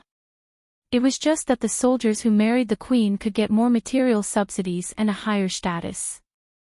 They would get extra points in the good wife assessment, and it was easier to get the title of young lady. In short, after the war, Dani was trying her best to clean up the single dogs in Slave Bay. It was still the old saying, only those with a family and property were good people. Good people. Hey, I found that there are more people in Yuankai City, but there are fewer Gith people among them. After passing through the slightly cold dock area and entering the Western Business District, Danzo found that there were more pedestrians on the street, but there were fewer Gith people with black and red hair and toka robes. He still remembered that the last time he left, Dragon Queen did not make things too difficult for the GC people in the Western District. There may be fewer in the future, Redbeard Edward smiled. Except for the manor owners and virtuous lords who have been confiscated and imprisoned, ordinary Gith people without skills have all been sent to Myrene by the Dragon Queen. What do you mean by a skill? I remember that Yuan Kai trained slaves for bed. The red-bearded captain waved his hand to interrupt him and said, that kind of technology doesn't count. The Dragon Queen needs skills that can increase productivity. Sigh, don't ask me what productivity is. I don't really understand it either. Just think of it as the ability to produce more food and goods. So you're saying that Dragon Queen doesn't allow Slave Bay to cultivate bed slaves? Danzo said regretfully. Redbeard paused, looked at him suspiciously, and muttered, how does this affect people like you? What do you mean? Danzo's face flushed red. He shifted the large chest in his right hand to his left, and his free right hand unconsciously reached for the hilt of the sword at his waist. Sorry, I said the wrong thing. Redbeard quickly apologized and changed the topic. Yuan Kai and Astapor can't have bed slave business, but Myrene has no restrictions. You can go there and try. Of course, they are no longer bed slaves. Slaves are not allowed in Slave Bay. The woman must be willing, and can only be a contract worker. If the woman doesn't want to work, she can cancel the contract at any time if she pays a certain penalty. Yo hey, yo hey. As the two of them were talking, a neat chant suddenly came from the east side of the street. As the crowd on the street dispersed, the two of them were surprised to see the Dragon Queen riding a big yellow horse, leading a long line of people from the east side of the city. The Dragon Queen's outfit today surprised them: brown open-toed leather sandals, white and slender calves exposed, a pair of medium-length silk pants covering her thighs, and a sleeveless leather vest on her upper body. Her long silver hair was braided into a long braid at the back of her head. They could see that her small knees, apricot yellow silk pants, vest, and arms were more or less stained with yellow mud. The team behind her was dressed almost the same as her, except that the color was different. They were all wearing sandals, silk pants, vests, and all covered in mud. Some of them carried hoes, some carried rakes, some pulled baskets, some pushed wheelbarrows, some pulled cows, horses, and even elephants and camels. The cows, horses, and elephants all had strange curved iron knives, plows, hanging from their backs. The two unsullied in front of the queen were each holding a long pole. A banner hung from the pole, which read, "Follow the Queen's footsteps and realize agricultural production." This is... Danzo's eyes bulged. He couldn't believe what he was seeing. The Queen went to farm. Just as he thought this, the Dragon Queen walked over and raised her right fist, shouting, "For our homeland, farm hard. For our homeland, farm hard." The 20,000 farmers behind her shouted together. "Winter is coming, farm hard." The Dragon Queen raised her fist again, and her clear voice was exceptionally loud. Well, according to Barristan's definition of a famous general, with Danny's current voice, she had barely stepped into the threshold of a famous general. "Winter is coming, work hard in farming." The farmers shouted again. "For the Queen, for our wives, for our homeland, winter is coming, farm hard." It was not until the Dragon Queen led the farmers into the Palace of Compassionate Peace and the nearby pyramids that Danzo came back to his senses. He stared at Edward, who was equally stunned, and said, "Is this your first time seeing this?" "I've been floating on the sea for the past month," Redbeard mumbled. After asking a passerby nearby, the two found out that the Queen had been working at sunrise and returning at sunset for the past month. Almost every day, she pulled the farmers of the Agricultural Mutual Association out of the city to farm, working hard to realize the Queen's super-fertile land plan of opening up 45 million acres of wheat fields in Yuan-Kai. Danzo saw that the middle-aged man who spoke to him was speaking in the advanced Valeglia language, and his words were clear, so he asked, "Sir, are you an officer of the Mother of Dragons Guard?" Well, this middle-aged man with deep eye sockets was wearing Queen Dani's militia outfit, leather sandals, brown beach pants, and a white linen t-shirt with a black dragon's head printed on the chest. It was a completely modern outfit. However, this outfit was indeed the most economical with fabric and the lowest cost. Dani currently had 4 troops under her command: white, blue, red, and yellow banners. The white banners were the Unsullied, the blue banners were the Wings of Liberty, and the red banners were the 3 main combat forces. The militia, minotaurs, and centaurs were all under the yellow banner, and were collectively known as the Dragon Mother's Guard. If newly liberated slaves were recruited, they would first join the Mother of Dragons Guard. After the militia training, those with high technical and tactical skills could join the Wings of Liberty or the Guards. In a non-war state, the Mother of Dragons Guard mostly wore militia outfits. The middle-aged man looked down at his clothes, shook his head, and said, "I serve Queen Dani, but I didn't join the Mother of Dragons Guard. The Queen didn't restrict our dress, but many ready-made clothing stores sell this true dragon battle robe. Well, it's quite comfortable to wear, cool and light." Danzo looked at his woolen sweater and half-body leather armor. It was indeed a little hot and sweaty. "I just heard you mention the Agricultural Mutual Association. What kind of association is that?" The middle-aged man didn't immediately answer his question. Instead, he asked hesitantly, "Are you a mercenary?" Dragon Queen had mercenary generals under her command, but she didn't hire any mercenaries. "I'm the deputy leader of the wind-blowing group, Danzo Dahan. I'm here to redeem the captured members of Yuan-Kai." Danzo didn't hide anything and directly revealed his identity. The thin man with deep eye sockets let down his guard and smiled. "Hello, Commander Danzo. I'm Bill Clinton, Slave Bay's Minister of Culture." Minister of Culture. Before the previous question was solved, a new question mark appeared in Danzo's mind. He suddenly felt that the current Yuan-Kai, no, the entire Slave Bay was very unfamiliar. The 3 of them had the same goal, so they didn't stop and walk together on the large square leading to the Palace of Compassionate and Peace. Bill explained as he walked, "I used to be a slave under the Great Lord of Myrene. Because I'm proficient in string instruments, I was chosen by Her Majesty as a music teacher, so you're the Queen's teacher?" Redbeard Edward exclaimed, interrupting Bill. "Haha, that's nothing. Her Majesty is very studious.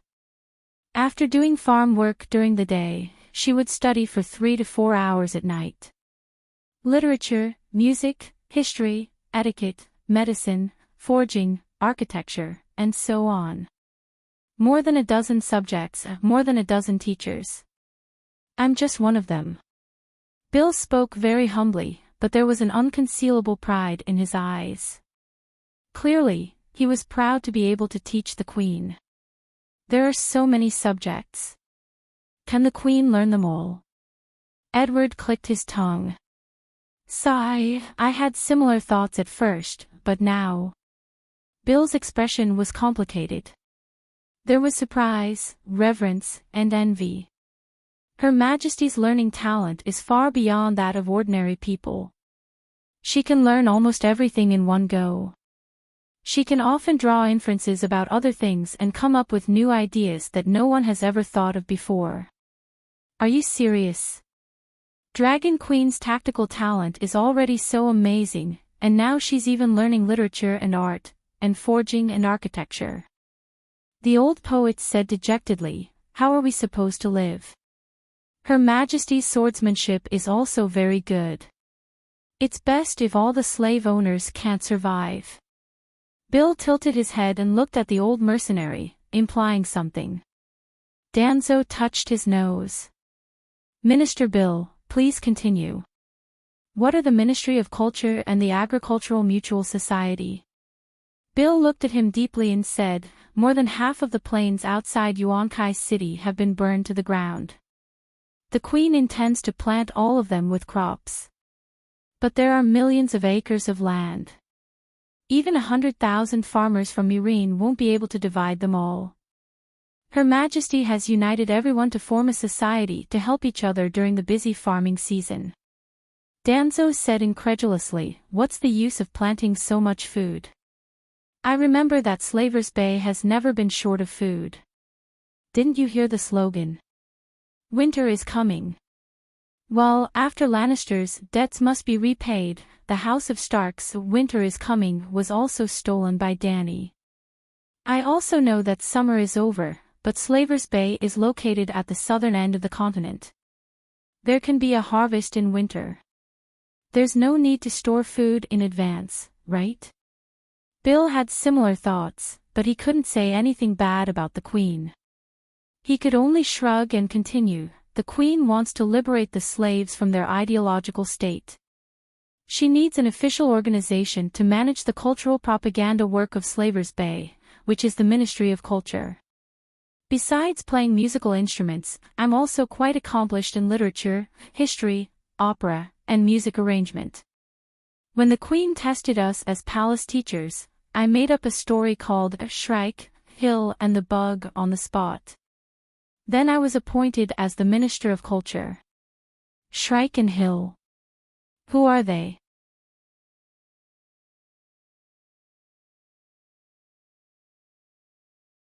Chapter 167. Queen Dany once explained to her people that the Palace of Compassionate and Peaceful, written in the true dragon language, meant a palace of love and peace. As the Misha of hundreds of thousands of slaves, Mother Queen gave them houses, land, and wives. She was simply too kind.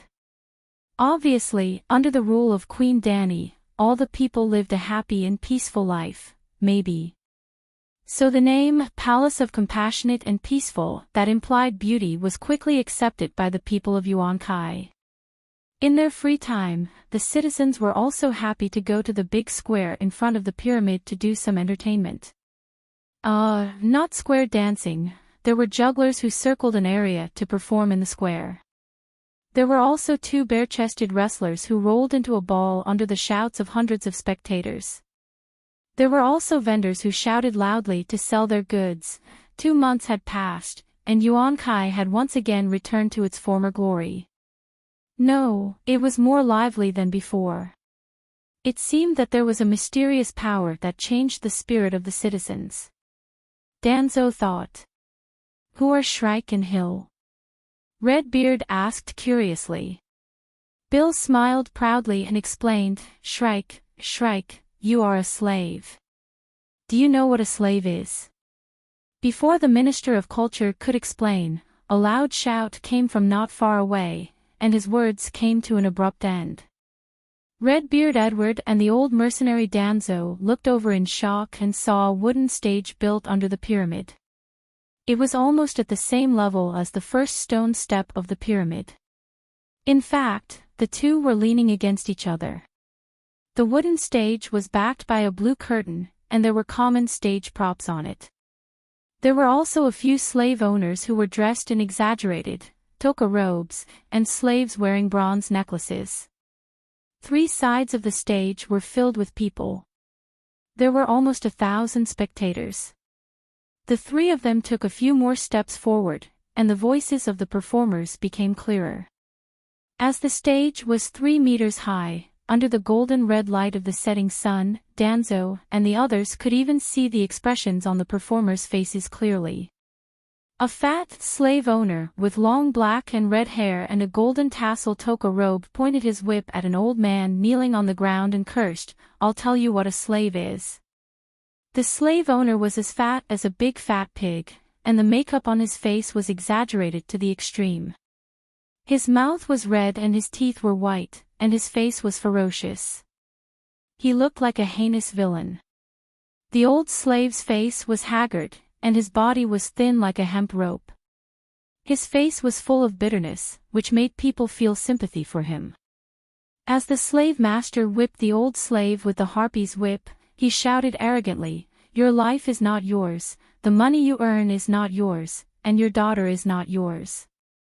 As your master, I, the Lord of Kindness, have everything you have, everything. Do you understand?" But Hill is only 11 years old. He's still a child. "Benevolent Lord, please be merciful and spare her." The old slave with the collar held his head and wailed. All right, all right, all right. You want my kindness, right? I, the Lord of Kindness, will grant you a kindness." The fat slave grinned and said to the yellow silk cloak, standing on both sides, "Tomorrow I'll take Hill to the arena and let the old man have a good night's rest. My kindness is not that easy to enjoy."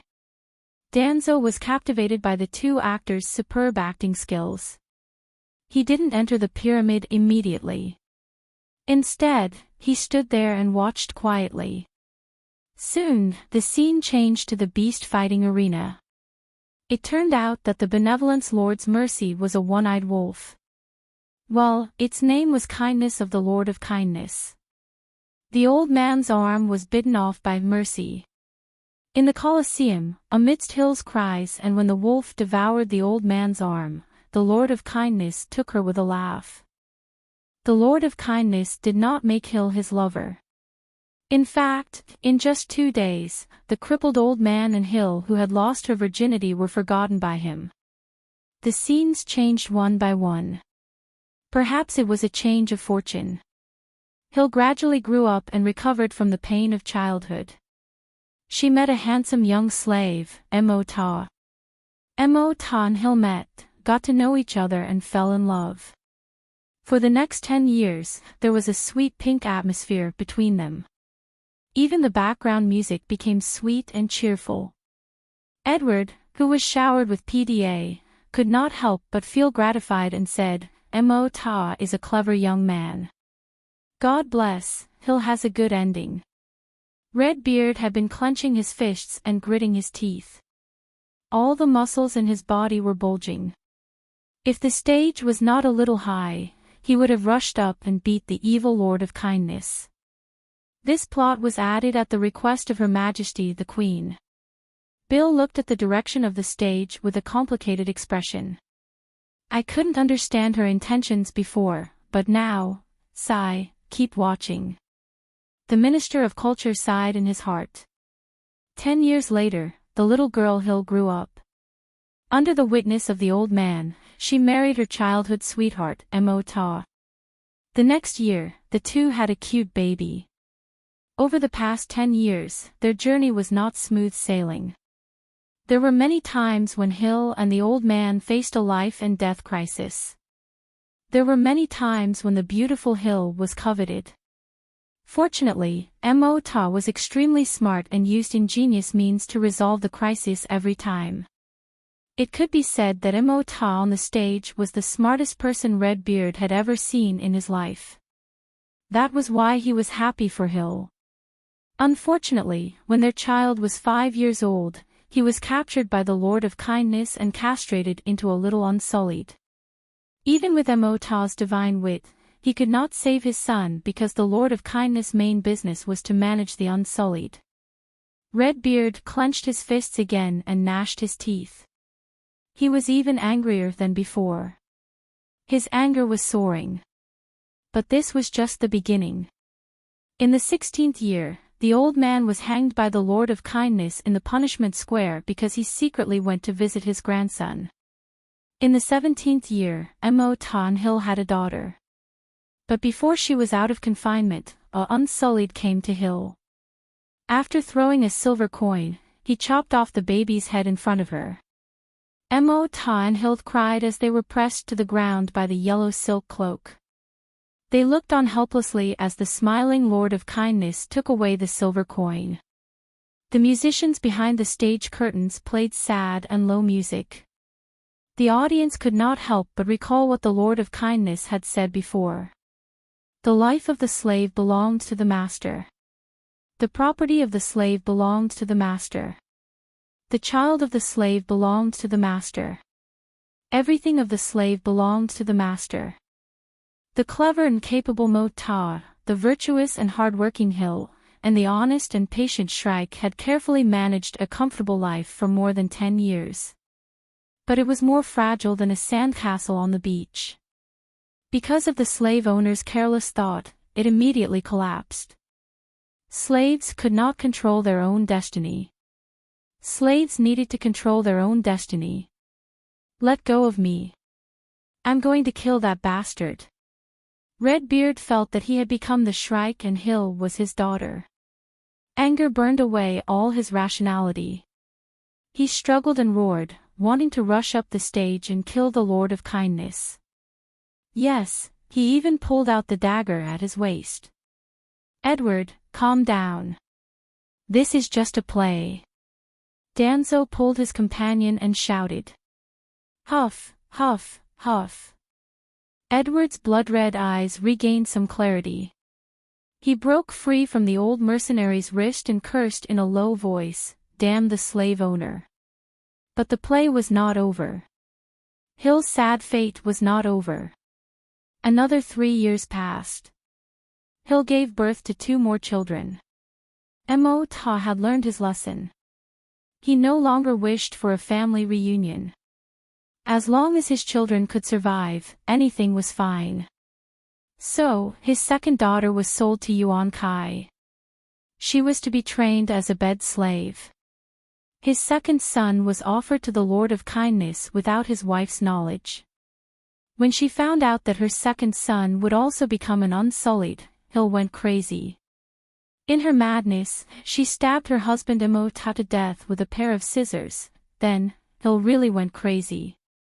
Not long after, her eldest son failed the training to kill a puppy and was chopped up and fed to the dogs by the Lord of Kindness. Hill only smiled foolishly at the side without any other expression. I'm going to kill that bastard. No one can stop me. Redbeard Edward went crazy too. Not only was Edward shouting crazily, but the old poet, who was always known for his rationality and wisdom, was also red in the face. His eyes were filled with murderous intent. The nearby audience was even more rowdy. The situation was almost out of control. Fortunately, the Dragon Queen was here. A silver-haired, purple-eyed woman rode a black cloth dragon onto the stage.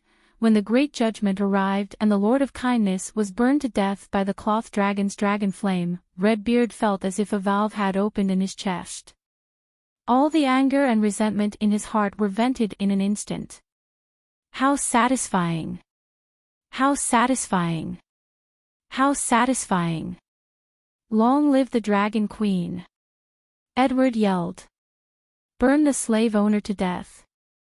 Long live the Dragon Queen! The audience cheered thunderously. Everyone felt as if they had eaten ginseng fruit. They felt comfortable all over. After the Lord of Kindness was burned to death, the play was not over. In the last scene, the Dragon Queen held the hand of a little Unsullied. She asked, "Why are you not going back to take care of your mother? What are you doing here?"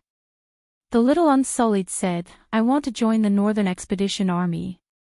I want to help Her Majesty take down Yuan Kai.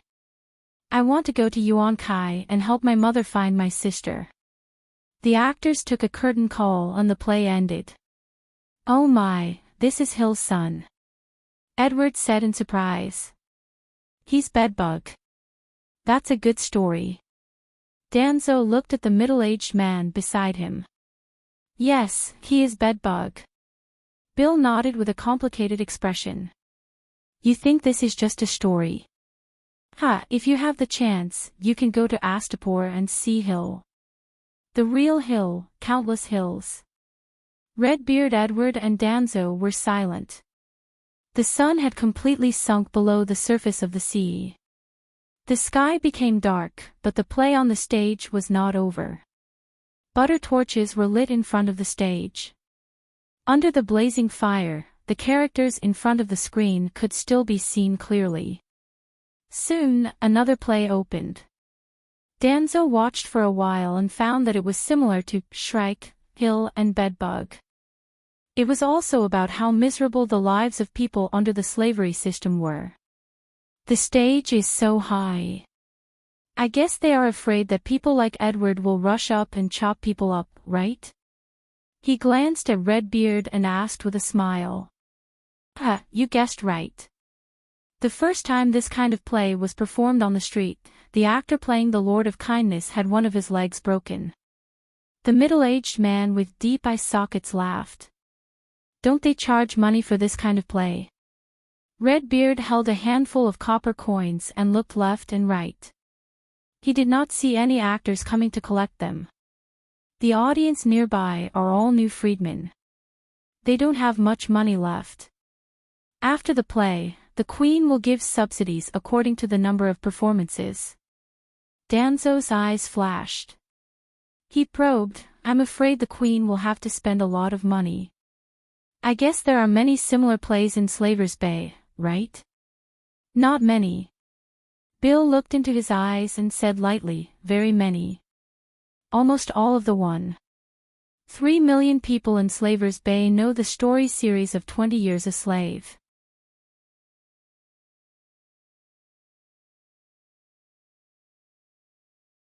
Chapter 168. 20 Years a Slave. What's that? Danzo was puzzled. A memoir that's about to be published on a large scale, and the author is me. The book you wrote. Danzo looked at the minister up and down and said doubtfully, your experience as a slave for 20 years.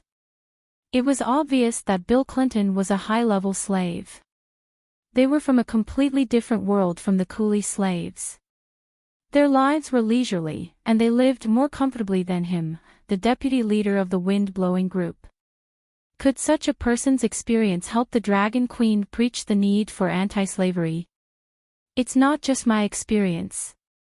What I saw and heard can be woven into a short story similar to Shrike, Hill, and the Bug. You can think of 20 Years a Slave as a collection of stories. The old poets said disapprovingly, this kind of story can be told orally. It's a waste of paper to write it into a book. Wait and see.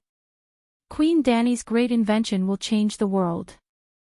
Bill Clinton smiled proudly.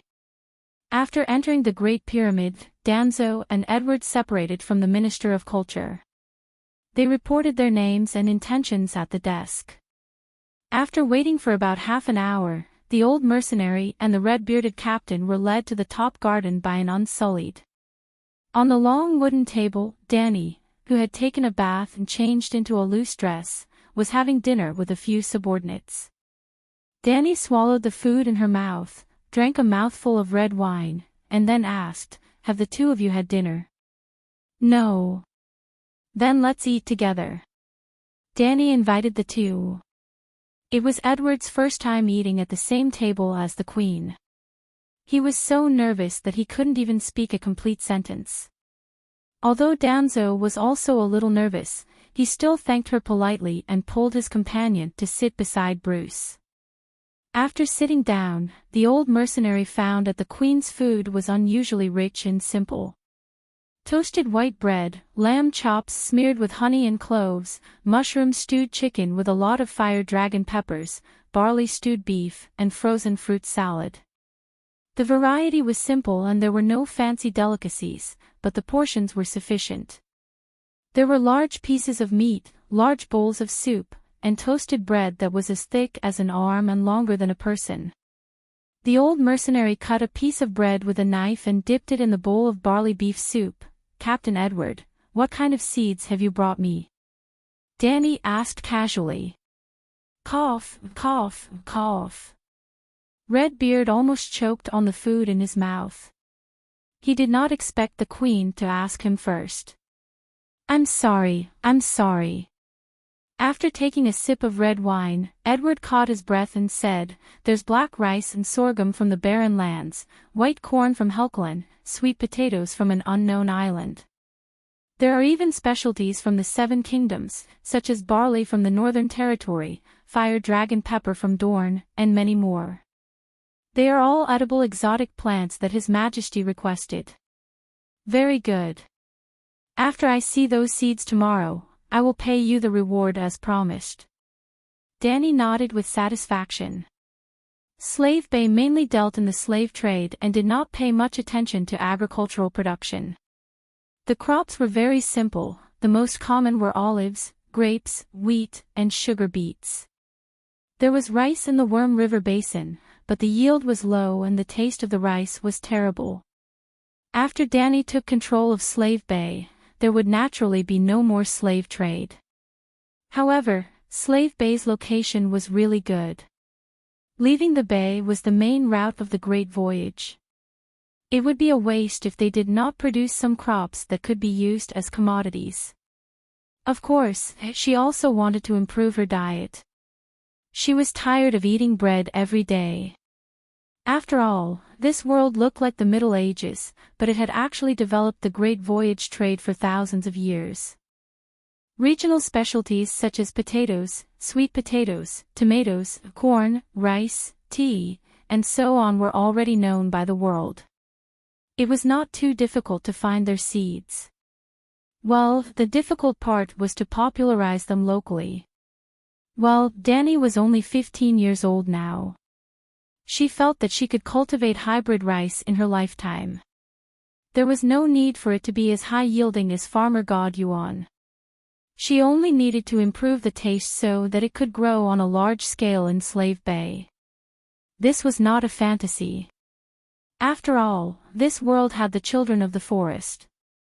After dinner, Edward, Laura, Bruce, and the others said goodbye and left. Only Danny and Danzo were left in the garden on the top floor. How was it? After taking a sip of the barren black tea, Danny looked at the old poet and asked. The leader agreed to pass on information that is not considered core secrets to you.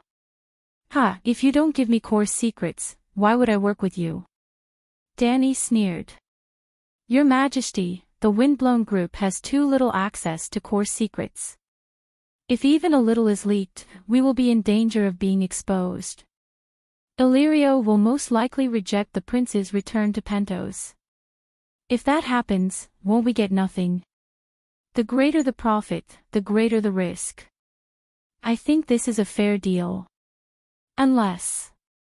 After pausing for a moment and seeing that Danny's expression did not change, Danzo let out a sigh of relief and continued, unless you do not need to consider Governor Illyrio's opinion and directly agree to help the prince take down Pentos. Well, I can't let my old friend down. Danny refused. The old mercenary's eyes dimmed and said helplessly, then, what about the deal? Danny shrugged and said lightly, tell me about those that are not considered core secrets first. After knowing Dragon Queen's choice, the old mercenary did not hesitate and said directly, first of all, the previous Guys Alliance has officially changed its name to World Trade Alliance. Queers, New Guys, and Volantis will be the three heads of the alliance. Whip Island of the Jade Sea will follow Queers to declare war on you. Although Elephant Island of the Jade Sea did not join the alliance, its ruler, King Shan, has promised to provide an unlimited amount of elephant soldiers to the alliance. The barbarians are not willing to participate in the conflict of the Western continent, but the Emperor's envoy has also promised the alliance to join the trade blockade of Slave Bay. Danny supported her chin with her right hand and tilted her head. In other words, there are now two opposing alliances in Slave Bay. The military threat of the alliance, and the trade blockade of the Sea Trade Alliance. Yes, Your Majesty's summary is very accurate. The Alliance and the United Nations. Danzo nodded. This is too unlucky. The Alliance and the United Nations are such auspicious names, but it was taken by the enemy. Doesn't that make me lay foam? It doesn't make sense. I'm the one who raised the flag of freedom and liberation. What's up with Whip Island? If you didn't tell me, I wouldn't even know about it, Danny asked. Whip Island is nothing. It's just a barren island in the Jade Sea. But its location is too good. It's a transit station for slaves. Slaves from the Far East have to pass through there. So, dozens of Far East slavers and pirate lords who rely on the slave trade joined the alliance in the name of Whip Island. I see. Danny was enlightened. There were two sources of slaves, war and slavers. The Dothraki were used to reducing the defeated to slaves. But the slaves that the centaurs brought to Slave Bay only made up a small portion of the total number of slaves. Most of the slaves came from slavers. For example, Missandei and her 3 siblings were captured from Nos Island by slavers. Other than Missandei, she had races from all over the world under her command. Forget about 56 races, she could make up the whole of the United States. There was no doubt that the slavers played an important role in this. Although they were scattered and individually weak, when combined, what's the reaction of the free trade city-states? She asked. Rhys promised to advance and retreat with Volantis.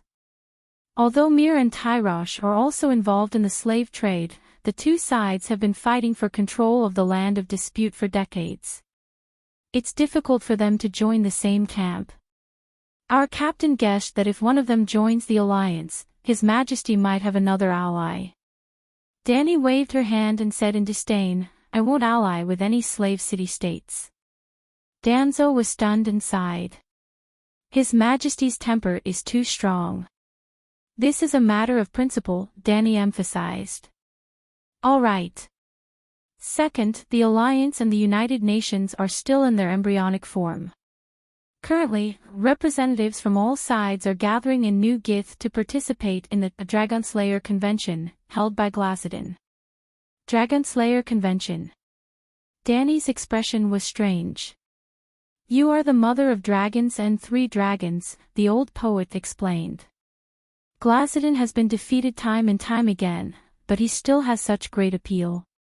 Sigh, you might not know how famous you are in the major city-states.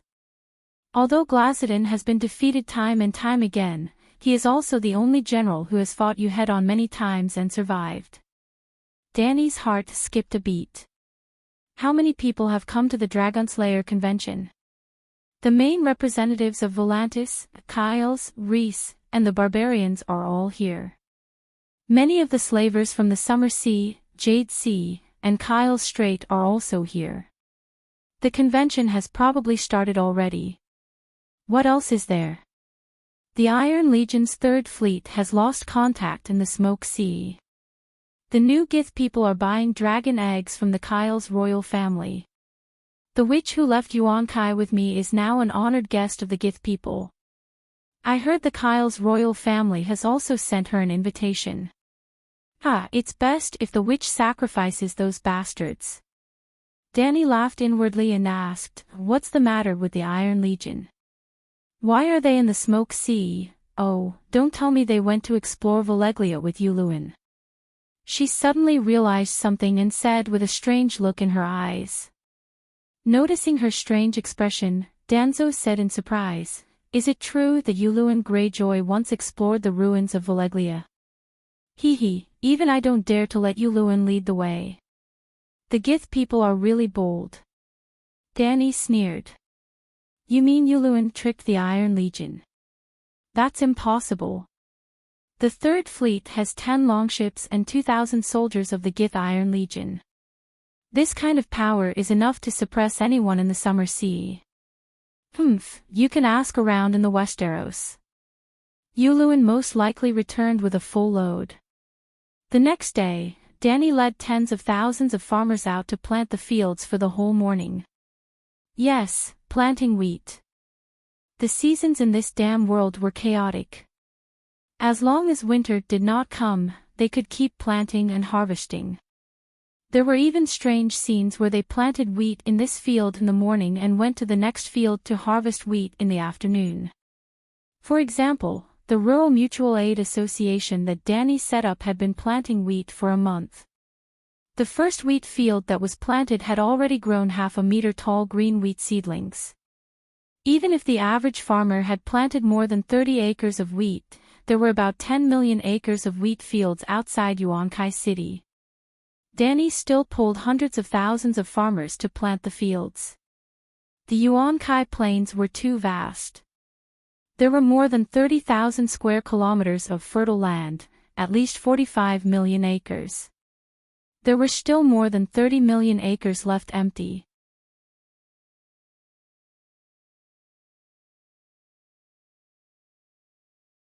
Chapter 169. According to Danny's original plan, she would turn the Yuankai Plains into a large granary, preferably planting all 45 million acres of land. Even if the rough sowing yielded poor harvests, with only 200 pounds of wheat per acre, it could be harvested twice a year, which was 9 million tons. If each person ate 1,000 pounds of grain a year, meat, eggs, and milk were also converted into grain, then the Yuankai Plains could feed 18 million people. What did that mean? Danny doubted that there were 50 million people in the world. Anyway, there were only 1.5 million people in Slave Bay. As long as Her Majesty's full moon plan could be realized, even if it was only for a year, then when the long night came, Slave Bay would be able to survive for 10 years in its extreme state. Of course, Danny was generous in anticipating the enemy. She had already labeled the Dothraki as the Dragon Queen's exclusive. When the long night came, she had to help them no matter what. Well, there were at least 400,000 or 500,000 people. There were also Volantis and Queers. The Alliance was still discussing dragon slaying, and the real Dragon Queen was already thinking about helping the Alliance to get through the long night. She was too responsible. More importantly, according to the calculation method of the Westero scholars, it was now the end of autumn, and winter was coming. She did not have much time. She had to full moon, or people would die if she could not jump over. So, Danny was crazily transferring the new freemen of Meereen to Yuankai. In 2 months, she had already transferred 100,000 people, and she had to continue for the next year. In her plan, the most prosperous Meereen was left to the Gith and her vassals. Well, she was also transferring the Gith of Yuankai to Meereen, and Astapor and Yuankai to the new freemen. At this time, there was only one Earl of the Broken Shackles, but after the long night, there would definitely be a large number of Earls and Marquises. Earls and Marquises with real power must have fiefs. The fiefs that Danny had arranged for them were to the north and west of Meereen. Slave Bay was an inner lake recessed into the continent of Ursos, with a land surrounded by mountains on both the east and west. With Meereen as the boundary, the land to the west had the 2 Gith cities of Yuankai and Astapor. To the east, facing the Dothraki Sea, there was a large number of ancient Valeglia city-states that had declined due to the Great Cataclysm, such as Borash, Tolos, Varelia. In the plan, Yuankai and Astapor to the west of Slave Bay belonged to the king's territory and were directly under the queen's jurisdiction. Yuankai gave up on the bed slave trade and would be turned into a granary. He would have the most freedmen farms. Astapo, on the other hand, would develop handicrafts first. After 100 or 200 years, when the population of the royal territory began to swell, he would carefully develop the similarly enormous Worm River Plain. The eastern wasteland, with Meereen as the political and economic center, belonged to her vassals. This was actually very fair because the wealth of Meereen far exceeded that of Yuankai and Astapor, especially after the Yuankai Plain was burned down. The richness of Meereen did not only lie in the meandering Great River and the coastal plains. It was bordered by the Dothraki Plains to the north, Slaver's Bay to the south, and the great river that connected it to the Raza in the east. It was a thoroughfare of the 9 provinces. It could be said that Meereen was the upper land, Yuankai and Astapor were the middle land, and the ancient city to the east of Slaver's Bay was the lower land. Danny took 2 pieces of the middle land that were connected together, and the vassals divided the upper land and the lower land that were also connected together. She faintly revealed this idea to her generals, and they had no objection to it. They even became more motivated, because the higher the title, the closer the fief was to Myrrine. Let's talk about Danny's plan. In addition to Yuan Kai, Astapor and Myrrine had also entered a frenzied farming mode. Although a large number of new freedmen had left Myrrine, the Gith of Yuan Kai, the captured Gith warriors, the sentenced slave owners, and the manor lord of Yuan Kai had all gone to Myrrine. Together, there were nearly 60,000 adult males. This time, Danny did not go on a killing spree. Except for Sage Yuan Kai, who was the direct murderer of the massacre of 50,000 slaves, the rest of the Gith were sentenced to reform through labor and education. Well, the education was not long. The shortest was 3 to 5 years, and the longest was 10 years. When this sentence was announced, even the freedmen of Gith could not help but shout, "The Queen is merciful." Merciful. Oh, in 2 years, the long night will come, and then there will be at least 5 years of polar night. The whole world will lose sunlight, and even if the ghosts are defeated, there will be 8 to 10 years of severe winter. 30% of these 50 to 60,000 male prisoners will be shouting, "The Shackle Earl is merciful," next summer. Well, the Shackle Earl, Clain, went to Myrrine as the lord of the city. The pyramids in Myrrine were also taken down by the Gith people under his command, and he supervised the 60,000 Gith prisoners in Myrrine Manor.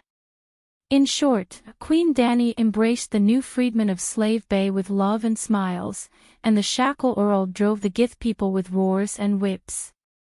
In the end, Queen Danny harvested a warehouse full of wheat, rice, and the love of all the people. How could they not love her? With the Shackle Earl as a comparison, the Gith people would find that Her Majesty the Queen was an angel, a savior. Well, although the Shackle Earl had some Gith blood, he hated the slave owners and the high Gith people, nobles, merchants, manor owners, even more than most of the foreign slaves under Danny. If it were not for Danny's prestige, that guy would have castrated thousands of small Gith people. In the Queen's court, Clain had repeatedly suggested that, blood for blood, chicken for chicken, to castrate all the Gith people and make them unsullied. Later, Danny secretly asked the Astapor people. It was said that Clain was the son of a slave girl, born to be a slave. It was said that Clain was not bad when he was young. It was said that the good Lord had done many indescribable things to the butcher when he was young. It was said that, in short, after Sir Shackle Earl watched the revolutionary drama made by Danny, he cried in every scene, and he could empathize with almost every story. Sigh, although that guy's character was not good, he was violent, and he was a little lustful. After becoming a knight, he had 2 lovers. But he was a good person. His consciousness was high, very high, and his spirit of resistance to the slave owners and the slavery system was particularly strong. He could also perfectly accomplish what Queen Danny wanted to do but could not. What a good comrade. After the completion of the migration, there would be more than 500,000 people in Yuan Kai. 500,000 people would follow the Queen to the Great Plains to farm. On average, they would work for 2 days and rest for 1 day. In the Queen's Liberation Plan, there were also 25 million acres of land in Myrrine that needed to be farmed. But the new freemen had been summoned to Yuan Kai by the Queen, and the Butcher Earl could only happily exploit the 200,000 freemen of Gith, and almost 100,000 convicts of Gith. There were 60,000 in Yuan Kai, and 40 or 50,000 in Myrrine. In addition to Myrrine and Yuan Kai, Danny's old nest, Astapor, also had a quota in the Liberation Plan. 15 million acres of farmland and 10 million acres of grassland. It seemed exaggerated, but in fact, the task was not heavy. Because in the past half a year, Danny had already cultivated 7 million acres of land in Astapor. In the Battle of Bayang Slope, Danny had to liberate 70,000 to 80,000 strong slaves.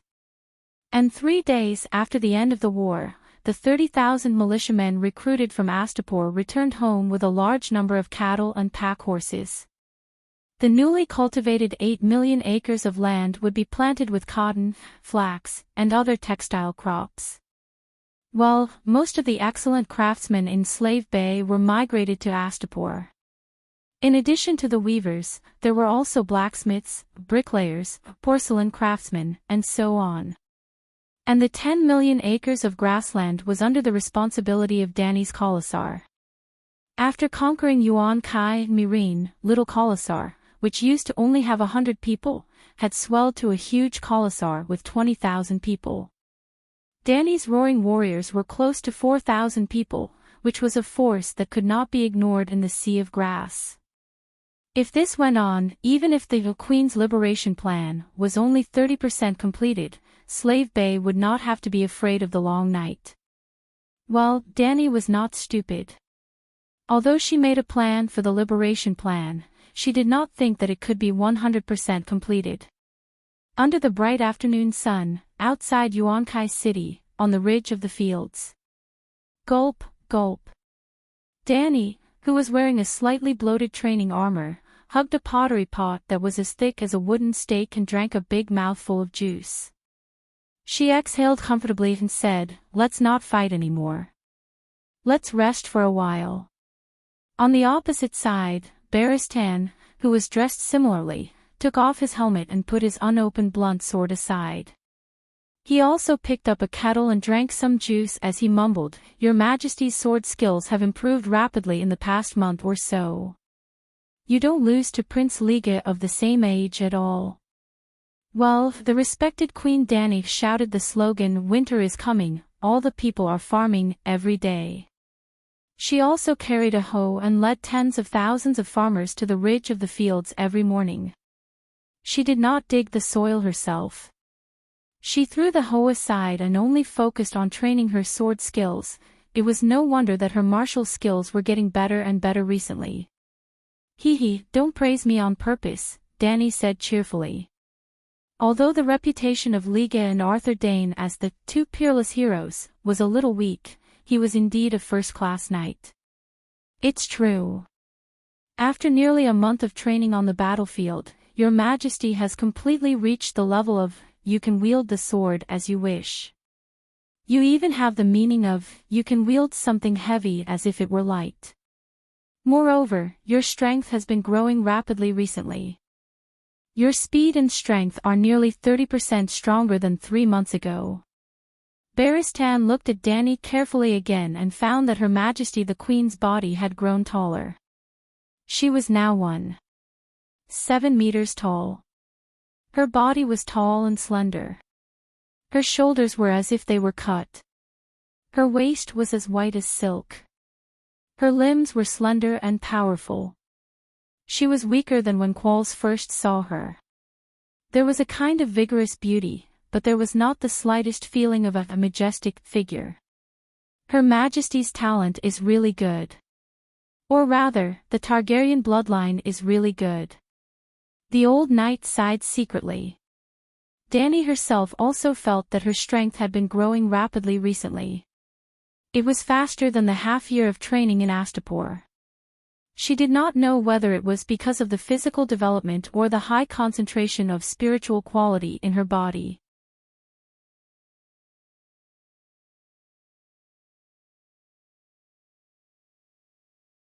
Chapter 170.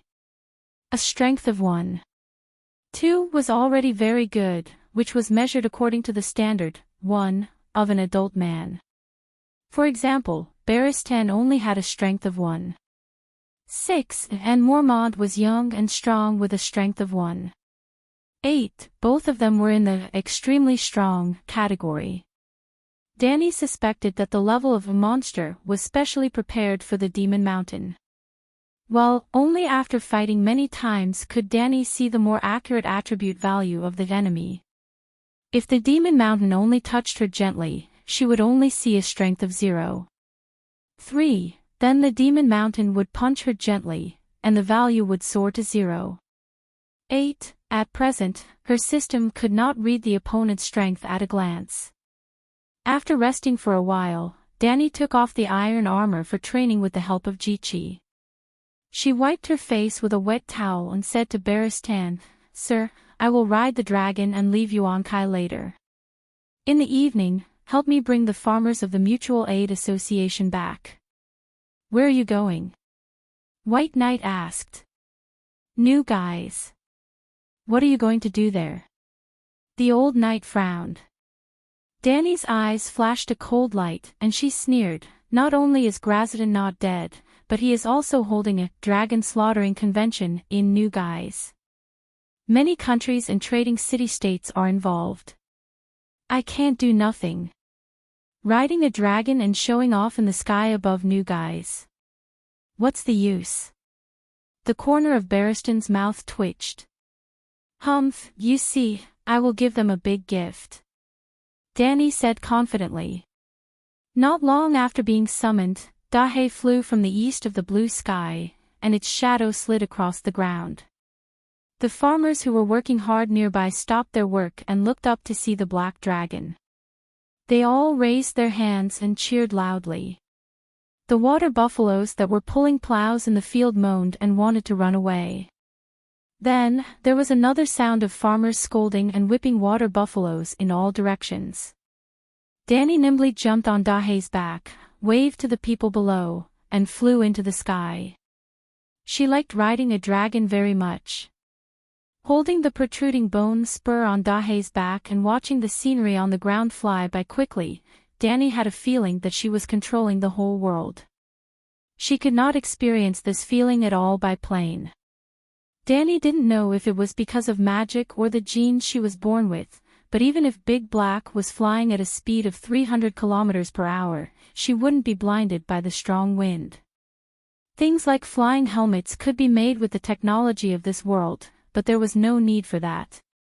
Just like how her eyes were not afraid of fire or smoke, her purple eyes would not shed tears even in the face of strong winds. Moreover, her vision and spatial awareness were particularly good. If she were placed in modern society, she would probably become the strongest fighter pilot. SSSS. Soon, Danny crossed the field and came to the surface of the sea. She found Little Green and Little White, who were gnawing on bison bones on Yaris Island. There were also islands in Slave Bay. Yaris Island was located between Yuan-Kai and Astapor. It was desolate and uninhabited, but it was rich in resources. A large number of wild cows lived on it. When the three dragons were free, they liked to go to Yaris Island to find a bison to eat. Well, in more than 2 months, Goldie had also grown from a palm-sized kitten to a strong hound, but the three dragons were unwilling to play with their little brother. The 4 dragons were divided into 3 factions. Big Black was arrogant. With higher wisdom, stronger strength, and larger size, it despised its 3 younger brothers and had always been alone. Little Green and Little White grew up together. Their strength, wisdom, and size were similar. The 2 dragons were almost never separated. Goldie was the youngest. Even if it could fly out to hunt, it was always taken by Kue Luo because its 3 older brothers ignored it. However, no matter how wild it was during the day, when Danny returned to the pyramid in the evening, the 4 dragons would also follow her.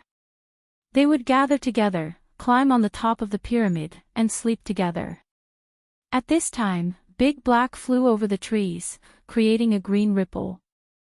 Danny shouted to the 2 dragons who were looking around in the forest, "Let's go." SSSS. The 2 dragons were very obedient. They put down their bison legs, stepped back, and jumped into the sky. A few months had passed, and the 3 dragons continued to grow at an exponential speed. Including the tail, Big Black was 18 meters long. Well, the long tail took up almost half of the total length of the body. When the wings were fully spread out, they could almost cover a room of 100 square meters. The maximum weight had also risen from 200 pounds to 400 pounds, almost doubling. Even Little Green and Little White could lift more than 300 kilograms. The 3 dragons were as fast as lightning, and in less than 2 hours, they arrived at Astapor. The guards above the Great Pyramid saw the Megalosaurus from afar and shouted, "The Queen has arrived!" Toot toot toot. The two Unsullied picked up trumpets and played rhythmically. Thump, thump, thump. In a moment, a group of people rushed up the stairs. There was Yora Mormont in iron armor, little black sister Missandei, and a few centaur maids and Unsullied. After the war, Danny often flew back and forth between the 3 cities on the dragon, perfectly controlling the entire slave bay. Therefore, the 3 cities had her palace. If Doria did not die in the hands of the Faceless, it would be just right for the 3 cities and 3 palaces, and a maid would be arranged for each palace to serve as the palace manager. For example, Jichi was now in the palace of Xiai Ning in Yuankai, and Ellie was in the Great Pyramid of Mirin. The queen could not be unattended, so Danny chose a dozen centaur girls to enter the palace of Chaoyang, which was the Great Pyramid of Astapor. Those maids were all from Danny's original little caste, who had followed her through the Red Wasteland. Although their service level was a little poor, their loyalty was completely guaranteed. Nimbly jumping off Big Black's back, Danny asked Yora, "Is the thing I want ready?" Yora waved to the Unsullied behind him, and a soldier immediately carried something wrapped in fur to Danny.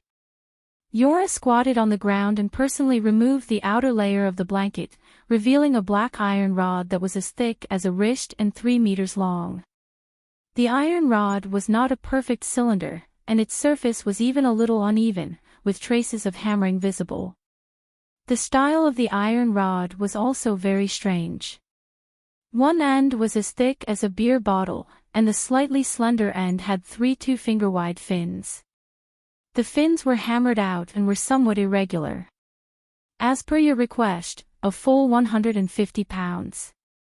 Danny held the iron rod and lifted it, feeling its amazing weight, and could not help but grin. There are some flaws, but to be able to create this fury of the goddess of liberty according to the blueprint in just one night is not bad. With that, she laughed triumphantly. Ha ha ha, slave traders, accept the divine punishment of the goddess of liberty. This. Yora was a little embarrassed for the queen, touched his nose, and whispered, "You want to use this long iron rod to smash the people of Zingis? I'm afraid it's not as good as a barrel of kerosene. You don't understand. This kind of space-based weapon is far more awesome than incendiary bombs." Danny waved her hand and said with the look of a lonely master. "Well, Your Majesty, you have to be careful. It's best to repair it on Jean Island first." Yora suggested. "I understand." Soon, Danny's fury of the goddess of liberty was wrapped in a thick blanket again. Well, it was easier for Dahe to grab it this way. Danny switched to Little White, and Dahe followed behind with the iron rod. 1 person and 3 dragons did not stop, and flew straight to the south. After crossing 500 kilometers of long mountains, Danny rested for an hour on the old Zingis plains. After flying for more than 1,000 kilometers, the 3 dragons were a little tired. Yuankai was about 600 kilometers away from Astapor, and from Astapor to New Zingis, in addition to crossing 500 kilometers of long mountains, there were also 200 kilometers of old Zingis plains, 200 kilometers of Jiskari Strait, and 200 kilometers of Jean Island, more than 1,700 kilometers. After the Pearl Harbor incident, the Tokyo bombing that the Americans did was only 1,200 kilometers. They set off from Yuankai at 2 in the afternoon, and rested for an hour on the old Zingis plains. When they landed on a tall cliff on the southern edge of Jean Island, it was about 9 in the evening.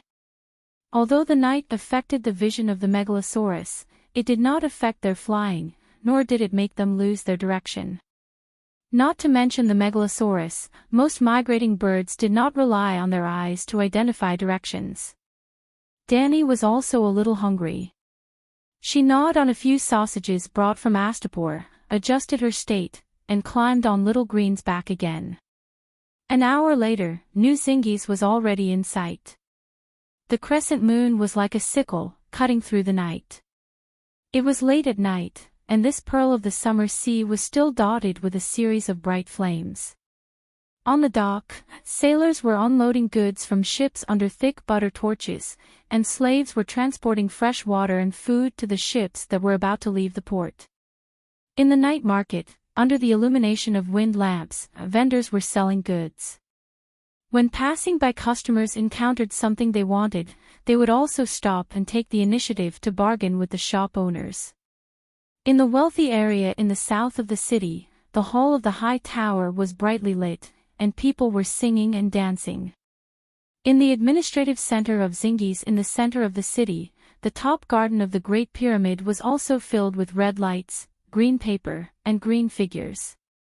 No one noticed that 3 black shadows swept across the sky.